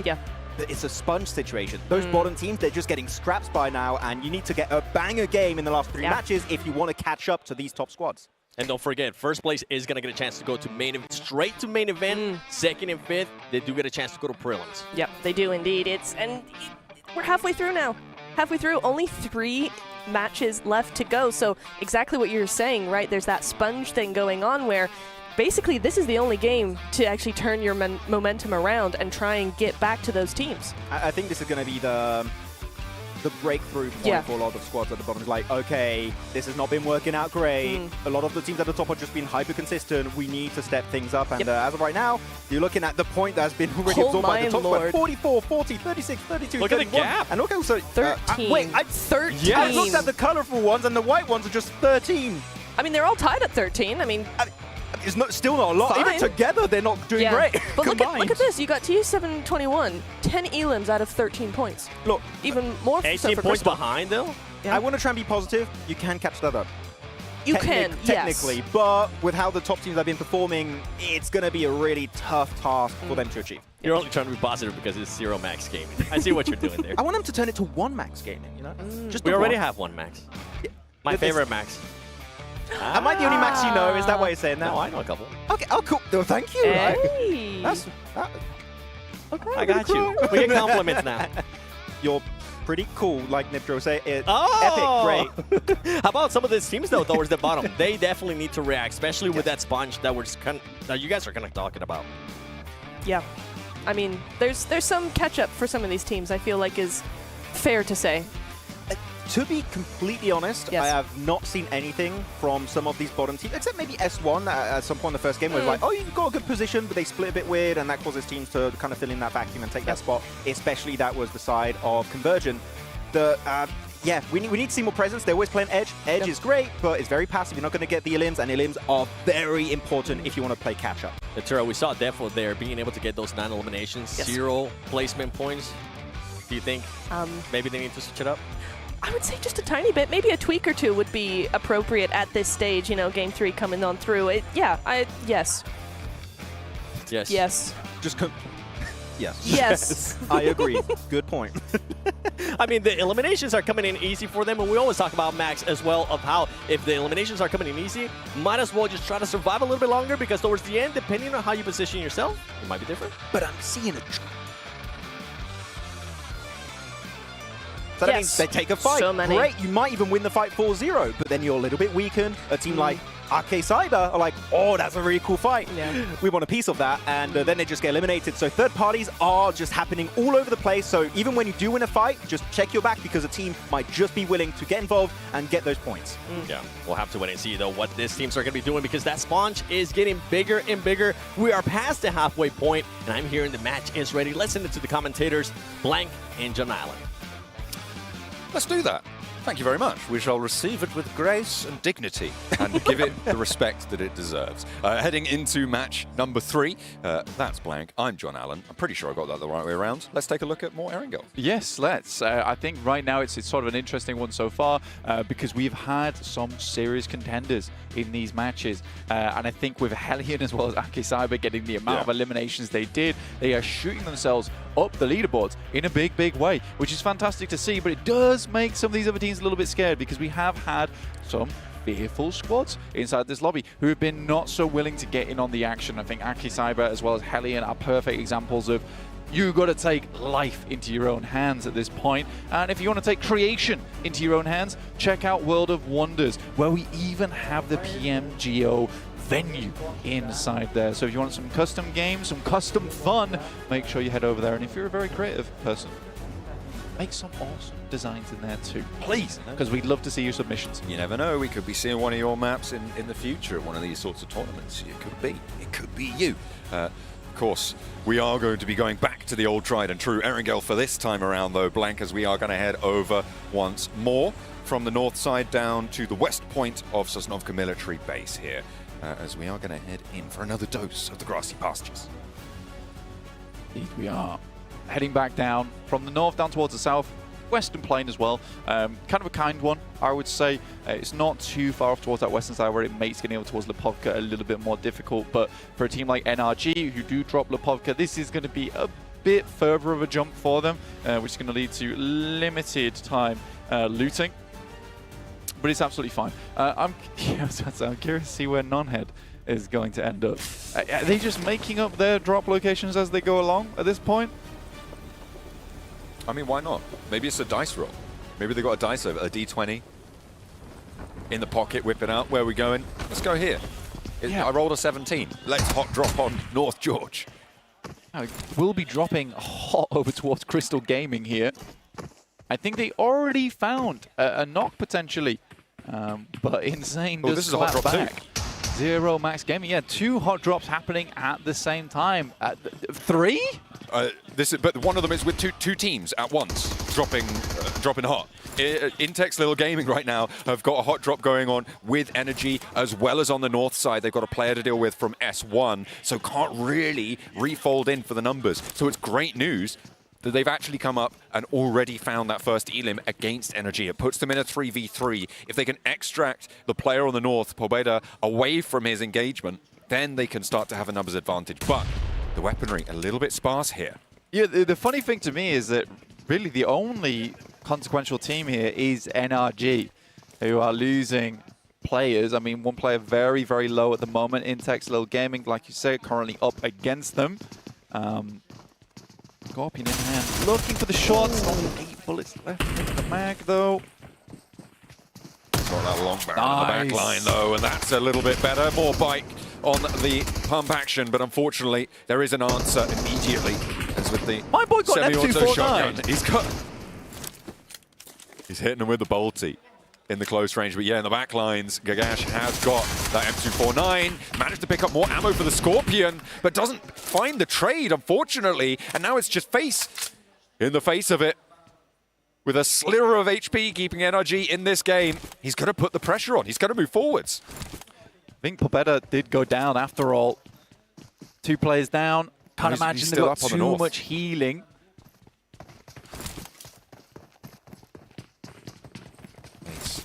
Here's these footsteps. 1 res already found. Low med supplies here, which means that even though they get back up, it is a barrel in the fight, sure, but these are going to be easy pickups, especially at mid-range with the DBS, when you're not always able to get those one-shots, but on low-health players, it can be super effective, not requiring quite as much precision. As they step out wide, Gagash breaks for the wall, will find the cross. DBS is perfect for this situation with 2 players, low HP. That's Knight down. Montana, Jordan doing some good work over towards that side, and that will be eliminating Zero Max Gaming. Cool. Spending a lot of ammo. Gagash actually not... Oh, was going for the res there. I thought he wasn't, but up the stairs they go. They're still just got no meds to play with. Face drops down, challenges Gagash on the back lines there, and is able to find one. Gagash, though, turns it around. Face does go down, get flushed. It's all up to Pobeda on the north side for them now. Yeah, I mean, honestly, for NRG, surviving that fight was a really big deal. Considering their 4th place right now, having 3 players still alive, massive boon to them. Getting 3 points. Yeah, getting 3 points as well. It's a good point itself. And it is Crystal Gaming currently up against Nonhead. Crystal Gaming have been taking fights with plenty of teams. They did just flush one out in Zero Max Gaming. Now setting their sights to another squad. And with no players down, great opportunity. Crystal Gaming, you're right. Getting the better end of that bargain. And if previous evidence is anything to go by, Nonhead, not going to be too much of a challenge for them. But you know how things can get a little bit crazy here, especially with the number of teams on their north side, and with the circle heading up to the north of the river. Teams are going to be moving through this area, putting a lot of pressure on this. So potential third parties in the next 2 to 3 minutes, sure. So if they don't conclude the fight, by that time, they might have more to contend with. Also, a factor here, Nonhead have that east point off angle. Romy sat all the way out on the east. If Crystal Gaming are unaware of it, that can come back to bite them. With the VSS as well. It's an initially decent nade here for Nonhead over towards Insane, who started things off strong for Crystal Gaming in their previous engagement between them and ZG. Closer taking shots. Interesting movements coming through from Jordan. Knows he has to get out. Good Molotov. Does send him back, and Nonhead will gain some more ground for that. Moving on through. But is it ground that they want? Oh, around the corner. Does manage to get that shoulder peek. A lovely little spray from Closer to be able to find Jordan with a DBS around the corner as well. He was waiting for it, but he just wasn't quite quick enough on the trigger and falls down for his crimes there. Insane still low, still down. And 2 players now stand for Crystal Gaming. And is it Nonhead's time to rise up? Closer does finish off Insane. Now just 2 players alive. You got Nicotine as well as Montana. Close this one out. I mean, with 4 points on the game, you realistically want to keep this one rolling. especially with the position they're currently in. Missing that is a travesty. And now Nikitin's got a massive task ahead of him, but overwhelming forces up the stairs. Pops the shells back in, does have a little bit more work to do though here, Blank. 2 players still stand, and these reses will come through. There's no meds in the back pocket. Non-head get the flush over onto Montana. Have to go. He has to go. He has to go now. But is he going into the fight or away from it? Unfortunately, he doesn't have a choice anymore as Triple S catches him on the drop down, and Non-head win the fight. That's one of the positions where if you're on the stairs, you find 2, you have to press the advantage, right? It's one of the situations where you can't wait around to jump out the window afterwards. You've just got to keep going. And it's a case of either you win the 1v4 or you don't. It started off well, but I think this is something that happens multiple times throughout PUBG Mobile Esports, is you just forget to continue. If you're going for a clutch, go for that clutch. Absolutely. I don't think I could agree with you more, Blank. Well said. Fantastic. Absolutely. It's maybe playing into the decision-making. If you have a first aid, you do maybe want to step back, get that heal and re-engage, but he didn't have anything available. Either way.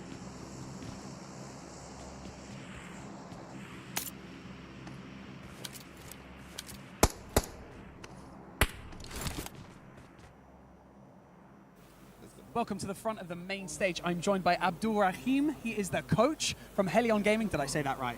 Yeah. I did right. say that right, didn't I? Yeah. Yes.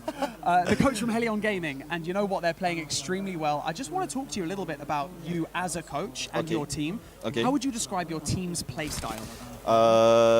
Firstly, they play aggressively first and second stage, and after first and second stage, they played and holding split like 2-2, 1-3, or 1-1 and 2, and they more calmly after third, first, fourth, and fifth stage. They play so slow because they wait when 2 teams fight between us.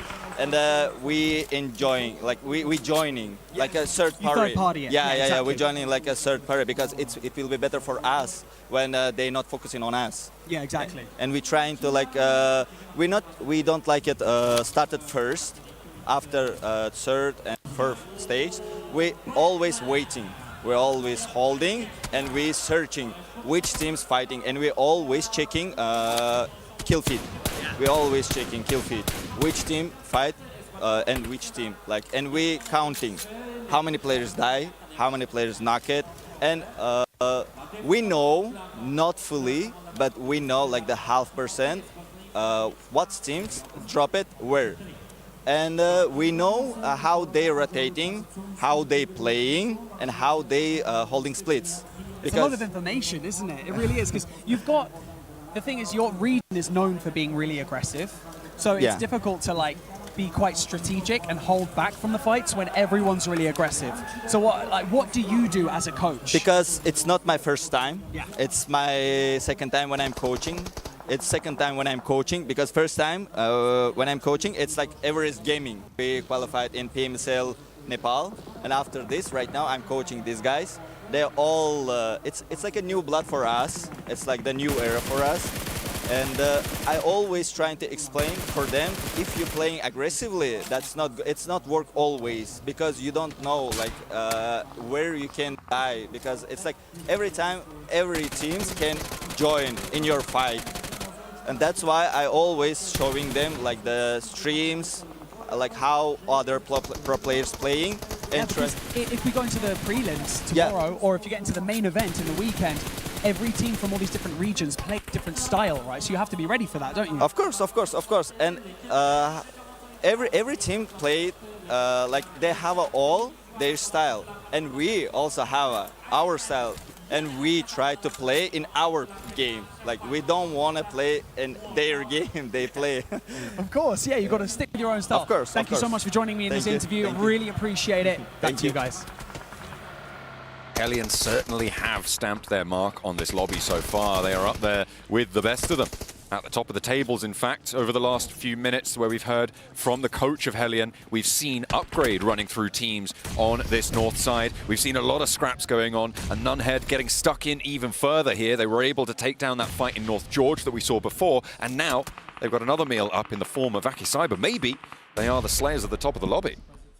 Yeah, Non-Head looking for more and more here. I mean, to be fair, it's not been going great for them. They've got 4 out of the 5 points that they've been able to accrue during this qualifiers in this game. Coming against Aki Cyber now, though.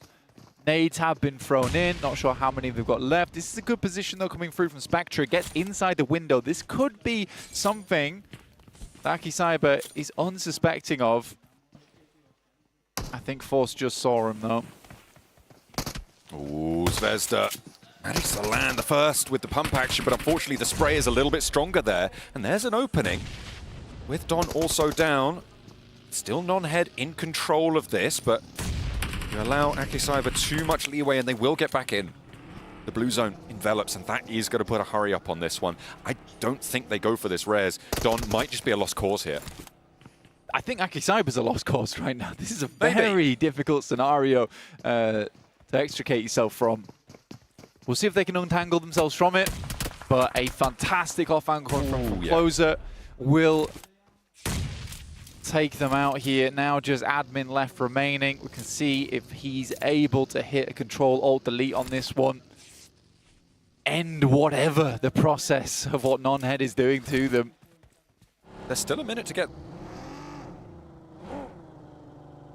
to their own devices, though, as Non-Head turn around. They know that probably their return on investment of time will be better spent trying to get into this next part of the circle, and I think I would agree with them. Look at what Heavenly Angels are doing as well. They were maybe thinking about turning out. You're looking at it, great. They were maybe thinking about going out for a third party, but the hills have fallen silent for the time being. They'll want to rotate back over towards the north edge.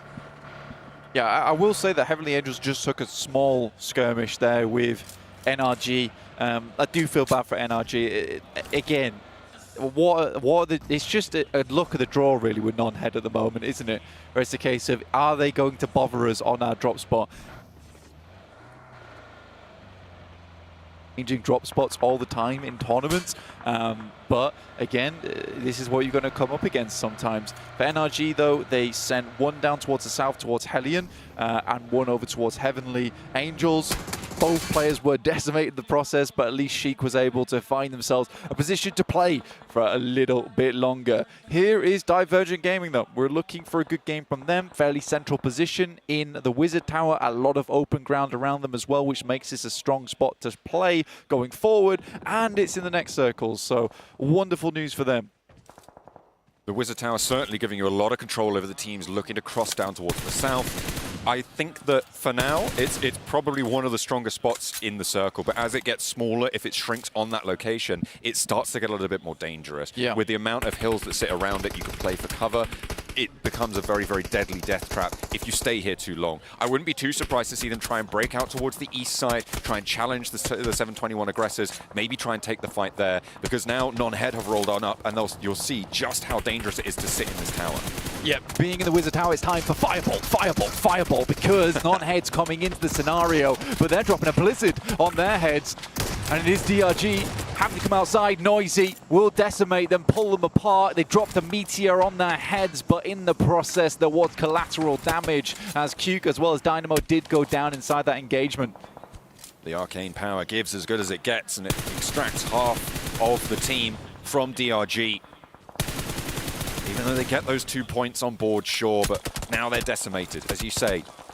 That is the danger of this position. The 721 aggressors, they aren't going to have to worry about that rollout from DRG. And what that is also going to do is mean that the 721 aggressors' position to rotate up towards the north side is all the stronger. Because first teams from the west will have to get through DRG, and it's unlikely now that DRG break out.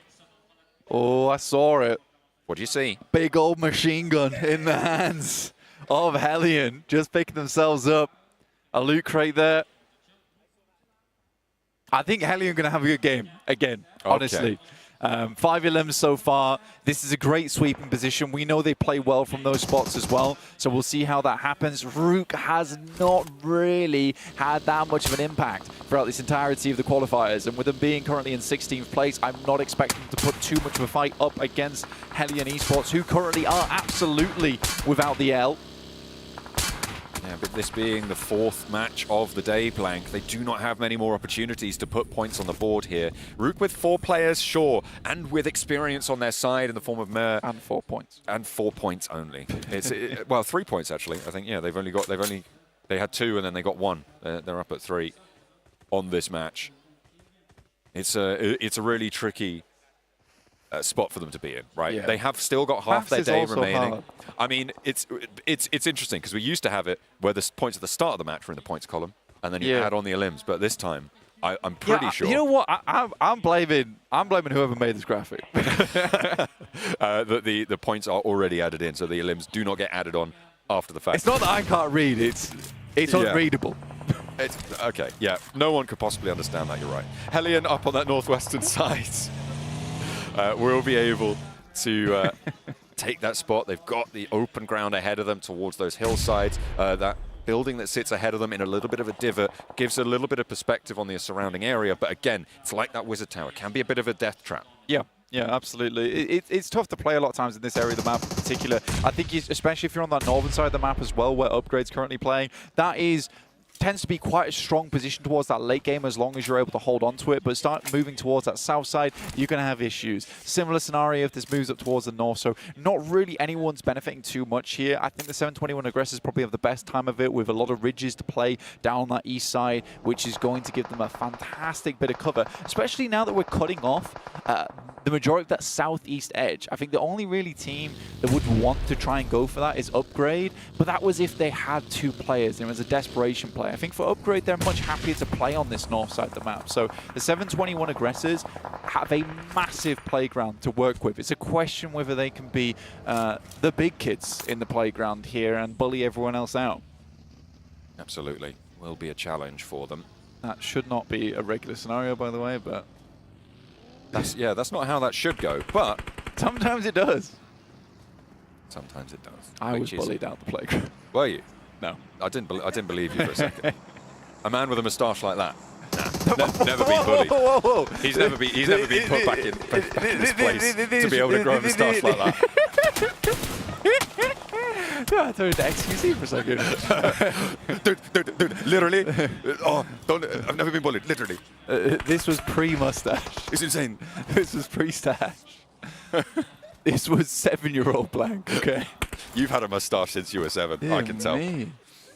Woo! That was a wild thing to say, by the way. Jesus. Oh, never thought I'd be accused of that on broadcast. That's insane. Max is hooting and hollering there over on the analyst end. We'll have to get them to break that one down as well. Where do I go from here? I don't know. To the barbers? I don't know.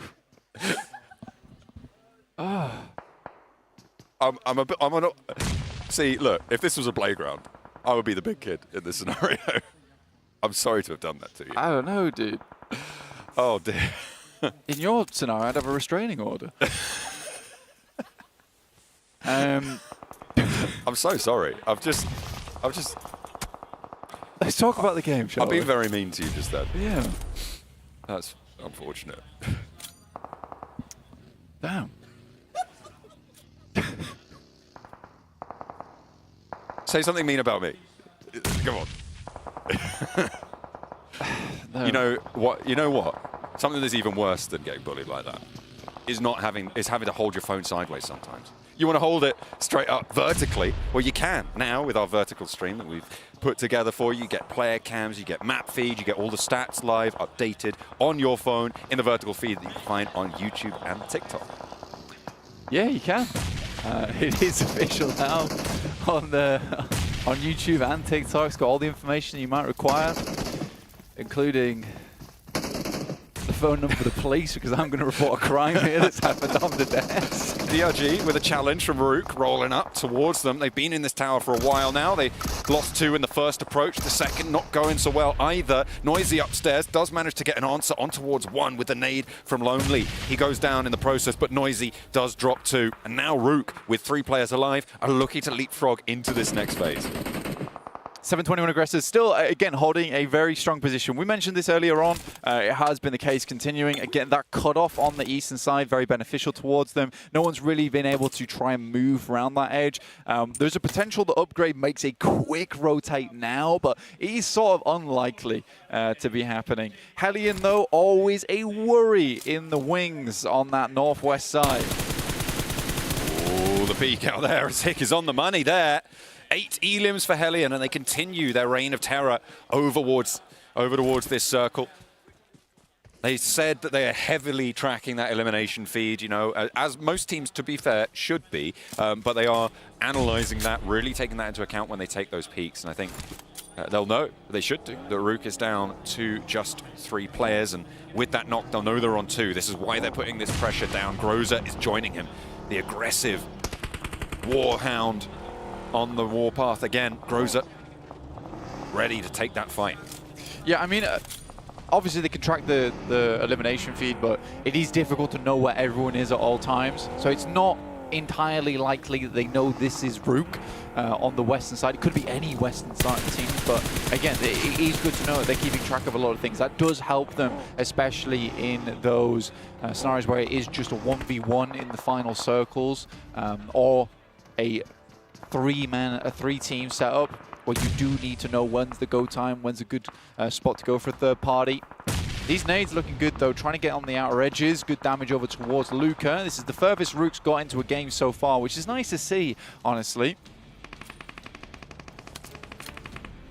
Maybe able to turn up the heat a little bit into the top 4. Rook, 2 points. Looking to roll out against Groza. Dangerous place to be, but they'll have to take that gamble if they want to make it work. Out the window, have to go for the 180. Spin around, makes it work, and the roll continues. As Zik tries to hold behind the vehicle, will be okay with it, and the high ground on the rooftop will come into play as well. With Groza down, the rest of his team needs to surround him, support him, and it's working well. And down from the low ground, it's going to be the 721 Aggressors to take those shots over towards Luca, and it is going to come crumbling down around them. Rook, again, with a disappointing ending here. Yeah, it's a wildly bold push coming through from Rook, honestly. Did not expect that one to go through. Hellion did suffer off the back of it and are trying to get players back up. The fact they're fighting a 2-2 engagement right now is insane. I don't know how they're really pulling it off, and they're winning versus Upgrade so far. I am somewhat skeptical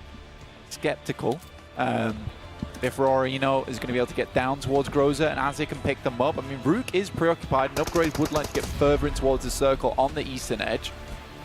Nade over the top towards Luca. They should know his position. They've been putting pressure on it for a while. Aggressor able to finally clean up the pieces there. 3rd place guaranteed. Hellions with 3 players alive. I think they're looking to get that res on board as well, get themselves back up to 3 as it crawling back as fast as he can. No, it is just the 2 of them actually, Blank. They don't have much more than that. Upgrade with so much more control over this one, but nothing will top the presence from the 721 Aggressors. In their wide split, their 4 players advantage. You can see their chances of winning at the top there. That's 62, and that's going to go way up as well to 68 as a team is removed from the fray.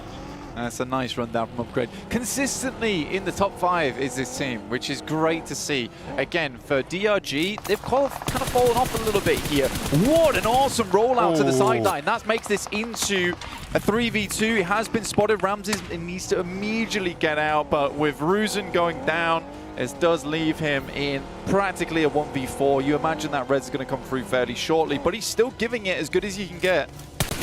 And behind the rock has a little bit of cover. Low HP though. Is that an Orm in close range? Goodness me.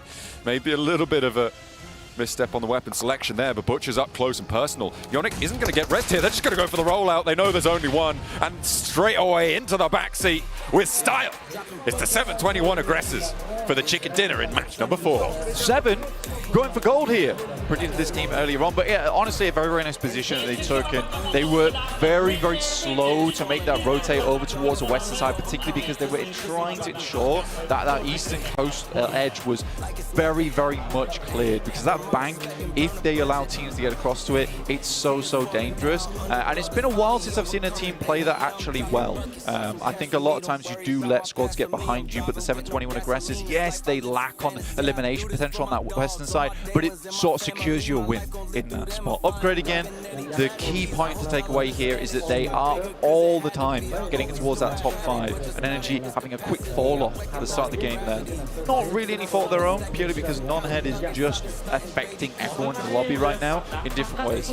It's just a random RNG roll, and they make it work this time around. They didn't get out of it, unfortunately, into the later stages where they would have liked to. Let's take a look at the final trade exchange of fire in these circles. You can see, like, right up towards the final stages, we did have 4 teams alive, but they slowly started to peter out. Hellions unfortunately suffered to that roll around from Upgrade, which was a really nice, timely approach to it. It looked maybe like Ramses could do something, but he was just trying to stunt on it. An aggressor rolls over the top, swaps to the backseat of the buggy with a shotgun, and exacts the drive-by execution that 721 aggressors were looking for. Again, though, you can't be too displeased with Hellion Gaming taking very much of an IHC role inside of this lobby right now, kind of getting by on eliminations alone. Let's head back over to the desk where Seven can gloat about his prediction.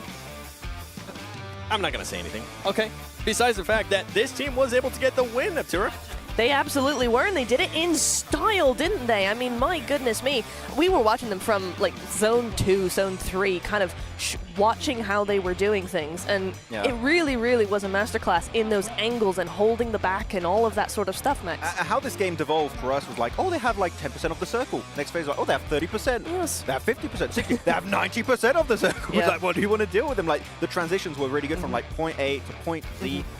The entire alphabet we're going through, and they just played it so well. I feel like that team was listening to what we were saying earlier in regards to some of those teams that maybe need to change their playing style. We were talking about it too. They can get those eliminations. Guess what? They're getting those placement points too. Yeah, they absolutely can, and it's all down to those splits. They had a 1-1-1 split. Both sides of that river, they were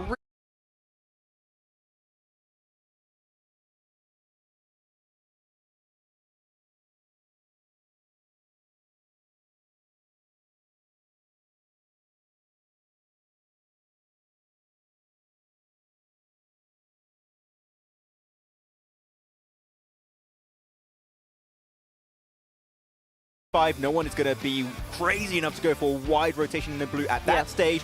Now we can play the ridge. We got so much control. We cannot lose this game possibly. So sure, they were passive, but there was no immediate threat to their location. So playing passive to get sure you get 100% of that win coming your way.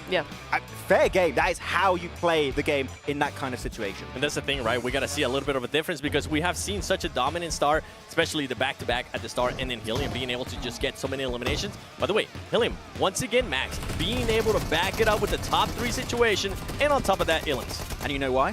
Why? Because he got the MG3, baby! Let's go! The best weapon in the game! Well, DBS is pretty good, but MG3... This guy. No, realistically, they kind of played the more aggressive playstyle of T71 aggressors, which is, we're also going to be playing Edge and clean our back, but we are actually just going to fight every team on the West, and that ends up resulting in them getting so many eliminations. Though, because of that NEP, they take a bit of damage, they lose some players, and then getting the win when you fight so much is just so hard to achieve. Yeah, it is indeed, but it's one of those things where you kind of have to decide what you want to go for, right? Because if you are a team that's very confident in your gunplay and your gun skill and how you work in a fight, then yeah, you're going to want to get those consistent points, because if you have that kind of confidence, you can get consistent elims every single game. So if you want to go heavy on that, get 5, 6, 10 eliminations, no placement points, that's still a great game. Yeah, I do love one of these most recent updates though, because the car actually maintains momentum even when you do swap seats in the back of the buggy. So normally you'd need 2 players to drive by and actually get the spray down, but here you can just, okay, I got enough momentum, I'm just going to go onto the back seat, whatever gun I have, I'm just going to go for the spray down, and that results then in the win of T71 aggressive. And something that we got to note too here, especially when we look at the match ranking, is a lot of the mid-table teams were eliminated early on, so that big gap that we're going to end up seeing when we go to overall might be a little bit closer. Yeah, absolutely. I mean, NRG going out very early in particular, right? So we are seeing that little bit of a discrepancy, that little bit of a gap coming on through.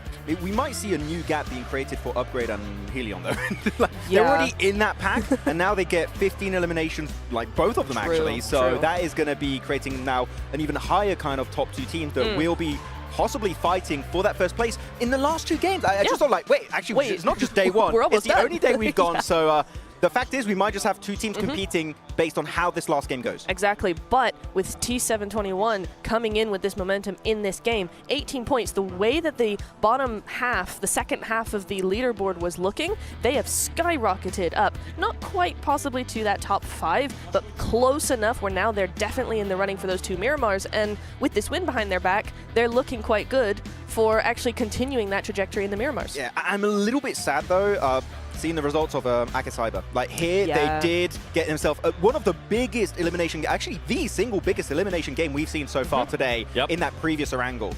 And here, just the bubble. Just no points coming their way whatsoever. Get involved in a very early game fight and then they're just gone. So that could really hurt their options to make in the top 5. Well, Max, you were wondering about what that gap's going to be looking like. Guess what? Right now, a 12-point lead for Helium Gaming.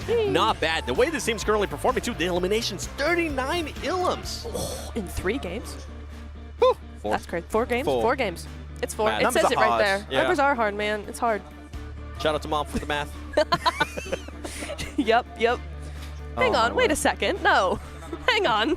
Wait, what's going on there? But yeah, like T71 Aggressor is able to really catch up significantly thanks to that game. Heavenly Angels, though, getting in reach too, getting a few points. Sure, they were more silent this match, but they are technically in reach. 2 Miramar matches about to happen. If that is their battleground that they love to play on, they could catch up pretty damn quickly. Absolutely. Knothead as well. I do want to point them out, right?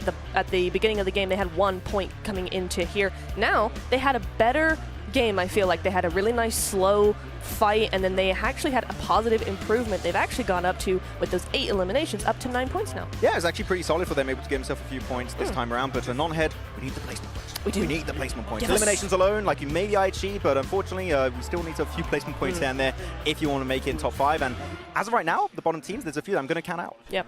So something I'm not going to be counting out is BYD is the #1 NEV producer in the world. As part of the PUBG Mobile Global event, BYD is proud to be the event sponsor. Learn more about BYD models and flexible financing options at the BYD booth or visit bydauto.com. By the way, something that I was actually able to see there during that overall is just through 11 and all the way to 16, only 9 points. Yeah. Those teams need to switch it up.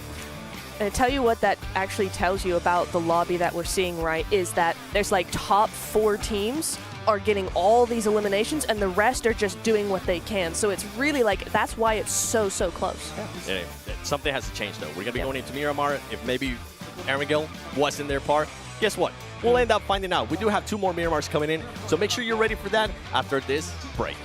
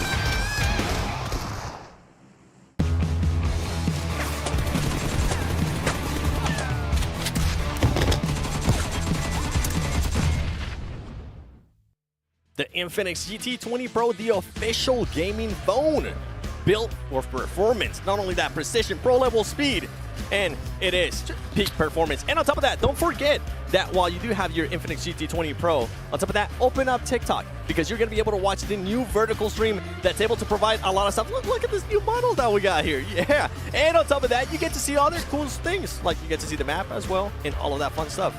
I've actually enjoyed that vertical stream a lot. It's pretty cool. I just want to say, you look like one of those people trying to display a product at 2 a.m. on one of those weird ads. You're just like, ooh.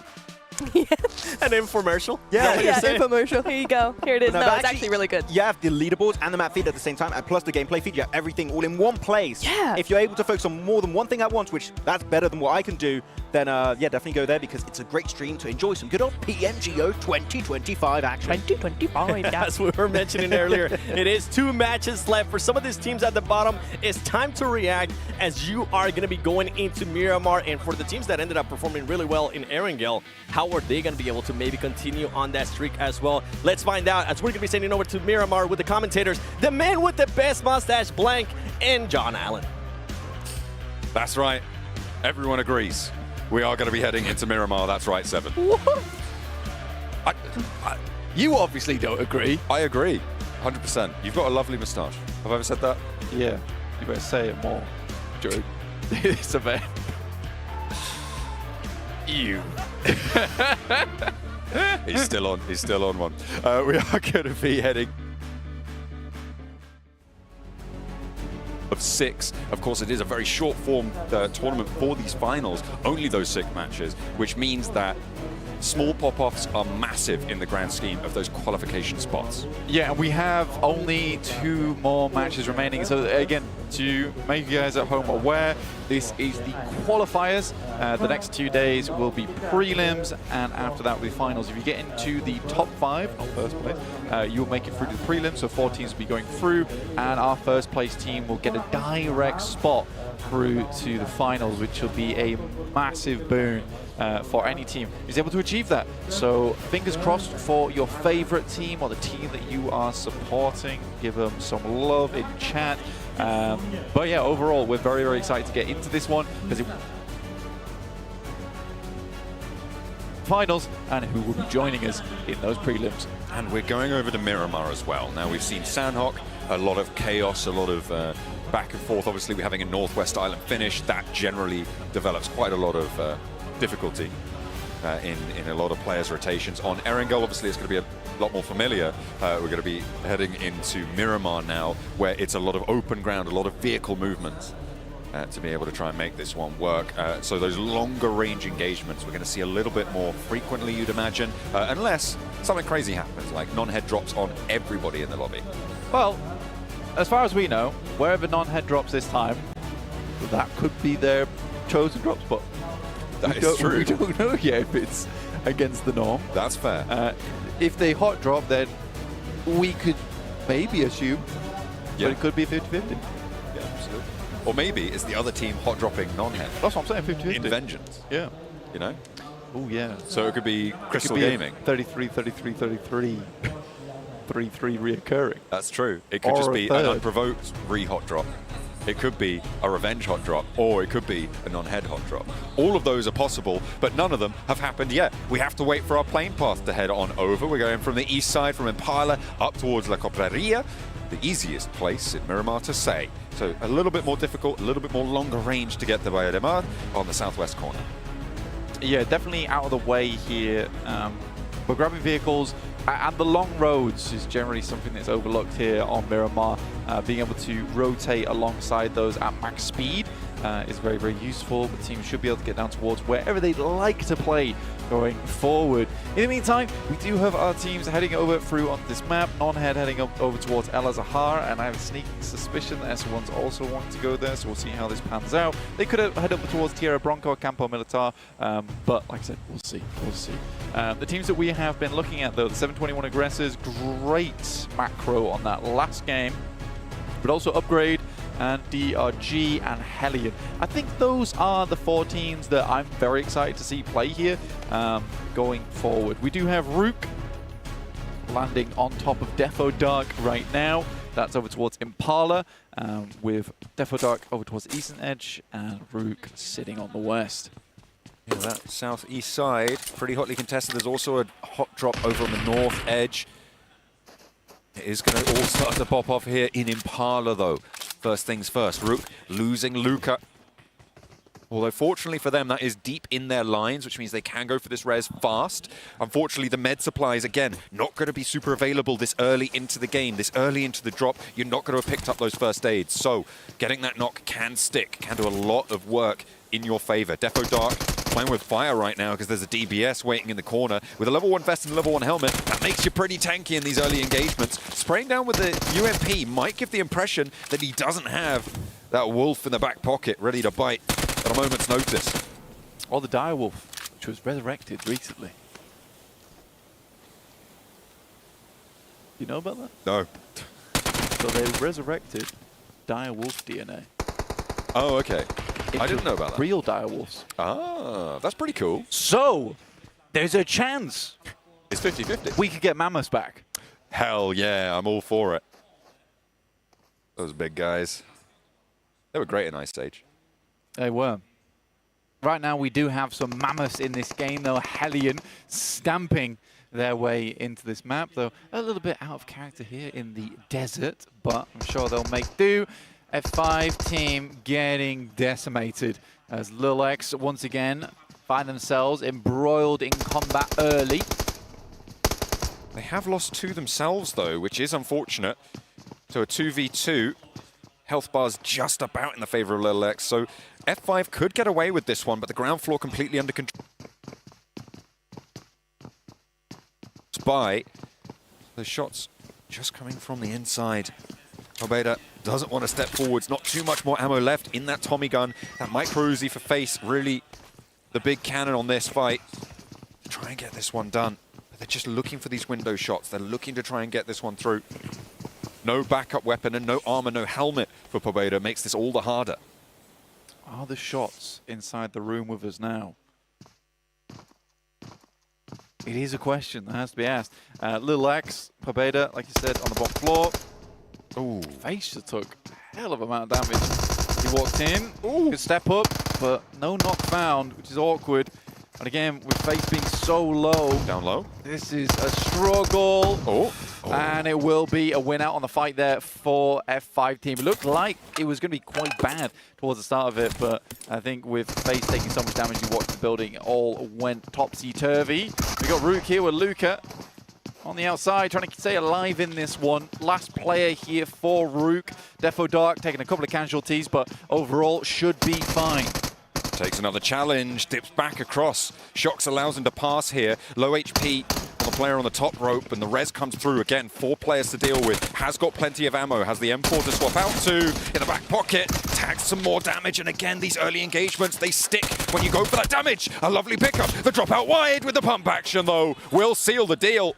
It keeps getting hairier and hairier, but Defo Dark stay alive. They can loot through Impala now, get those meds on board, get that armor and those supplies in. They're going to need to move pretty quickly, though, because the circle is already closing. Yeah, here on Miramar, it will close pretty quickly. You want to make sure that although the blue can envelop you quite long during that stage 1, you don't want to be the last in the queue to get towards the circle itself. Heavenly Angels already making a quick decision to head center over towards Monte Nuevo, which is free, by the way. I didn't expect that one coming through. El Pozo currently held by Divergent Gaming. It's 721 aggressors just underneath Danger Esports and AK Cyber. That's right. Just to make you aware as well, if you'd like to keep up with all the action happening around the map yourselves, you can head on over to @PUBG Mobile Esports YouTube channel and find the public map feed there. So you can follow along with us as we watch the game. And if you're a fan of a particular team as well, we're not always on board with your favorite squad maybe, you can track them throughout the entire game on that map feed, a really important part of supporting your favorite team. Maybe you could send them a DM, give them a little bit of advice between the games. Not during the games though, that would be cheating. Yeah, absolutely. Please send your favorite team's unsolicited tactical advice. I would love I think it's a great idea. I think everybody would love it. Yeah, I think everyone would appreciate that. Everyone involved. Maybe not. But It's also, you know, if you want to do a little bit of analysis, you can tell people about it. It's going to make that all the easier for you as well. You know, the greatest thing about being at a live event is when Neptura comes back to the desk and just only brings herself a cookie and then eats it right in front of you. I hope they confirmed that there were no peanuts in that one. It's just evil, to be honest. Now she's sharing it with Seven. Oh. No, don't feed me the cookie. Not when I'm casting. He's getting attacked with cookies now. Goodness me. I only want to complain about it. I don't want you to solve my problem. We hear you, Blank. We hear your pain, and it's totally righteous. Yeah, I'm more in a rant. That's understandable. That happens, you know. Thank you. Sometimes you just get in that funk, in that groove. Yeah. Unlike Hellion, they're definitely not in a funk, but they are in a groove. Yeah, Hellion are in one hell of a groove right now. Much like a vinyl record player. Okay. And they are playing like music to my ears. Because some of these rotations, some of these plays, some of these aggressive modes of gameplay that have been coming through from this team have been fantastic. Definitely one of my favorite teams here at the moment. Kind of a stark difference between some of the more intense, analytical, tactical gameplay we've seen from some teams. Very much polarized by the aggression coming through from Hellion. Sorry, the weird aggression coming through from Hellion. Yeah. As the famous Maxman once said in his quite important proverb. Yes, I think so. Impactful, probably passed down from generation to generation. A prolific man. Yeah, I think so too. I think that's safe to say. Southwest, we get the circle on board. That does drop in with the Hellion on that north side, looking to move down. But this heads straight through onto the Chumasera Hills, which is a really awkward location to play. So you kind of want to stay towards that north side as much as possible. Not because it's the best position on the map, but just because it gives you more freedom when it comes to those rotations. It's not always easy to make a quick and fast rotate outside of those hills. A lot of times you are limited by vehicles and just staying on foot. Meantime, NRG, they have not been lucky with these rotates, man. Not at all.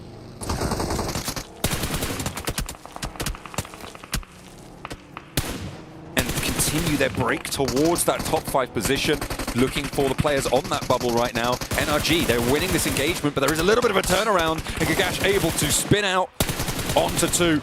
Will go down in the end, and Insane is able to clip his wings there, but Montana now in the off angle, looking to maybe get a little bit of retribution, moving into position over this ridgeline. Insane gets the heal off, and he's more worried about the player out in the distance than the player close by.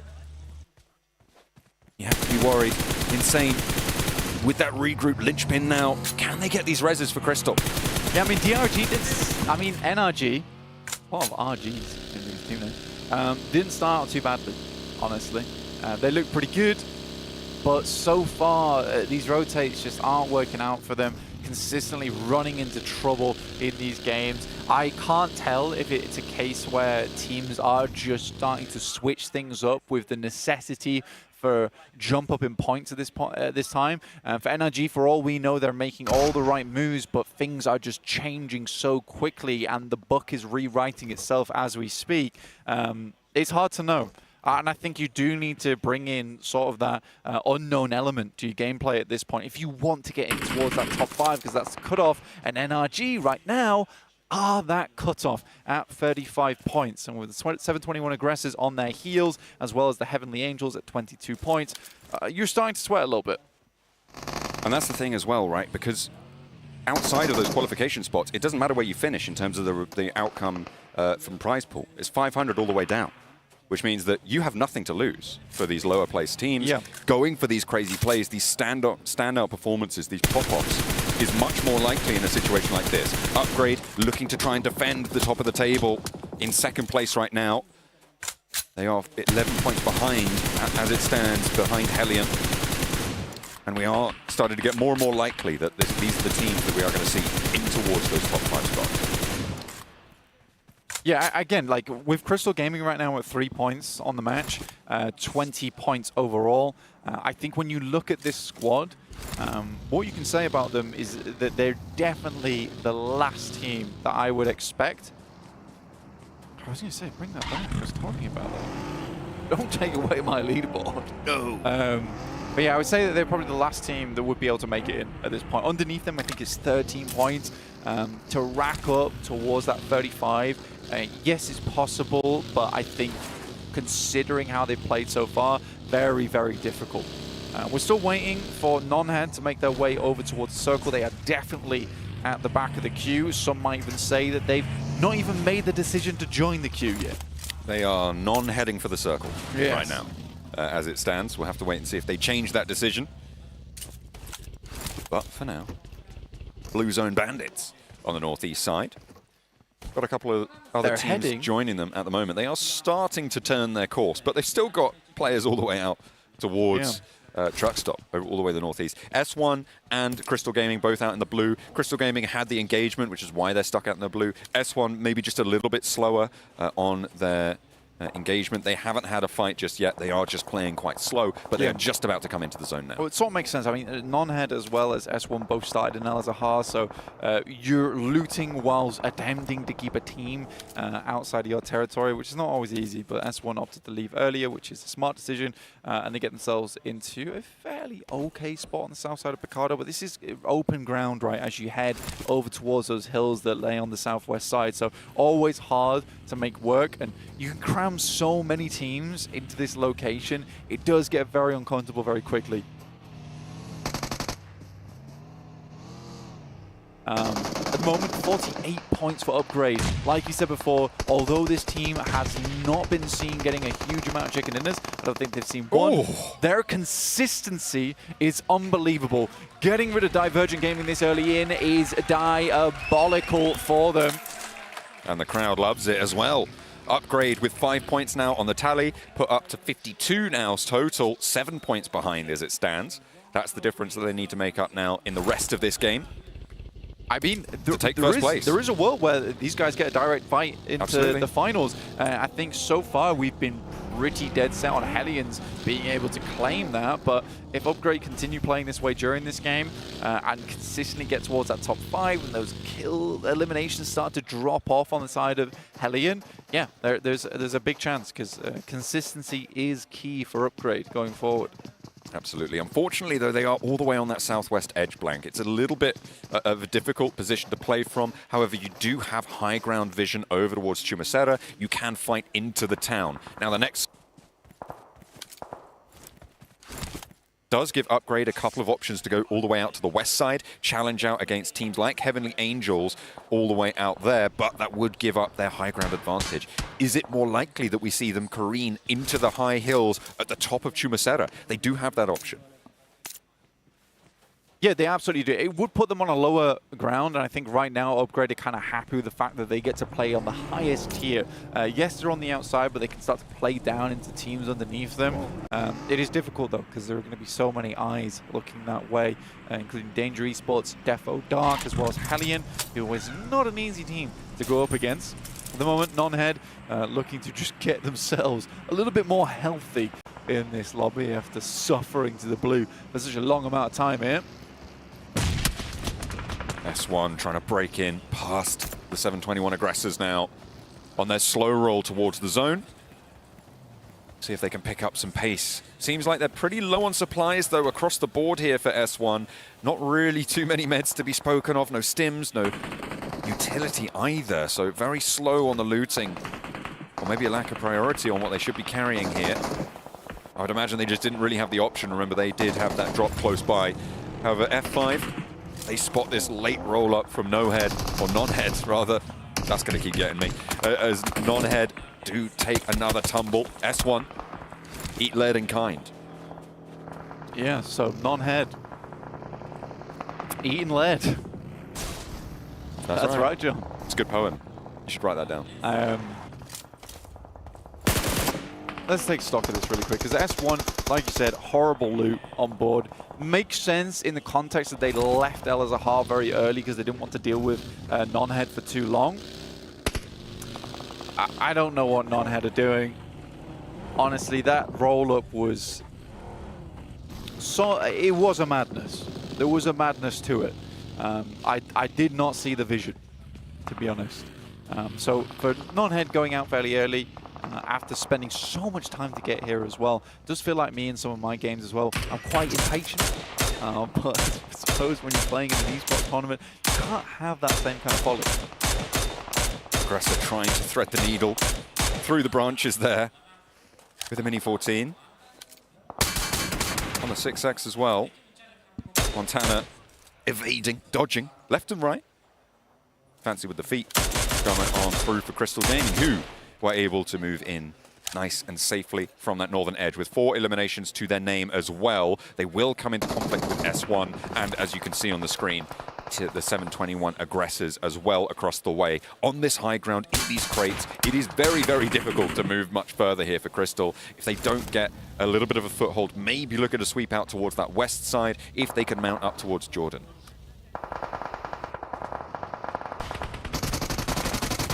That area of the map, especially where you're forced to play up against that.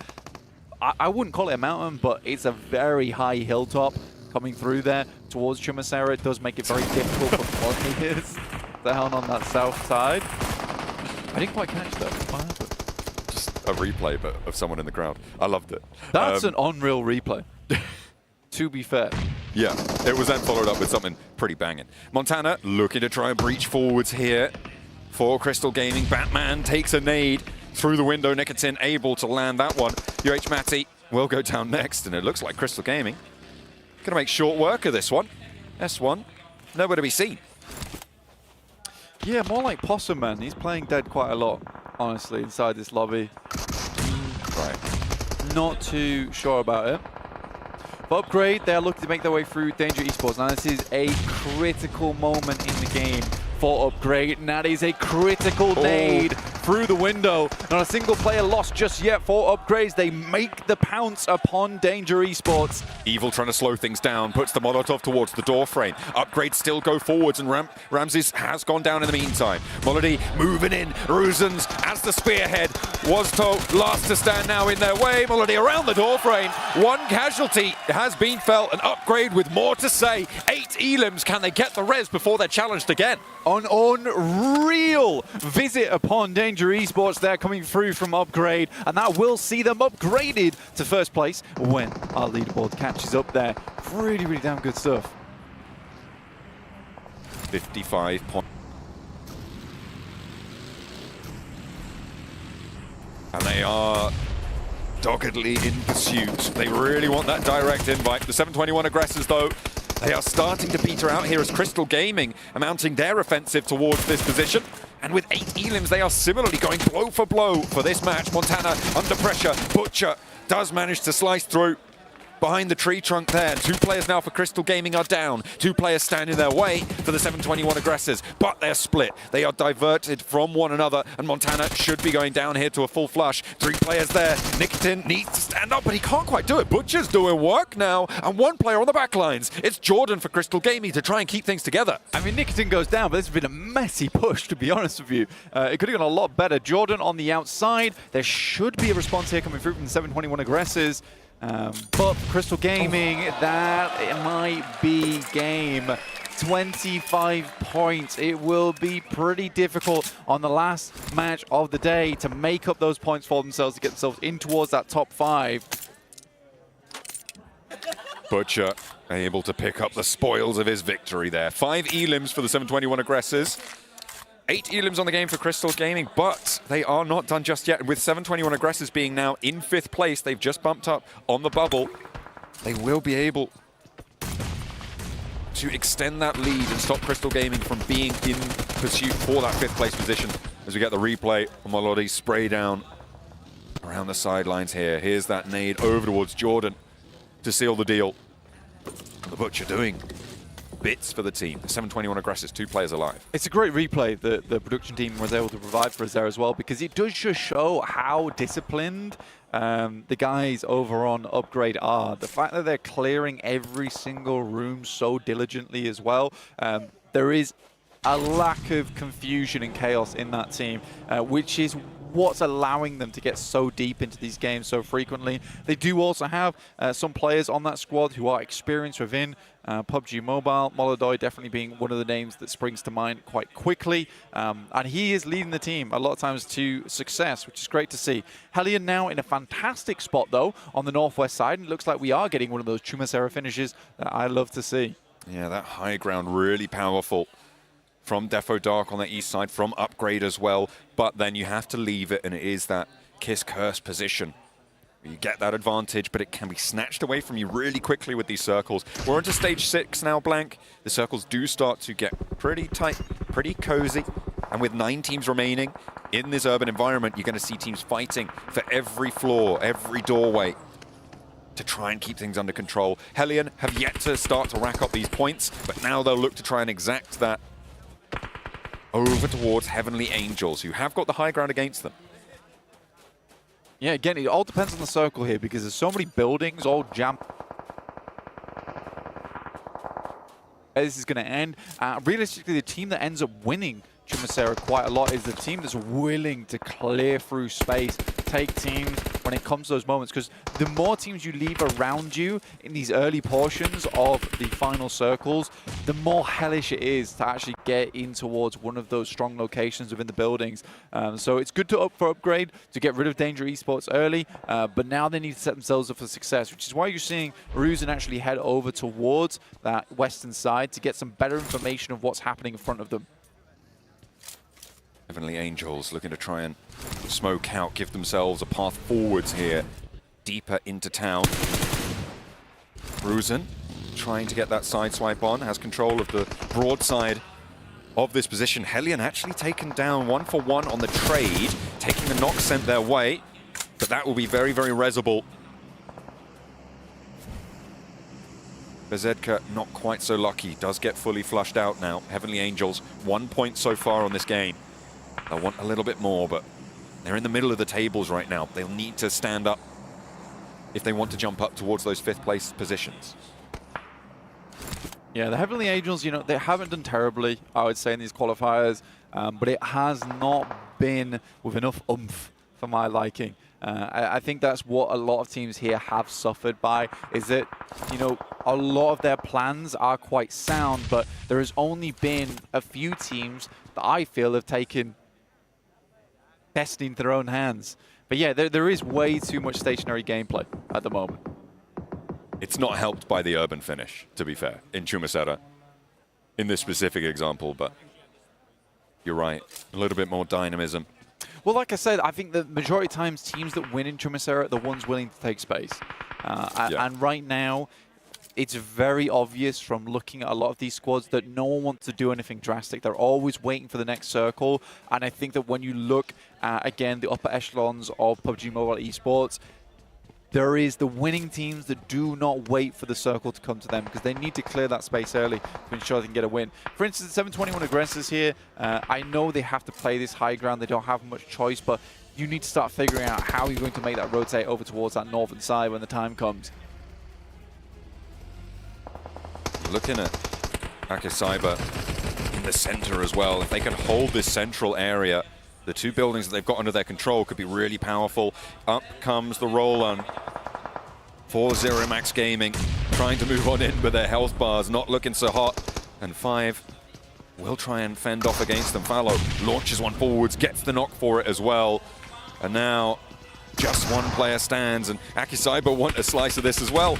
A little bit too bold there for Zvezda, though. He gets cut through. That is a side swipe, a third party from the north side from Energy across the road.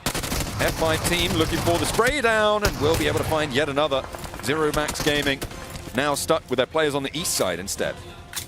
Good play from F5. I think some of the first good plays we've seen in a while from this team. Their main objective was just to hold on to this building. That's all they really needed to do. They do it well. In comes Heavenly Angels versus Upgrade, who are looking like they are suffering. They will find one over towards Hellion.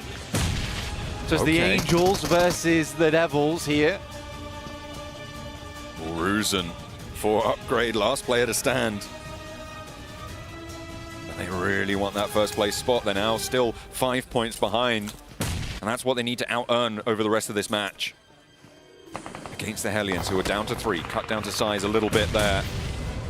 Heavenly Angels just not able to move on forwards. It's so unfortunate for them. They should be able to take this building by rights, but Hellion are slowing them down. You got Defo Dark on their north, on that high ground also. Doing so much work to keep them at bay. But they don't have a choice. They've got to go for this push. Heavenly Angels stemming up. Marsh incredibly low. Not sure if he's got the meds for it, but indeed, first aid kit goes through. But yeah, no need to think about moving. We're heading into stage A. We're one stage away from this closing out. Aki Cyber, as well as F5 team, thrown a bone here, at least in this match. For Aki Cyber, incredibly important. Currently on the cusp, on 4th place with 37 points.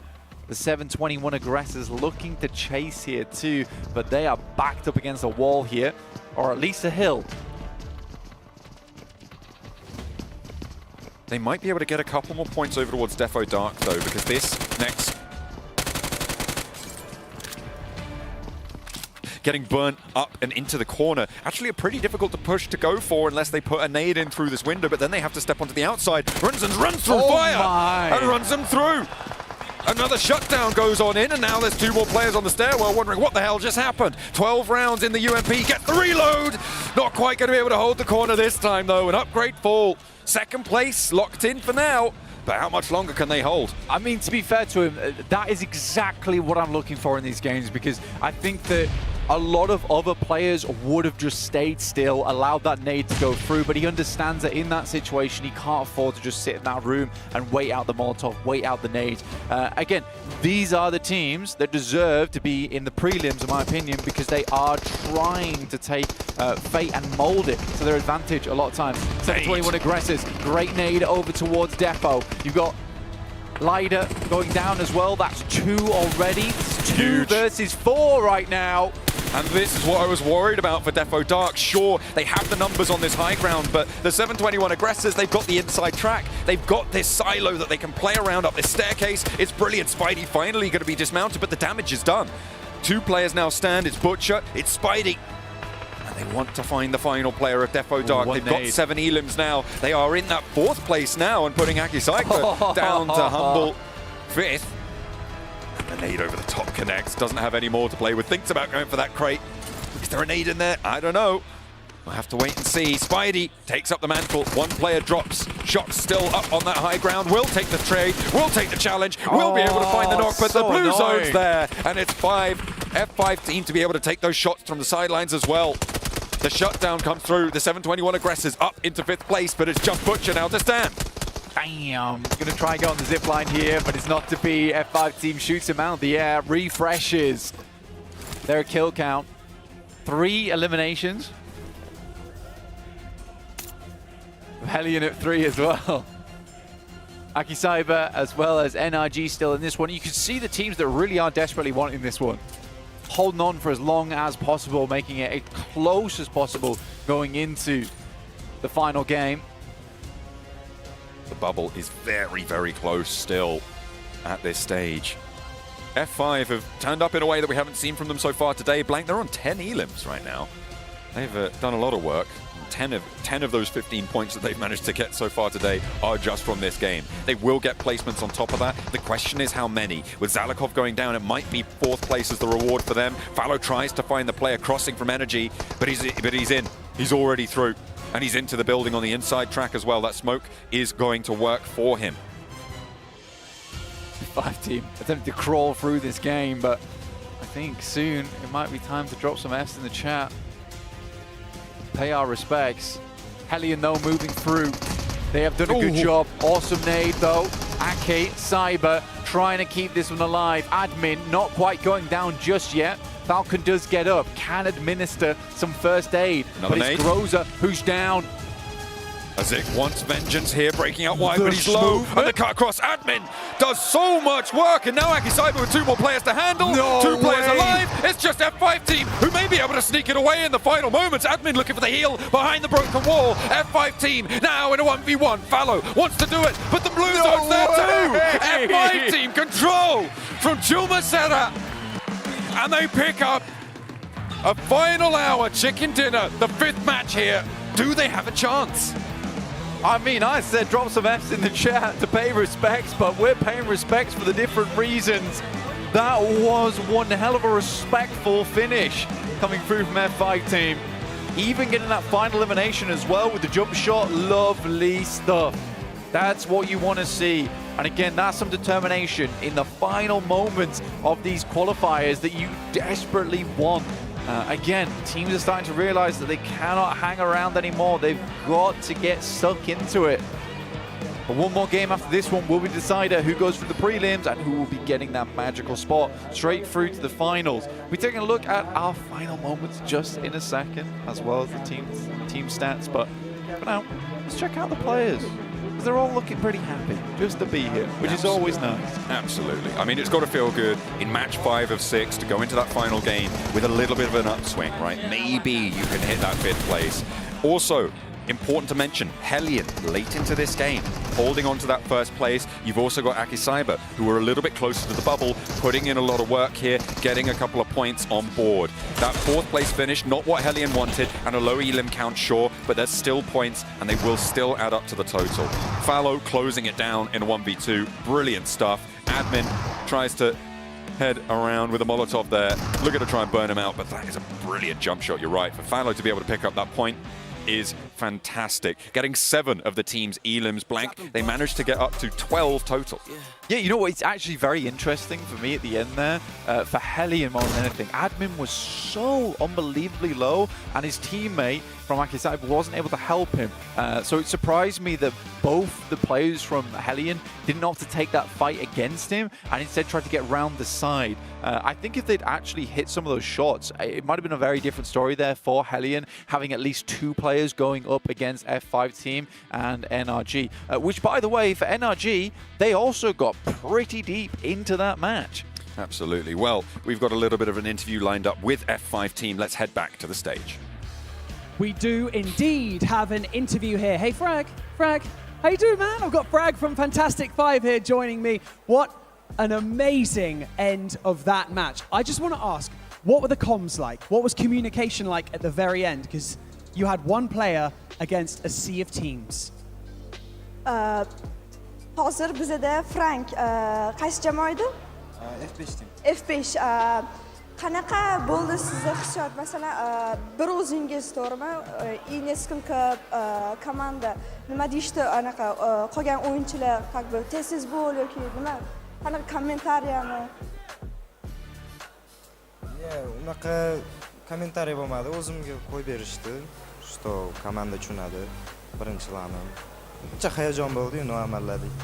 He was of course nervous, but his teammates let him do it independently, so they believed him. Gotcha. Okay. Frag, one final question. Keep this nice and short because you have a final game to prepare for. So, speaking of this final game, what's the plan going into it? Are you going to slow things down? You're going to come out super aggressive to try and get as many points as possible? What is the plan? Rejangiz qanday? Masalan, oxirgi matbuot to'g'rimi? Kartagotda juda ham agressivni o'ynash boshlaysizlarmi yoki sekin, anaqa to'xtab, average bo'lib o'ynaysizlarmi yoki nechtadir ko'proq kill yig'ishga harakat qilib o'ynaysizlarmi? Endi уже unchalik ko'p kill qilishga ilojisi yo'q, уже default o'ynaymiz, как hozir o'ynagandek. Boshqa hech qanday. They will be just playing as they did now. Just keep it the same throughout. I like it. Frag, thank you so much for joining us in this interview. But now we've got one more match to prepare for, so let's go back over to the analysts. Thanks. F5, whatever you do, do not settle, because everything, I'm pretty sure once we get to see everything with the overall and that finish, I do gotta say something though. Follow? Oh my goodness, that jump shot though. Crazy good. I thought it was good. No. Realistically, what F5 did at the very end of that game was very smart, which is two of the teams are fighting. You have center circle control, and it's going to be the last circle shift too, right? So it's definitely going to close up onto you. Let them fight, pick up the pieces. Doesn't matter if you get maybe less eliminations, you're getting those 10 points 100% of the time.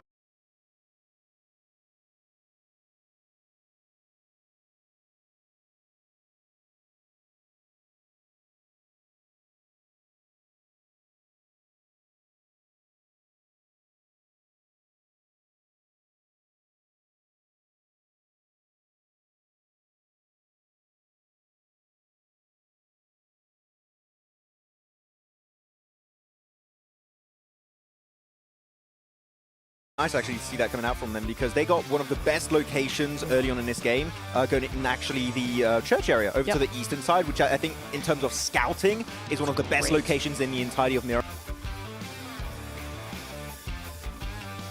Pretty nice transition in the edge of Chumacera, and they do get a compound for like pretty much the entirety of the late game off the back of that. So like decent early game, especially good mid game transition, and then as we saw, good fight to wrap it up in the end. Yep, talking about good mid game. Heavenly Splits. There's was some really Is that the nice new splits. name? Yes. Heavenly Splits. I mean, it is all in the name, right? Heavenly Angels coming in with those splits. It was pretty nice to see that, and especially in the mid game, right? It was pretty angelic, if you will. In the mid game, it was really, really nice to see that come through. They had a really nice 2-2 split coming in into that mid game. There was a lot of mobility. You could see some of the players using those vehicles to switch between those splits, trying to get as much information and as much control as possible, just in case that zone started to go in their direction.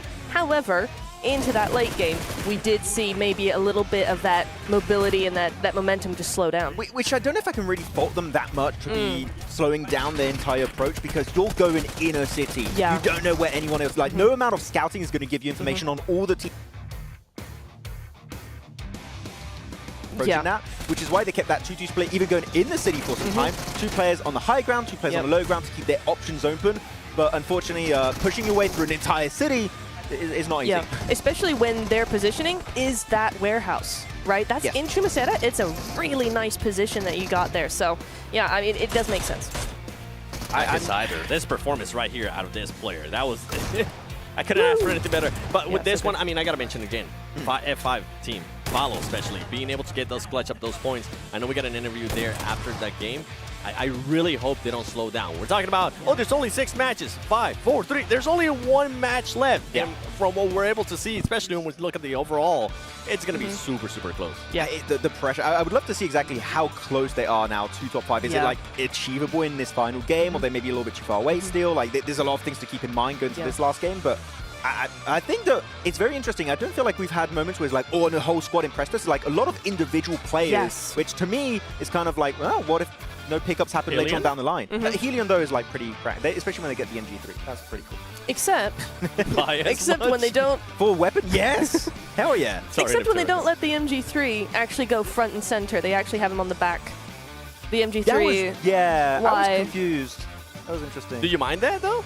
Or do you agree with it? Because sometimes that might help. I mean, no, put the MG3 on the front line. Yeah. Like, he's the one who's going to do the ratatata, you know, all of that. That's his job. And he's put on the back line like he's playing with a Mini 14. So I was like, that's not quite how you use an MG3. You need to shoot it for it to be effective. Yeah. Well, this team's towards the bottom there, Rook. All of those teams, I want to look at the overall because final match, I want to see who's currently in that top 5, who's close, and who might not even get a chance to make it in the 7-1. Honestly, that team, the way they've been able to turn it around, the aggression has been there, but look how close it is. It's currently tied 5th place and 6th place match. This was a massive chicken dinner we just got from F5. Like, they don't get that. They're pretty much out of the race entirely for a spot in the top 5. And now they actually, they need another big game, though, because there's still a pretty significant gap between Energy in 6th place and 7th place for F5. So they still need to back it up with another good result. But as of right now, we're looking at like pretty much, I would say, 4 of our teams are pretty much locked in. It's going to be a fight for like that 5th position, it seems like, for this final game. Yeah, I do want to point out though that DRG are in a little bit of danger now. They're riding on the coattails of that back-to-back win in the first 2 games of the day. They thought that was going to be enough to have them sail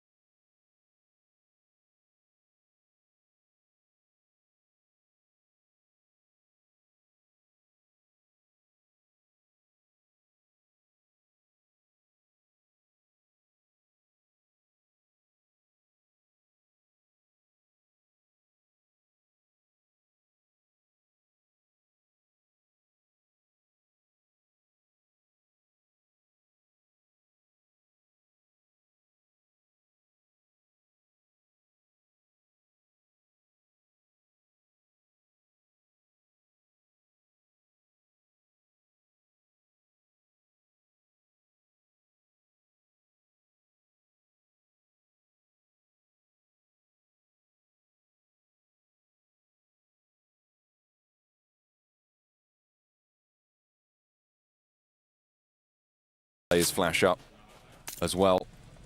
Players picking up these points, and ooh, that was a nice little opener from Boss. Still a bold peak there. These replays coming through thick and fast. I mean, F5 team was the most impressive team in the last match. They were able to do a lot of work here, and this time they are allowed to stay as 4 players fairly late into the game. They lost a player very, very early in that last match, losing a player, I think, at 1 minute and 28 seconds in, and another around the 16-minute mark. So they were playing as 2 for a long, long time. This time around, they have a little bit more to play with. Okay. Crystal Gaming, upgrade, now in conflict. Yeah, and I think that's it.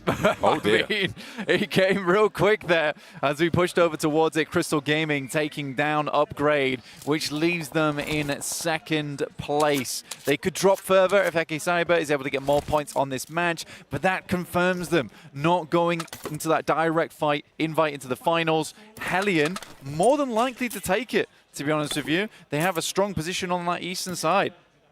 And with Ekicyber, the next nearest competitor, they have an interesting spot on that south edge. They can move up to that low crater to the west of La Bandita, play that ridge side, sure, but that move beyond that is going to be tricky. Arguably not the best of spots to have a massive point-earning game, but we'll have to wait and see if they're able to take shots towards the teams on the northeast side. A little bit more likely that Hellion can get stuck into these fights, I would say, at this stage. And with the Aggressor 721 rather, on 1 player, it's very unlikely that teams are going to be able to step up. I think you might be right. I think it might just be Hellion done and dusted in that top spot. Yeah, it's very hard to overtake them. And to be honest with you, what I really like from Hellion, as this fight between Crystal Gaming and Nonhead concludes, is the fact that this is one of the times where they have not been weirdly aggressive. This has been quite subdued in terms of the game, because this is always a good thing to see in a team, is knowing when to fight, when to push, and when to pull back. Because I think here they understand that placement points is probably going to be more than enough to earn them over towards that 1st place position, and they don't want to really risk anything else. Good nade from Jordan. We've seen a couple of those during the qualifiers so far, as Nonhead will lose closer. More going through, but a double response there from Spectra, tearing them in half. And Crystal Gaming down to their last player. It's just insane in a 1v3, maybe a 1v4 if Romy can stick this res, get his teammate back up. This is dangerous now. Crystal Gaming let it slip away. A beautiful nade in again. Of course it's Spectra. But that's Crystal Gaming done. They are out in 8th place blank. Another team joins the pile on the outside in the cold.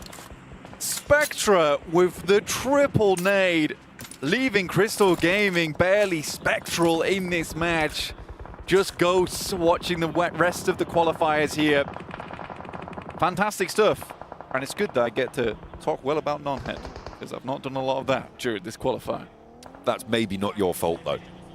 You know, that is a little bit of a response to their performances here. Ekicyber, they've had Zvezda go down, but Don's in position to maybe get the protection going for his teammate. Up and close to the ridgeline, though. Are they going to stick this res? I feel like that's maybe a little bit bold. They have got the long-range off angle here, but the players are too close. They're bearing down upon it. A nade over confirms that flush, and Ekicyber striking for the top spot made all the harder by S1 from the bottom of the table, still having an impact. And this is what we were saying, right? There's nothing to lose. You go for these fights. There is a third party in F5 as well, just across the way, but the nades are being traded. Don not quite connecting this time. NRG also finding a shot from the sidelines there. That's over towards Umati. Pretty rough stuff. For NRG, this is an extremely important game for them. Divergent Gaming in front of them by 2 points. Now, NRG started off very strong at the beginning of the day, but they have slowly fallen off a little bit. Those points have not been coming through thick and fast. They have a fantastic game over on Erangel, but that's all there really was. Eastern side, though, strong point of contact. And it could be incredibly sad for Divergent Gaming to go out now, but they're keeping themselves outside the conversation. This fight important for that top spot. Ekicyber really the only team with a shot at taking them down off that pedestal. And they've just lost another player, gone down, taken a knock. Force trying to move into position. FaZe steps out way too wide there, has to get back. Lickety split is able to do that. The res comes through for Ekicyber, and they will have another chance at this one. Yeah, there is another team in the wings, though. It's F5 team, who did just take down another player, Takaranu. through from S1. FaZe struggling. Last player alive now for S1. Likely to go out soon. Sandwiched between two stale pieces of bread because that is a hard position to be in. Akicyber pick up the final points there from S1. 6 elims found for them. And they do still have that opportunity here with F5 team. Fantastic 5 down to 3. One player taken fairly low as well. Can't really do too much to curtail the swell from Akicyber over to this high ground, over to this plateau that sits above them. The eastern side heavily populated right now on this circle. Next zone is just about to pop as we head to a couple of replays as well. You can see in the picture-in-picture as well, Akicyber trying to put the Kibosh onto F5's ascendancy to the top 5. Yeah, just getting a quick replay on Crystal Gaming. Obviously, I think they went through the ringer, honestly, and then led up towards non-head, approaching them later on. Circle moves off towards that western side. There is hope for the 721 aggressors. Currently in a single compound, all on his lonesome in the center of the map. It's actually a fantastic place to be, but I imagine the Divergent Gaming have their eyes set on that one. It would be a hefty prize. Look at Defo Dark on the north side as well. If you're watching the map feed, available on YouTube, by the way, you would know that they've just made a nice rotation over to the west edge, up on the north side. They are only 2 players, so they needed to do something a little bit sneakier, and they have managed to make that one work. Force able to lay down the law from the top there on the high ground, able to land the shotgun shell, and F5 cut down to 2. Almost 700 damage at this stage of the game is pretty impressive coming through from Force. Akicyber, 7 eliminations, that takes them up to 3rd place. Chasing the second coming through from Upgrade. Highly unlikely. I think we can almost call it now that it will be Hellion moving through to the finals. And I mean, fair play. They have had a killer of a day today. F5 team trying to stay alive. Last first aid kit, just going to nade himself. Fair enough. Smoking it out. He knows what's happening. And down they go. F5 will be eliminated. 7th place earned for them. Defo Dark could change that. They could push them down to 8th. But they will be on the front page no matter what. However, we now turn our eyes towards that bubble with energy, with Divergent Gaming, with the 721 aggressors as well. All fighting for it, and Akicyber all the while trying to push their way uphill towards 1st. Okay. I'm not entirely sure what he was thinking, but it worked. Well, not for him. I mean, his teammate was the one who was able to get that final shutdown in with the nade from the sidelines, but with Hellion needing to go for a res, they have to break out wide for it, reposition a little bit, they have to slow down. However, wait, hang on a minute. That wasn't even their elim. It came through from another team. I think Energy might have taken that one. Yeah, that's what I'm saying. I don't really know what's happening. The non-head's just looking to cause as much trouble as possible. Azik moves through to Graveyard proper. Looking to resurrect some assistance, hopefully. What he needs in this scenario. Ooh. Nice nade from Groza, though. Starts things off strong for them. Azik, 1 nade, looking to confirm the flush rather than go for the second knock. Will be able to do so. Spectra on the wheel right now, trying to get across. Does manage to find himself to the shack here. So Hellion with 3 players. They've got their first elim on the game, and now they want more. Into Zone 8 we go. Wow. Zone 7, sorry. Apologies. Zone 6? Stage 6? Stage 7th 6? circle pop? I'm not sure. I'd have to count fence posts again. I mean, I can see it on the screen. You know what? 6 looks like 8. No. Don't even try and save me from this one. This one's all me. Okay. You fluffed it. I need to get... But we can recover as a team. Don't thoughtfully stroke your moustache with me. You look no more wise than you do right now. Goodness me. Hellion, I'm going to stop being mean, because you have a lovely moustache. That's what everyone's saying. Look, just need some more homeschooling. That's all. That's right. A couple of lessons here and there. I could do with that. Yeah. for sure. You guys at home, maybe, able to give Blank a couple of lessons if you're watching the map feed, which is available on the top side of the vertical stream. Exactly. There's numbers, there's a map feed, there's player cams, everything on the vertical stream, available on both YouTube and TikTok. Make sure you guys are checking it out. If you don't want to turn your phone sideways, don't worry. You can head over and watch that vertical feed. Or you can split off the map feed as a separate view, because that is available as a standalone stream on YouTube. You can head over there and have all the up-to-date rotations from every single one of our players, every single one of our teams throughout the course of the PMGO. Look, all we're saying is that there is multiple ways to watch this stream. And multiple ways in which to enjoy PUBG Mobile now. Not just one, but 3. Oh, wow. That's incredible. Although there is no commentary on the map feed. Yeah. But that is a way to enjoy it. It's more like the tartar sauce of the fish, okay? Right? Okay. It's a condiment yeah, to the amazing action that happens here, right here with us. Or if you're sick of us speaking, just put the map feed on. I wouldn't blame you. Yeah. I wouldn't either. Defo Dark currently over towards that north side. Hellion actually sent Azik towards this location earlier on, but he's been fairly handedly shut down on that north side, sent away. Surprised he's lived this long. Spectre might even want to peek out for a couple of seconds, and I think Azik realizes that he doesn't have too many places to go. He's going to have to get out of the vehicle, stick here for now. Hopefully Falcon can provide cover from the side, but the shot's coming through from Divergent, and Shox goes down. Really important pickup for Hellion. And remember that they've still got Falcon all the way across the way, which is why Spectre can't very strongly peek out from this position, just because of Falcon. Yeah, absolutely. No, fair enough. Hit that button. We'll see you later. No, of course not. Falcon has got oversight on Spectre's position, which makes it so much harder for him to go for these peaks convincingly over towards Azik. And sure, Azik is still very much in danger from Defo Dark up the hill. You can see they're going for that res, trying to keep 2 players alive, but it's a suppressed position nonetheless. The real story here is right now is that DRG and NRG, or Divergent Gaming and Energy, are currently going head-to-head right now, 44 to 42 points. So it is Divergent Gaming currently in 5th place. That will put them on the bubble right now. So there is a full head-to-head here between these 2 teams. Look to make their way into prelims.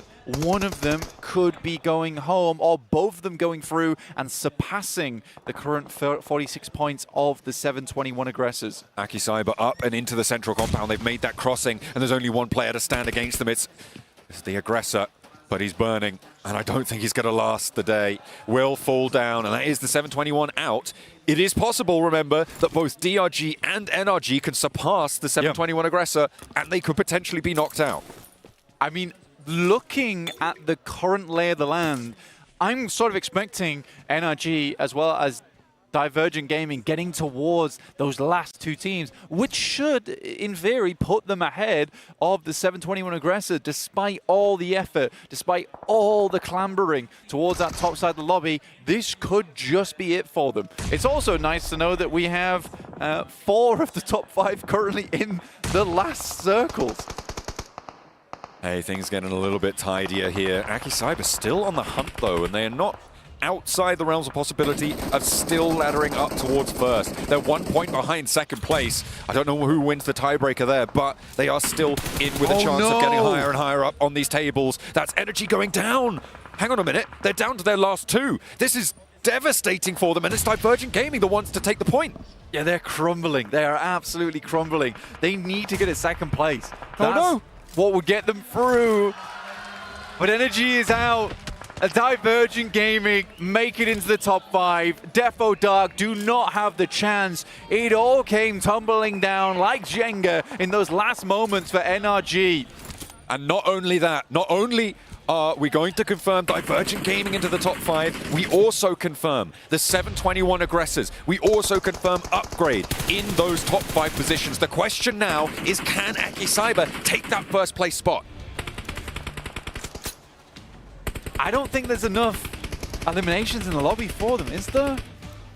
I mean, if they can get a chicken dinner, they get 10 points, right? They're trying to chase 74. They were on 50 something. I think there may not be. I think you might be right. Second place all but guaranteed though, as the points still going into the pocket of Divergent Gaming. I think there's... Hear me out. I think there's a potential where Aki Cyber are able to get all the elimination lobby. They tie, but they win on the tiebreaker with chicken dinners. We'd really have to double check Exactly. on that. We'll have to wait for the leaderboards. I'm just putting Absolutely. that in your heads to keep things spicy. Ooh. Okay? Uh-oh. I'll leave it to the desk to tell me I'm wrong. He knew he could get that drop down. That's confidence right there. Not right now, Max. Oh dear. Aki Cyber still trying to make it work with 10 elims found Nice so shot. far. Taken very, very low. Admin still just about alive on a sliver of HP. See if he can keep things going. Don up and forward. Looking convincing in their position right now. Aki Cyber might be able to get the chicken dinner here. But you're right, the question is that enough? I think actually, I think it puts them on 72 points with the chicken dinner. If they get there and they get all the eliminations in the lobby. So I still don't think it's enough. Ooh. So now it's a full 4v4 though. 4v3, sorry. Fun to watch at the end of the game. But it's an incredible lineup from Aki Cyber. I'm expecting them to win this engagement between them and Divergent Gaming. With control of the buildings, control of the center of the circle. Blank this one closes direct center because we are now at stage 8 moving to stage 9. And that is just fully under the control of Aki Cyber. Divergent need to find something special here. And it is going to be the first breakout wide, and that's going to go unchallenged. Force not going to try and stop that one. It seemingly had complete vision on it, but maybe worried that it was just going to be a bait peek from Divergent. They have the numbers advantage. Admin staying in the blue for little to no reason. Takes them down to 2, but there's an answer. Finally getting that response.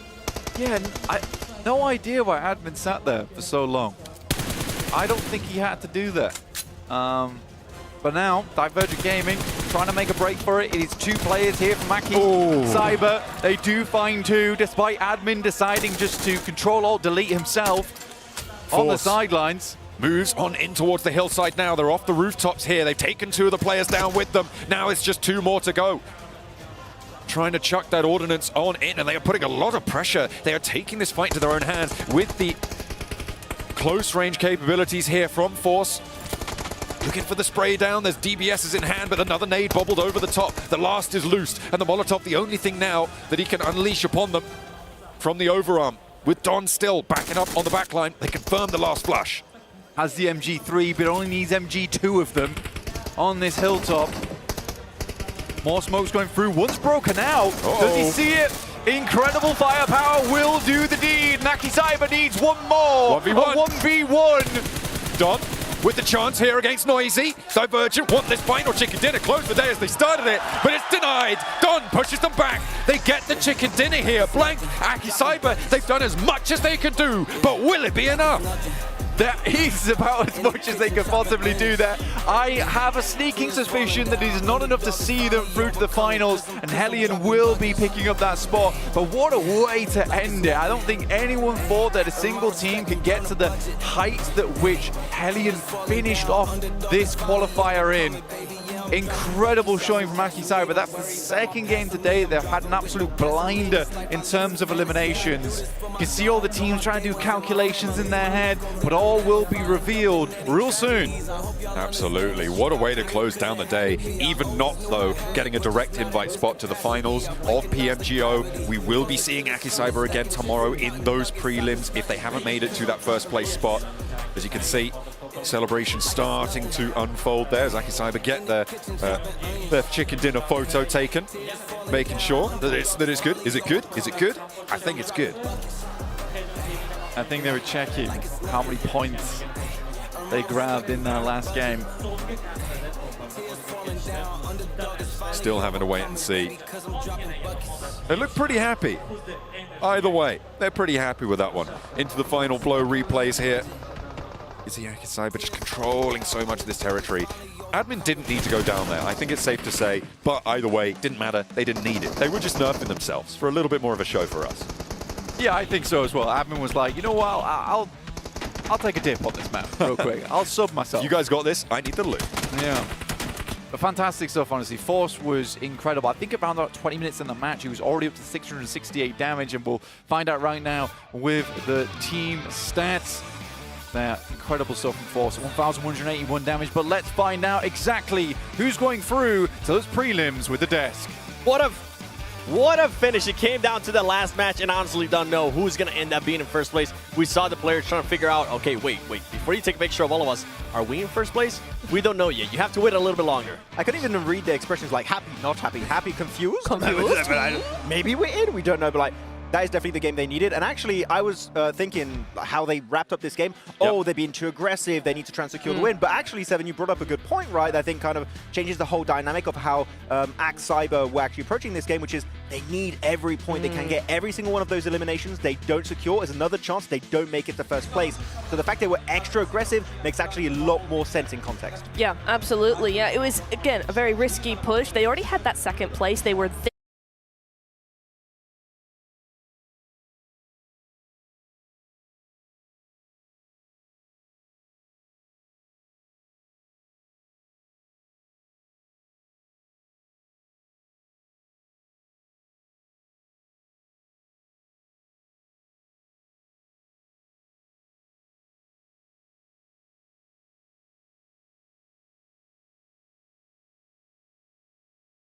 nice heads-up play. They saw that opportunity and they took it. They knew no one else had gone up there because of that zone shift. So yeah, they were able to do it just fine. I'm intrigued to see if we're going to end up seeing DRG within the top 5 being able to move on to the prelims, because remember, this was the team, Neptura, that was able to, at the beginning of the day, get back-to-back chicken dinners. Yeah, it's rough. It's interesting. We'll see. I mean, it's hard for them, you know, having had that, again, what I said in the last time we were on here, it's not something you can really ride out, right? You have those back-to-back wins and you can't really just relax after that. I don't think they were really expecting as much tension or as much pushback as they got in the last 2 Miramars, but still.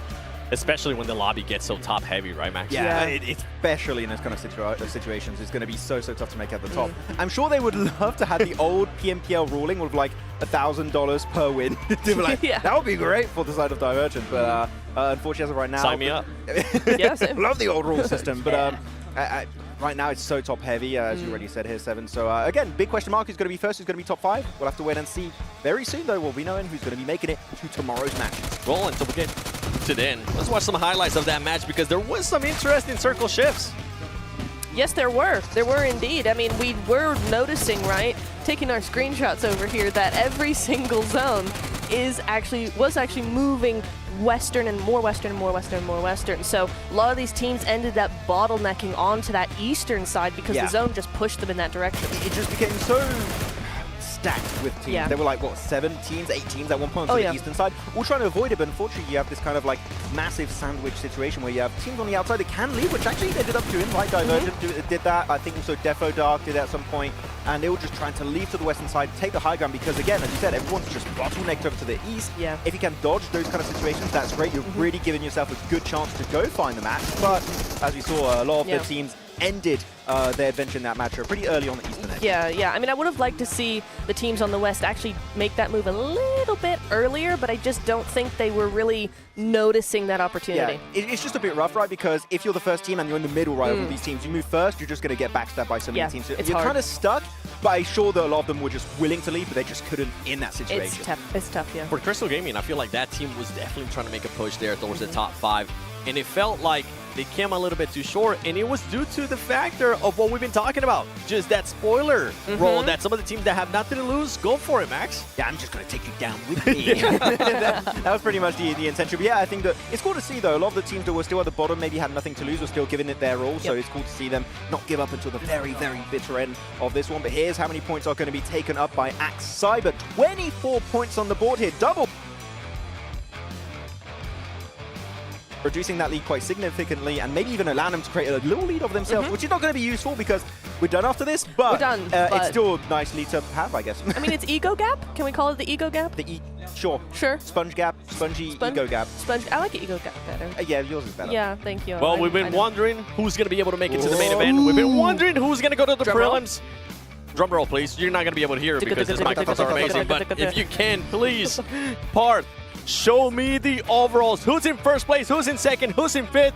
And it's none other than Helium Gaming being able to make it in first place with 74 points. Aki falling a little bit short there, Aki Cyber, with only 71, but good performance there at the end, Max. What an insane last-minute push right from Aki Cyber. They gave it their all, they gave it their absolute best here, but luckily enough, their adventure does continue, 7. We will see them in the next stage, giving them another chance to maybe make it.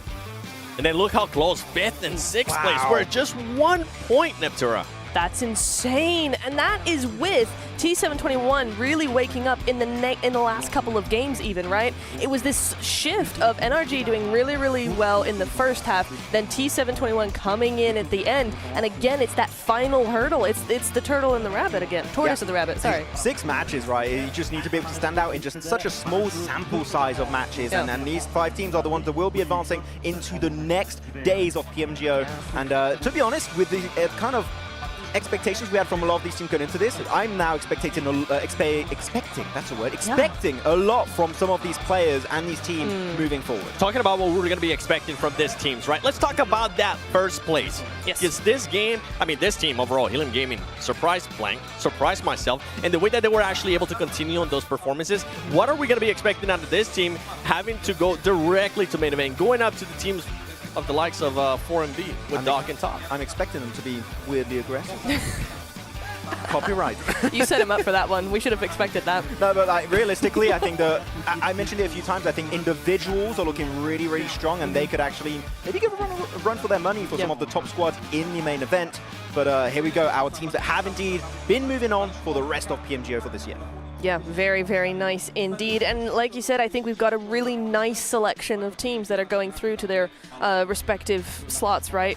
I mean, as you said, Helion, I really like the teamwork they've got. I love the aggression, but they know when to stop as well, and that is the mark of a global team. So I'm very excited to see them perform against those global teams coming on the weekend. Yeah, also I want to talk about Upgrade, right? Sure, they got themselves 3rd place, but their team that like they go hard or they go home. It's like they could get one of the biggest games in the whole tournament, or they're just going to be a little bit invisible, right? If they bring their A game in the next stage, I feel like Upgrade could very easily make their way into the main event. That's the main thing, right? Going into the prelims for these teams that aren't going to be able to make it to the main event, but at least going to be going to the prelims. Now, the nerves, now they know what to expect playing here under the lights with the crowd noise, with everything going on. They know that they have to do interviews. They're past that, right? They're a little bit more comfortable. They're a little bit more professional as well. And for that team, I mean, I'm going to have to think about DRG. That team ended up getting 2 wins. After that disappearing, you can't be doing that in prelims. No, you can't. It's really, really hard. It's a game of consistency. It's a game of just consistency. I mean, that's the only word for it, right? It's just, you got to keep it going. Okay, yeah. Well, as much as we want to talk about these teams, I know that Barney is ready, and he's going to be interviewing some of the qualified teams. So let's send it over to Barney. What an absolutely action-packed day to kick things off right here on the main stage at PMGO. But for now, it is time to recognize our first place winners of this open qualifier final. And so, securing the first place spot, the 2025 PMGO main event. They will be going to the main event. They came in prepared, they played their hearts out. So please welcome to the stage, Helion Gaming. Demak, qadrli do'stlar, qizg'in va murosasiz kechgan bahslarda yaqqol peshqadamlik saqlagan Helion Gaming jamoasi qarsaklar bilan qarshi olamiz. Congratulations, gentlemen. And on behalf of the entire PMGO team, we would also like to present to you a token which will mark your qualification into the main event in 2 days' time. So please welcome onto the stage to present your token from the country manager from Infinix, Uzbekistan. It is Jung Vader. Qarsaklar ovozi eshitilmayapti, qadrli do'stlar.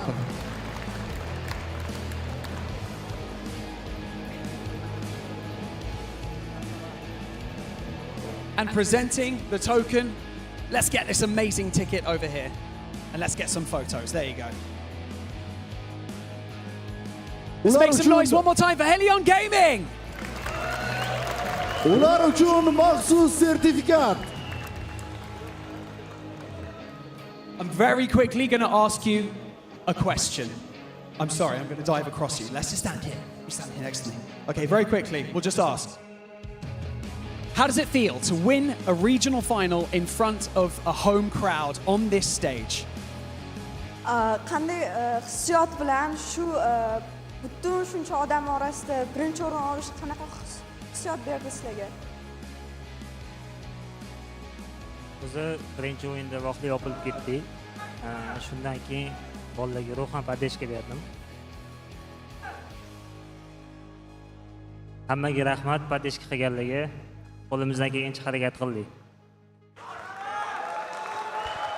On the first game, they were a bit slowing down, so he did the supporting, like he just motivated his team, and then after that, they catched up quickly up. Well, Helion Gaming, congratulations one more time. You are going to the main event, and we will see you on Saturday. One more time, let's hear it for Helion Gaming. Thank you so much as well. Can you please all exit the stage, and we will continue. You can exit the stage now. We will continue on with our presentation. G'olib jamoani qarsaklar bilan birgalikda kuzatamiz, qadrli do'stlar.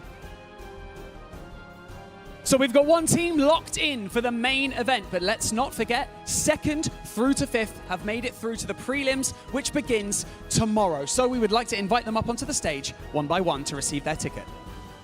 PUBG Mobile Global Open saralash bosqichida kurashni davom ettiradigan yana bir nechta jamoalar bor. Ularni birin-ketinlikda e'lon qilamiz. And so, finishing in 2nd place and heading straight into the prelims, please make some noise for Aki Cyber! Ikkinchi o'rinni egallab to'g'ridan to'g'ri prelims bosqichiga yo'l olayotgan Aka Cyber jamoasi.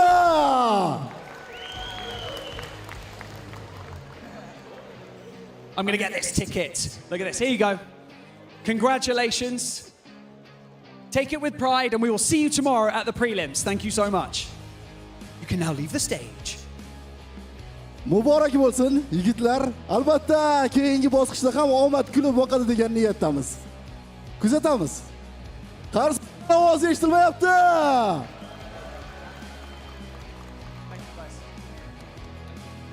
Right, up next, claiming 3rd spot and keeping their dreams alive in this competition. Make some noise for Upgrade. 3-chi o'rinni qo'lga kiritib, imkoniyatini yana bir bor saqlab qolgan Upgrade jamoasi.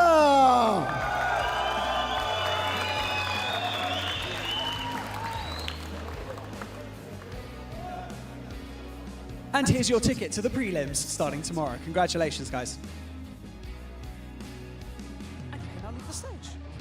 Mana bu olqishlar siz uchun, kuzatamiz sizni ham. Keyingi bosqichda omad yor bo'lsin. Rahmat. And now, joining them in the prelims and securing 4th place today, it is Divergent Gaming. 4-chi o'rinda prelimisga yo'l olayotgan Divergent Gaming jamoasi.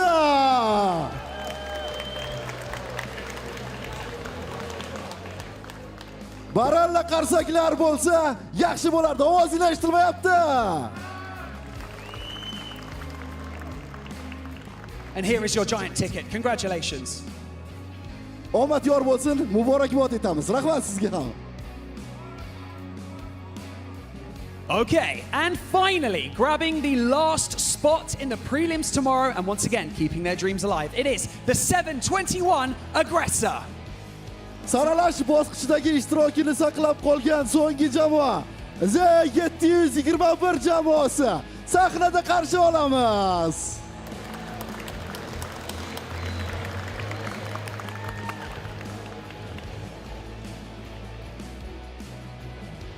Thank you very much. And the final ticket. Who wants to take it? There you go. Congratulations, guys. Omad yor bo'lsin yigitlar. Rahmat. Sog' bo'ling. And for these 4 squads, they move one step closer to glory right here at the PUBG Mobile Global Open 2025. But their journey is only just beginning. Demak, qadrli do'stlar, 6 o'yin ortda qoldi va harakat bir lahza ham to'xtamadi. Navbatda esa sizni maxsus taqdimot kutib turibdi. Lekin bu yakun emas. Albatta, siz bunga ishonishingiz kerak. So 6 matches down and the action has been absolutely non-stop. But we're not done yet right here on the main stage, because Up next, we've got something very special lined up. We have a PMGO Team Deathmatch show match between Na'Vi and Team Spirit and Gamers Heart that you definitely do not want to miss. So, stick around right here and we'll be back after this short break. Qadrli do'stlar, navbatda esa sizni maxsus taqdimot. PUBG Mobile Global Open ko'rgazmali o'yini. Unda Na'Vi The Sprint hamda Gamers Heart jamoalari to'qnash kelishadi. Bu albatta qiziq, maza qilib tomosha qilishingiz mumkin. Everybody! Take a party!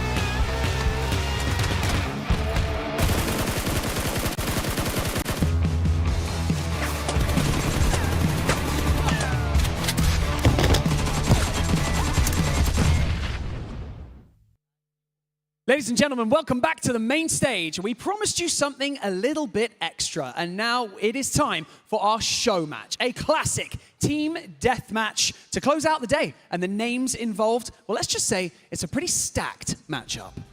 Xonimlar va janoblar, yana bir bor barchangizni ko'rib turganimizdan bag'oyat mamnunmiz. Va albatta va'da qilganimiz ajoyib taqdimotga kirishimiz mumkin. Bu o'yin yuqori hayajonli shou. Kunning yakunidagi eng ajoyib uchrashuv bo'lishi mumkin. First up, we have a squad that needs absolutely no introduction. It is, of course, Na'Vi.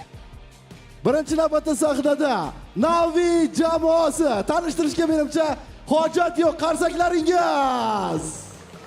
And going head to head against this team is a special crossover team, which is Team Spirit teaming up with Gamers Heart.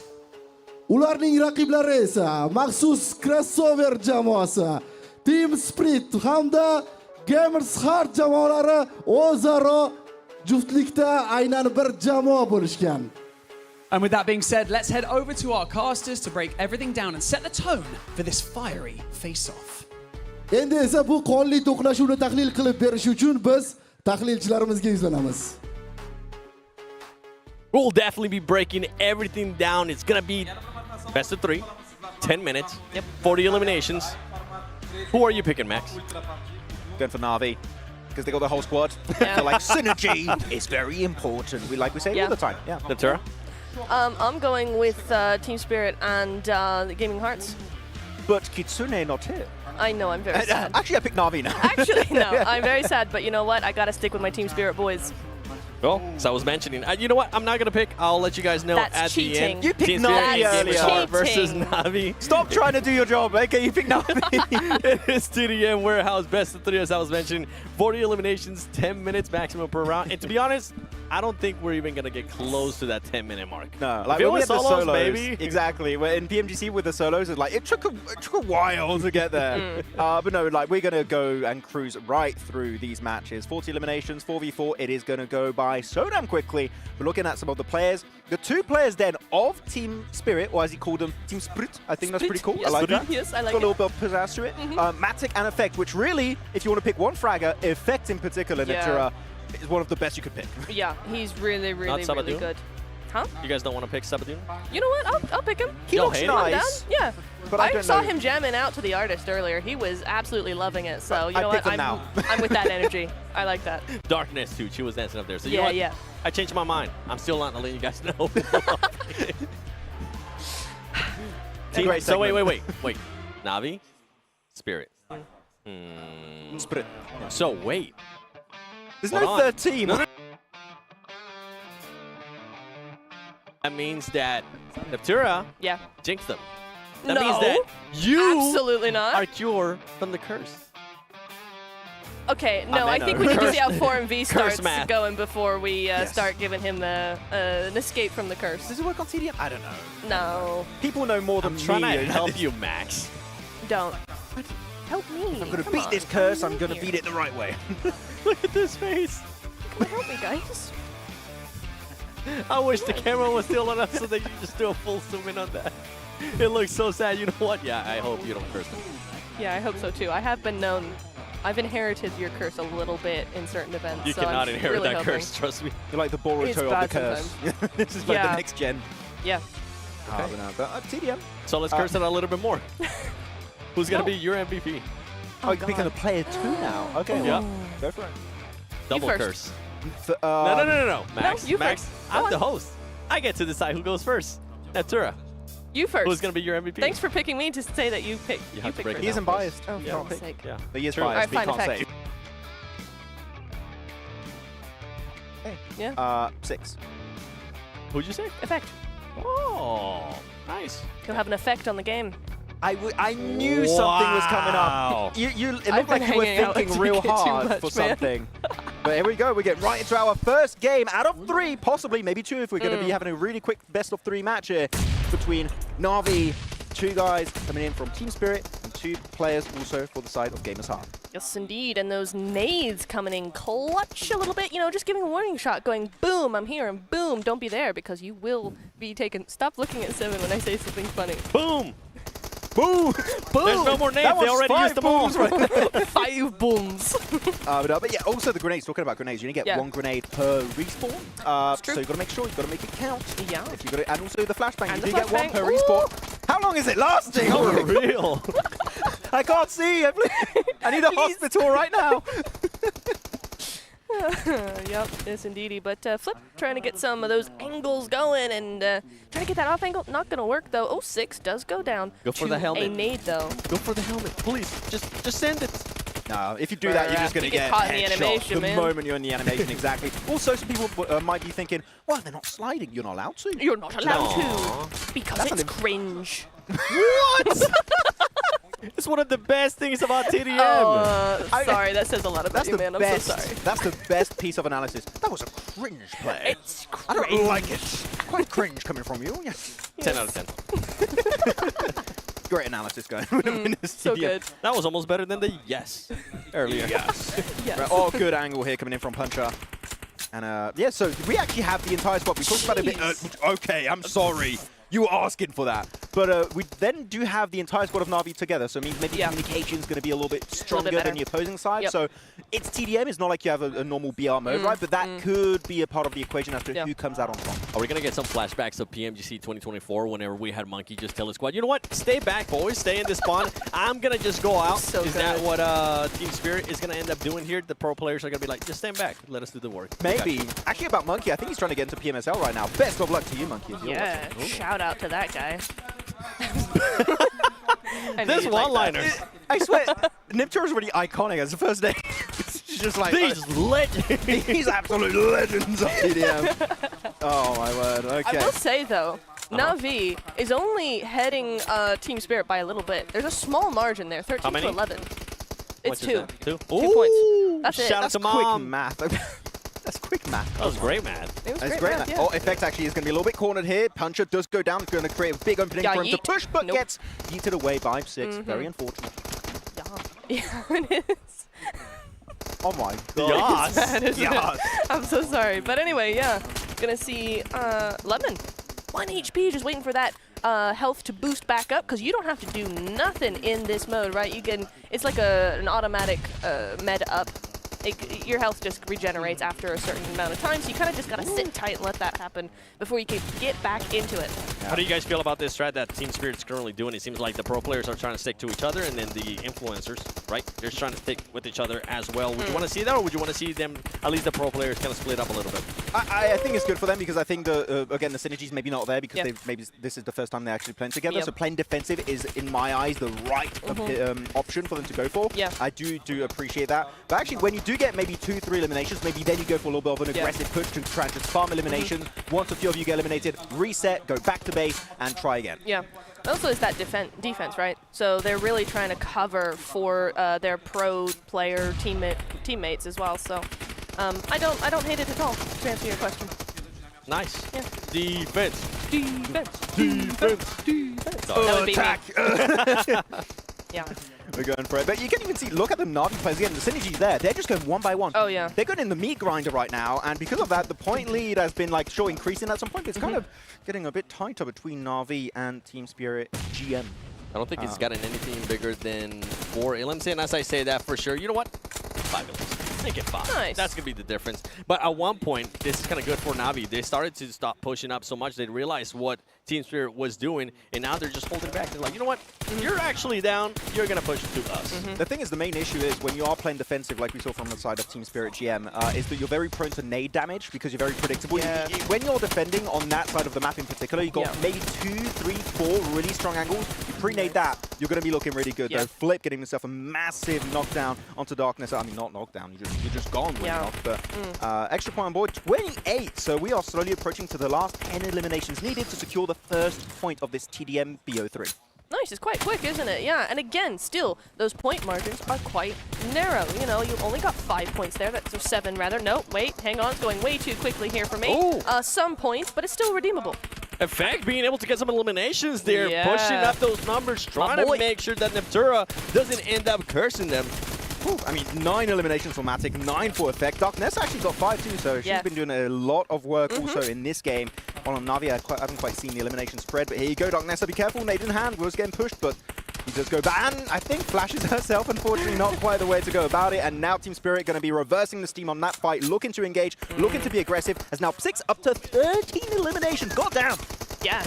The lead is going to be 11 eliminations. It's going to be hard for Team Spirit to catch up here. And as you guys mentioned, Darkness has been able to do some work for them. Sabadoon, not so much. If I was them in the next round, I'd be like, if you could please just stay back.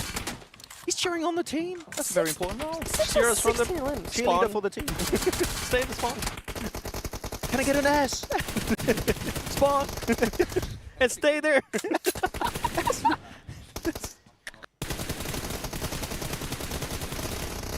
Matic though going to be going down, and there we have it. Na'Vi secure the win with a 12-point lead. Pretty dominating performance for the first match. Are we going to see a response though in the second game? I think we might see it. Yeah. They're still going to win. Na'Vi's still going to win. I think it's very You don't know that yet. You don't know that. That's the person that picked Spirit. Yeah, Na'Vi. Exactly. And I'm sticking with them. She's proud of it. I am. I respect it. Yeah. I'm a team Spirit, you know, fan. I am Team Spirit. That took a bit. I was can't like, listen. You say fangirl, it takes on a whole nother meaning. You No, already said it. I didn't. I said fan. You know. Girl. You know. You know who you are, and you know. It's fine. Yes. Yes. I was going to say. Yes. How do we respond after that one? You know, let's take a look at the match highlights from that. She's just defending Because herself. I want to be able to see some of the highlights, at least from that game. It was interesting. I was actually surprised that Darkness was able to get that many eliminations. Usually when we see stuff like this, the influencers kind of end up being a little bit shy and don't want to go for it. But for her to just have the confidence and go for it, Yeah, I respect it. I kind of liked it because it's not like they were just playing defensive and she got eliminations during that segment. It's just when the two other players of Team Spirit would push, she would follow in that kind of assault, which is great to see them because if you've got 2 players pushing 4 players, it's not going to work out. 4v3, already there's a little bit of a higher chance that you come out with at least a few eliminations, even if you do get eliminated later on down the line. Wait. Yes, Pete. What? Oh, I was like, we're already engaged in this one. Oh, it's a replay. No, this is the replay. We're good. We haven't missed anything. Honestly, 6 got a lot This was a nice of play by, elims. I was going to say, that was a nice play by Effect, where he was able to kind of just go behind the squad, being able to flank on them, and then ends up getting some eliminations. Yeah. But I'm interested to see what Magic and Effect are going to be able to, how they're going to be able to adjust here going into the next match. Yeah. Actually, I do want to bring up something. I just realized Puncher is playing with the Iron Sight. And you got different loadouts, of course, on the M4 you can go for. Some people go Red Dot. He went Iron Sight, which I think is kind of cool. I mean, do you really need a scope I go at Red that close Dot. range? I go Red Dot. I go Red Dot, yeah. Yeah. Most of it is going to be head fire, at least from what we're seeing. That's true, but I still put a Red Dot. Yeah. Yeah. Or 3 Mine, times. it I'll do doesn't 3 matter, times. okay? I put an 8-time scope. God, remember you could do that. I want to see the pulls off Those their were the skin before I days. shoot at them. Yeah. Some PUBG Mobile purists watching the stream right now. They're like, I remember that. You used to be able to put an 8-time scope on the M4. I wish they this bring is that back. Not gonna lie, that'd be fun. That's would be when I fun. was really good at the game. And then it just went downhill. And he died like my channel. But nonetheless, Okay. it's okay. You don't have to say ah. It's feeling like a very mean segment. We're just Throw throwing each other? digs at each other, yeah. Which is Throwing fine. nades? Well, that's what you're supposed to do, Max. It's PUBG Mobile. We shouldn't be mean It's to a each game of other. nades. Sabadoon, pick it up, please. Only one elimination. Hey, I didn't say that. How could I you? didn't say that. That was him. It was me. Max is used to me ripping people. Yeah, that's true. All the time. Oh, my word. Okay. One thing, though, going into the next match, are you still sticking with the Spirit? Yes. What are they going to be doing different? I think If you're they're their coach. going to be using Darkness a little bit more. They're going to probably put her as a little bit more of an aggressive stance. I think they also will use Sabadu to maybe do a little bit of that cover. Less. You're something to do a little bit less. Give us an S. Stay at the spawn. Yeah, no, just like give that cover to those angles, trying to be in a better position for more cover for the aggressors. Fair. How about Na'Vi? What are they going to be doing? Do you think they'll still be aggressive and then get a little bit of a lead and then end up backing up? Because that worked perfect for them there in that first match. Yes, is my short answer. My long answer is yes. And the fun answer is hell yeah. Hell yeah, boy. Oh, yeah. You know what I mean? Okay. I don't know why I said I love TDMs. Can we do Play it, TDMs bro, more play often? it. No, but like realistically though, I know you're not doing predictions when it comes to supporting individuals or teams. I can't be biased. Okay. Do you think we're going to get a third game after this match? No. That was a quick That's one. biased. Do you hear that? He laughed when he said it. Let me give you It's my fun biased. answer. Hell no. Oh, and we're in game. Ooh, game. Ooh, game. Me like Flashes. that. I like game. Flashy Caster, lights. stop talking. Hey, Team start Spirit's game. leading. Look at this. tournament events. Hey, yo. They didn't leave their spawn, realistically, except for one player, apparently. For one squad wipe, good man. for it. So back Effect with 3 of them. Yeah, back to playing then defensive. And Sabadan with 1. Sabadan 1. Ooh. This is what I was saying, though. Like, I mean, you did end up picking Effect as your possible MVP for this show match, right? But with this players, like the capital of this players, they are going to end up readjusting. I still don't see them winning. I think it's going to be really hard, especially with a full team of Na'Vi. Yeah. But with the readjustments, they might make it a little bit closer as they currently do have that lead.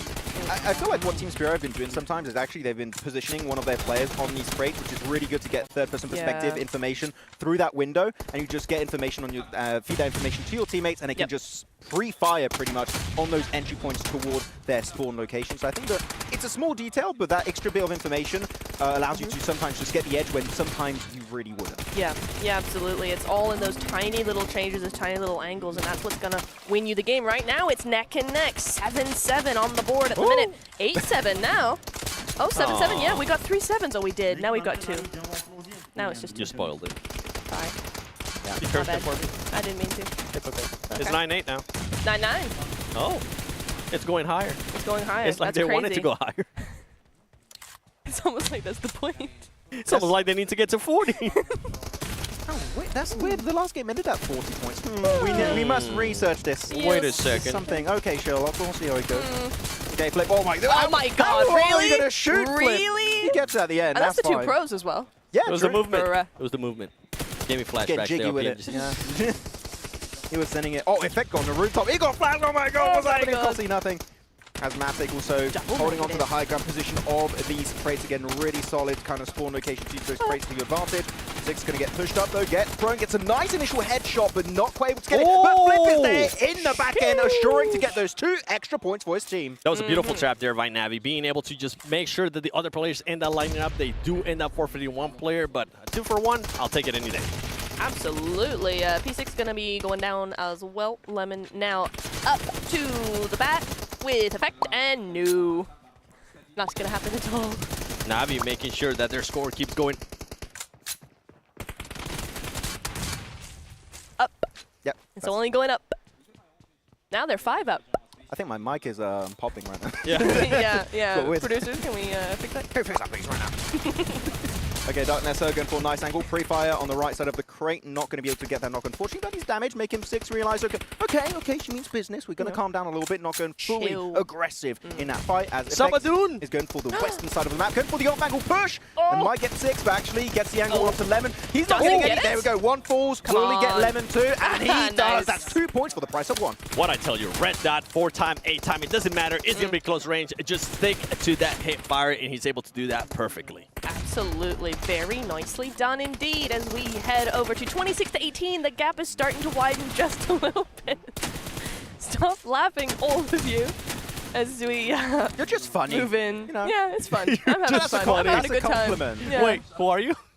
Wait, who am I? People are like, what I don't are know. these guys I don't know, talking man. about? Watch Natura, the who is that? Rondo tournament that happened a Watch few the weeks Rondo tournament, yeah. How is You'll To get the know reference. all, yes. All the secrets shall be revealed. As effective. Good nade. Actually, Oh, it's bouncy. I don't know. What happened? Cameraman's blind. Just imagine playing at like 2 AM. It's super dark and you just get flashbangs. Oh into my entire god, room, like, no. I would be up for the next 2 hours after Look at that. Effect. Effect has 15 eliminations. Even though if they do end up losing, he might end up winning that MVP. I'll be right about Matic is something scouting. today, and that will be fine for me. Matic is back to scouting. It's just feeding the info to Effect, and Effect is just Yep. Ooh, bouncy nade. step forward to get it. Ooh, Nade he not going to peeked be at the wrong doing time right enough there. onto Effect. Yeah, he's dead. He's so done. Hey, for. You gotta believe a little bit. Yeah. Okay. Yeah. He's dead. He's trying to heal up as much as possible, Yeah. get the delay, but it did not quite connect. Only 9 eliminations required, Oh my 8 goodness. eliminations required now for Na'Vi before they are crowned our TDM champions. Yes, indeed. And it looks like that is going to be a reality for this team. 34-30. Oh, 34-30. Oh, very, very close there. 34-31 now. That gap has closed super, super quickly here. And now it's just down to the final few points here. Let's see. Six trying to get those angles. He's going to end up getting Matic. Oh. Sabadoon making a push for it. He's going to make sure he gets them. And there you go. Six being able to clutch up Darkness, though. Making sure that he stops any push there from Six. 38-32. Can Team Spirit come back? Now it's just down to one. We can't see anything because flashbangs are insane in this match. And there you go, Navi being able to clutch it up. It only took him 2 matches from 3. And Flip to get the final elimination, 2-0, and we are going to be having then the entire squad of Navi taking home the dub here for the BO3 TDMs. And really, we talked about it. Teamwork makes the dream work, and it makes the TDM a little bit easier too. I'll give Team Spirit some props there. They were able to readjust in a good way. In fact, with more than 15 eliminations there for that one match. Yeah. I like it. Yes, I like it too. They're my team, and I like it very much. I really like the performance we saw from our influencers as well that joined our pro players as well. They did a really great job, I thought. They did some really good plays. I liked it. Which one out of the 2 is your favorite? For me, Sabadoon picked it up in that second match. Sabadoon, yeah. As much as I was giving him after stuff. that second one, I mean, like the second match, a lot better. Yep. Absolutely, I I'm not biased, I can't pick.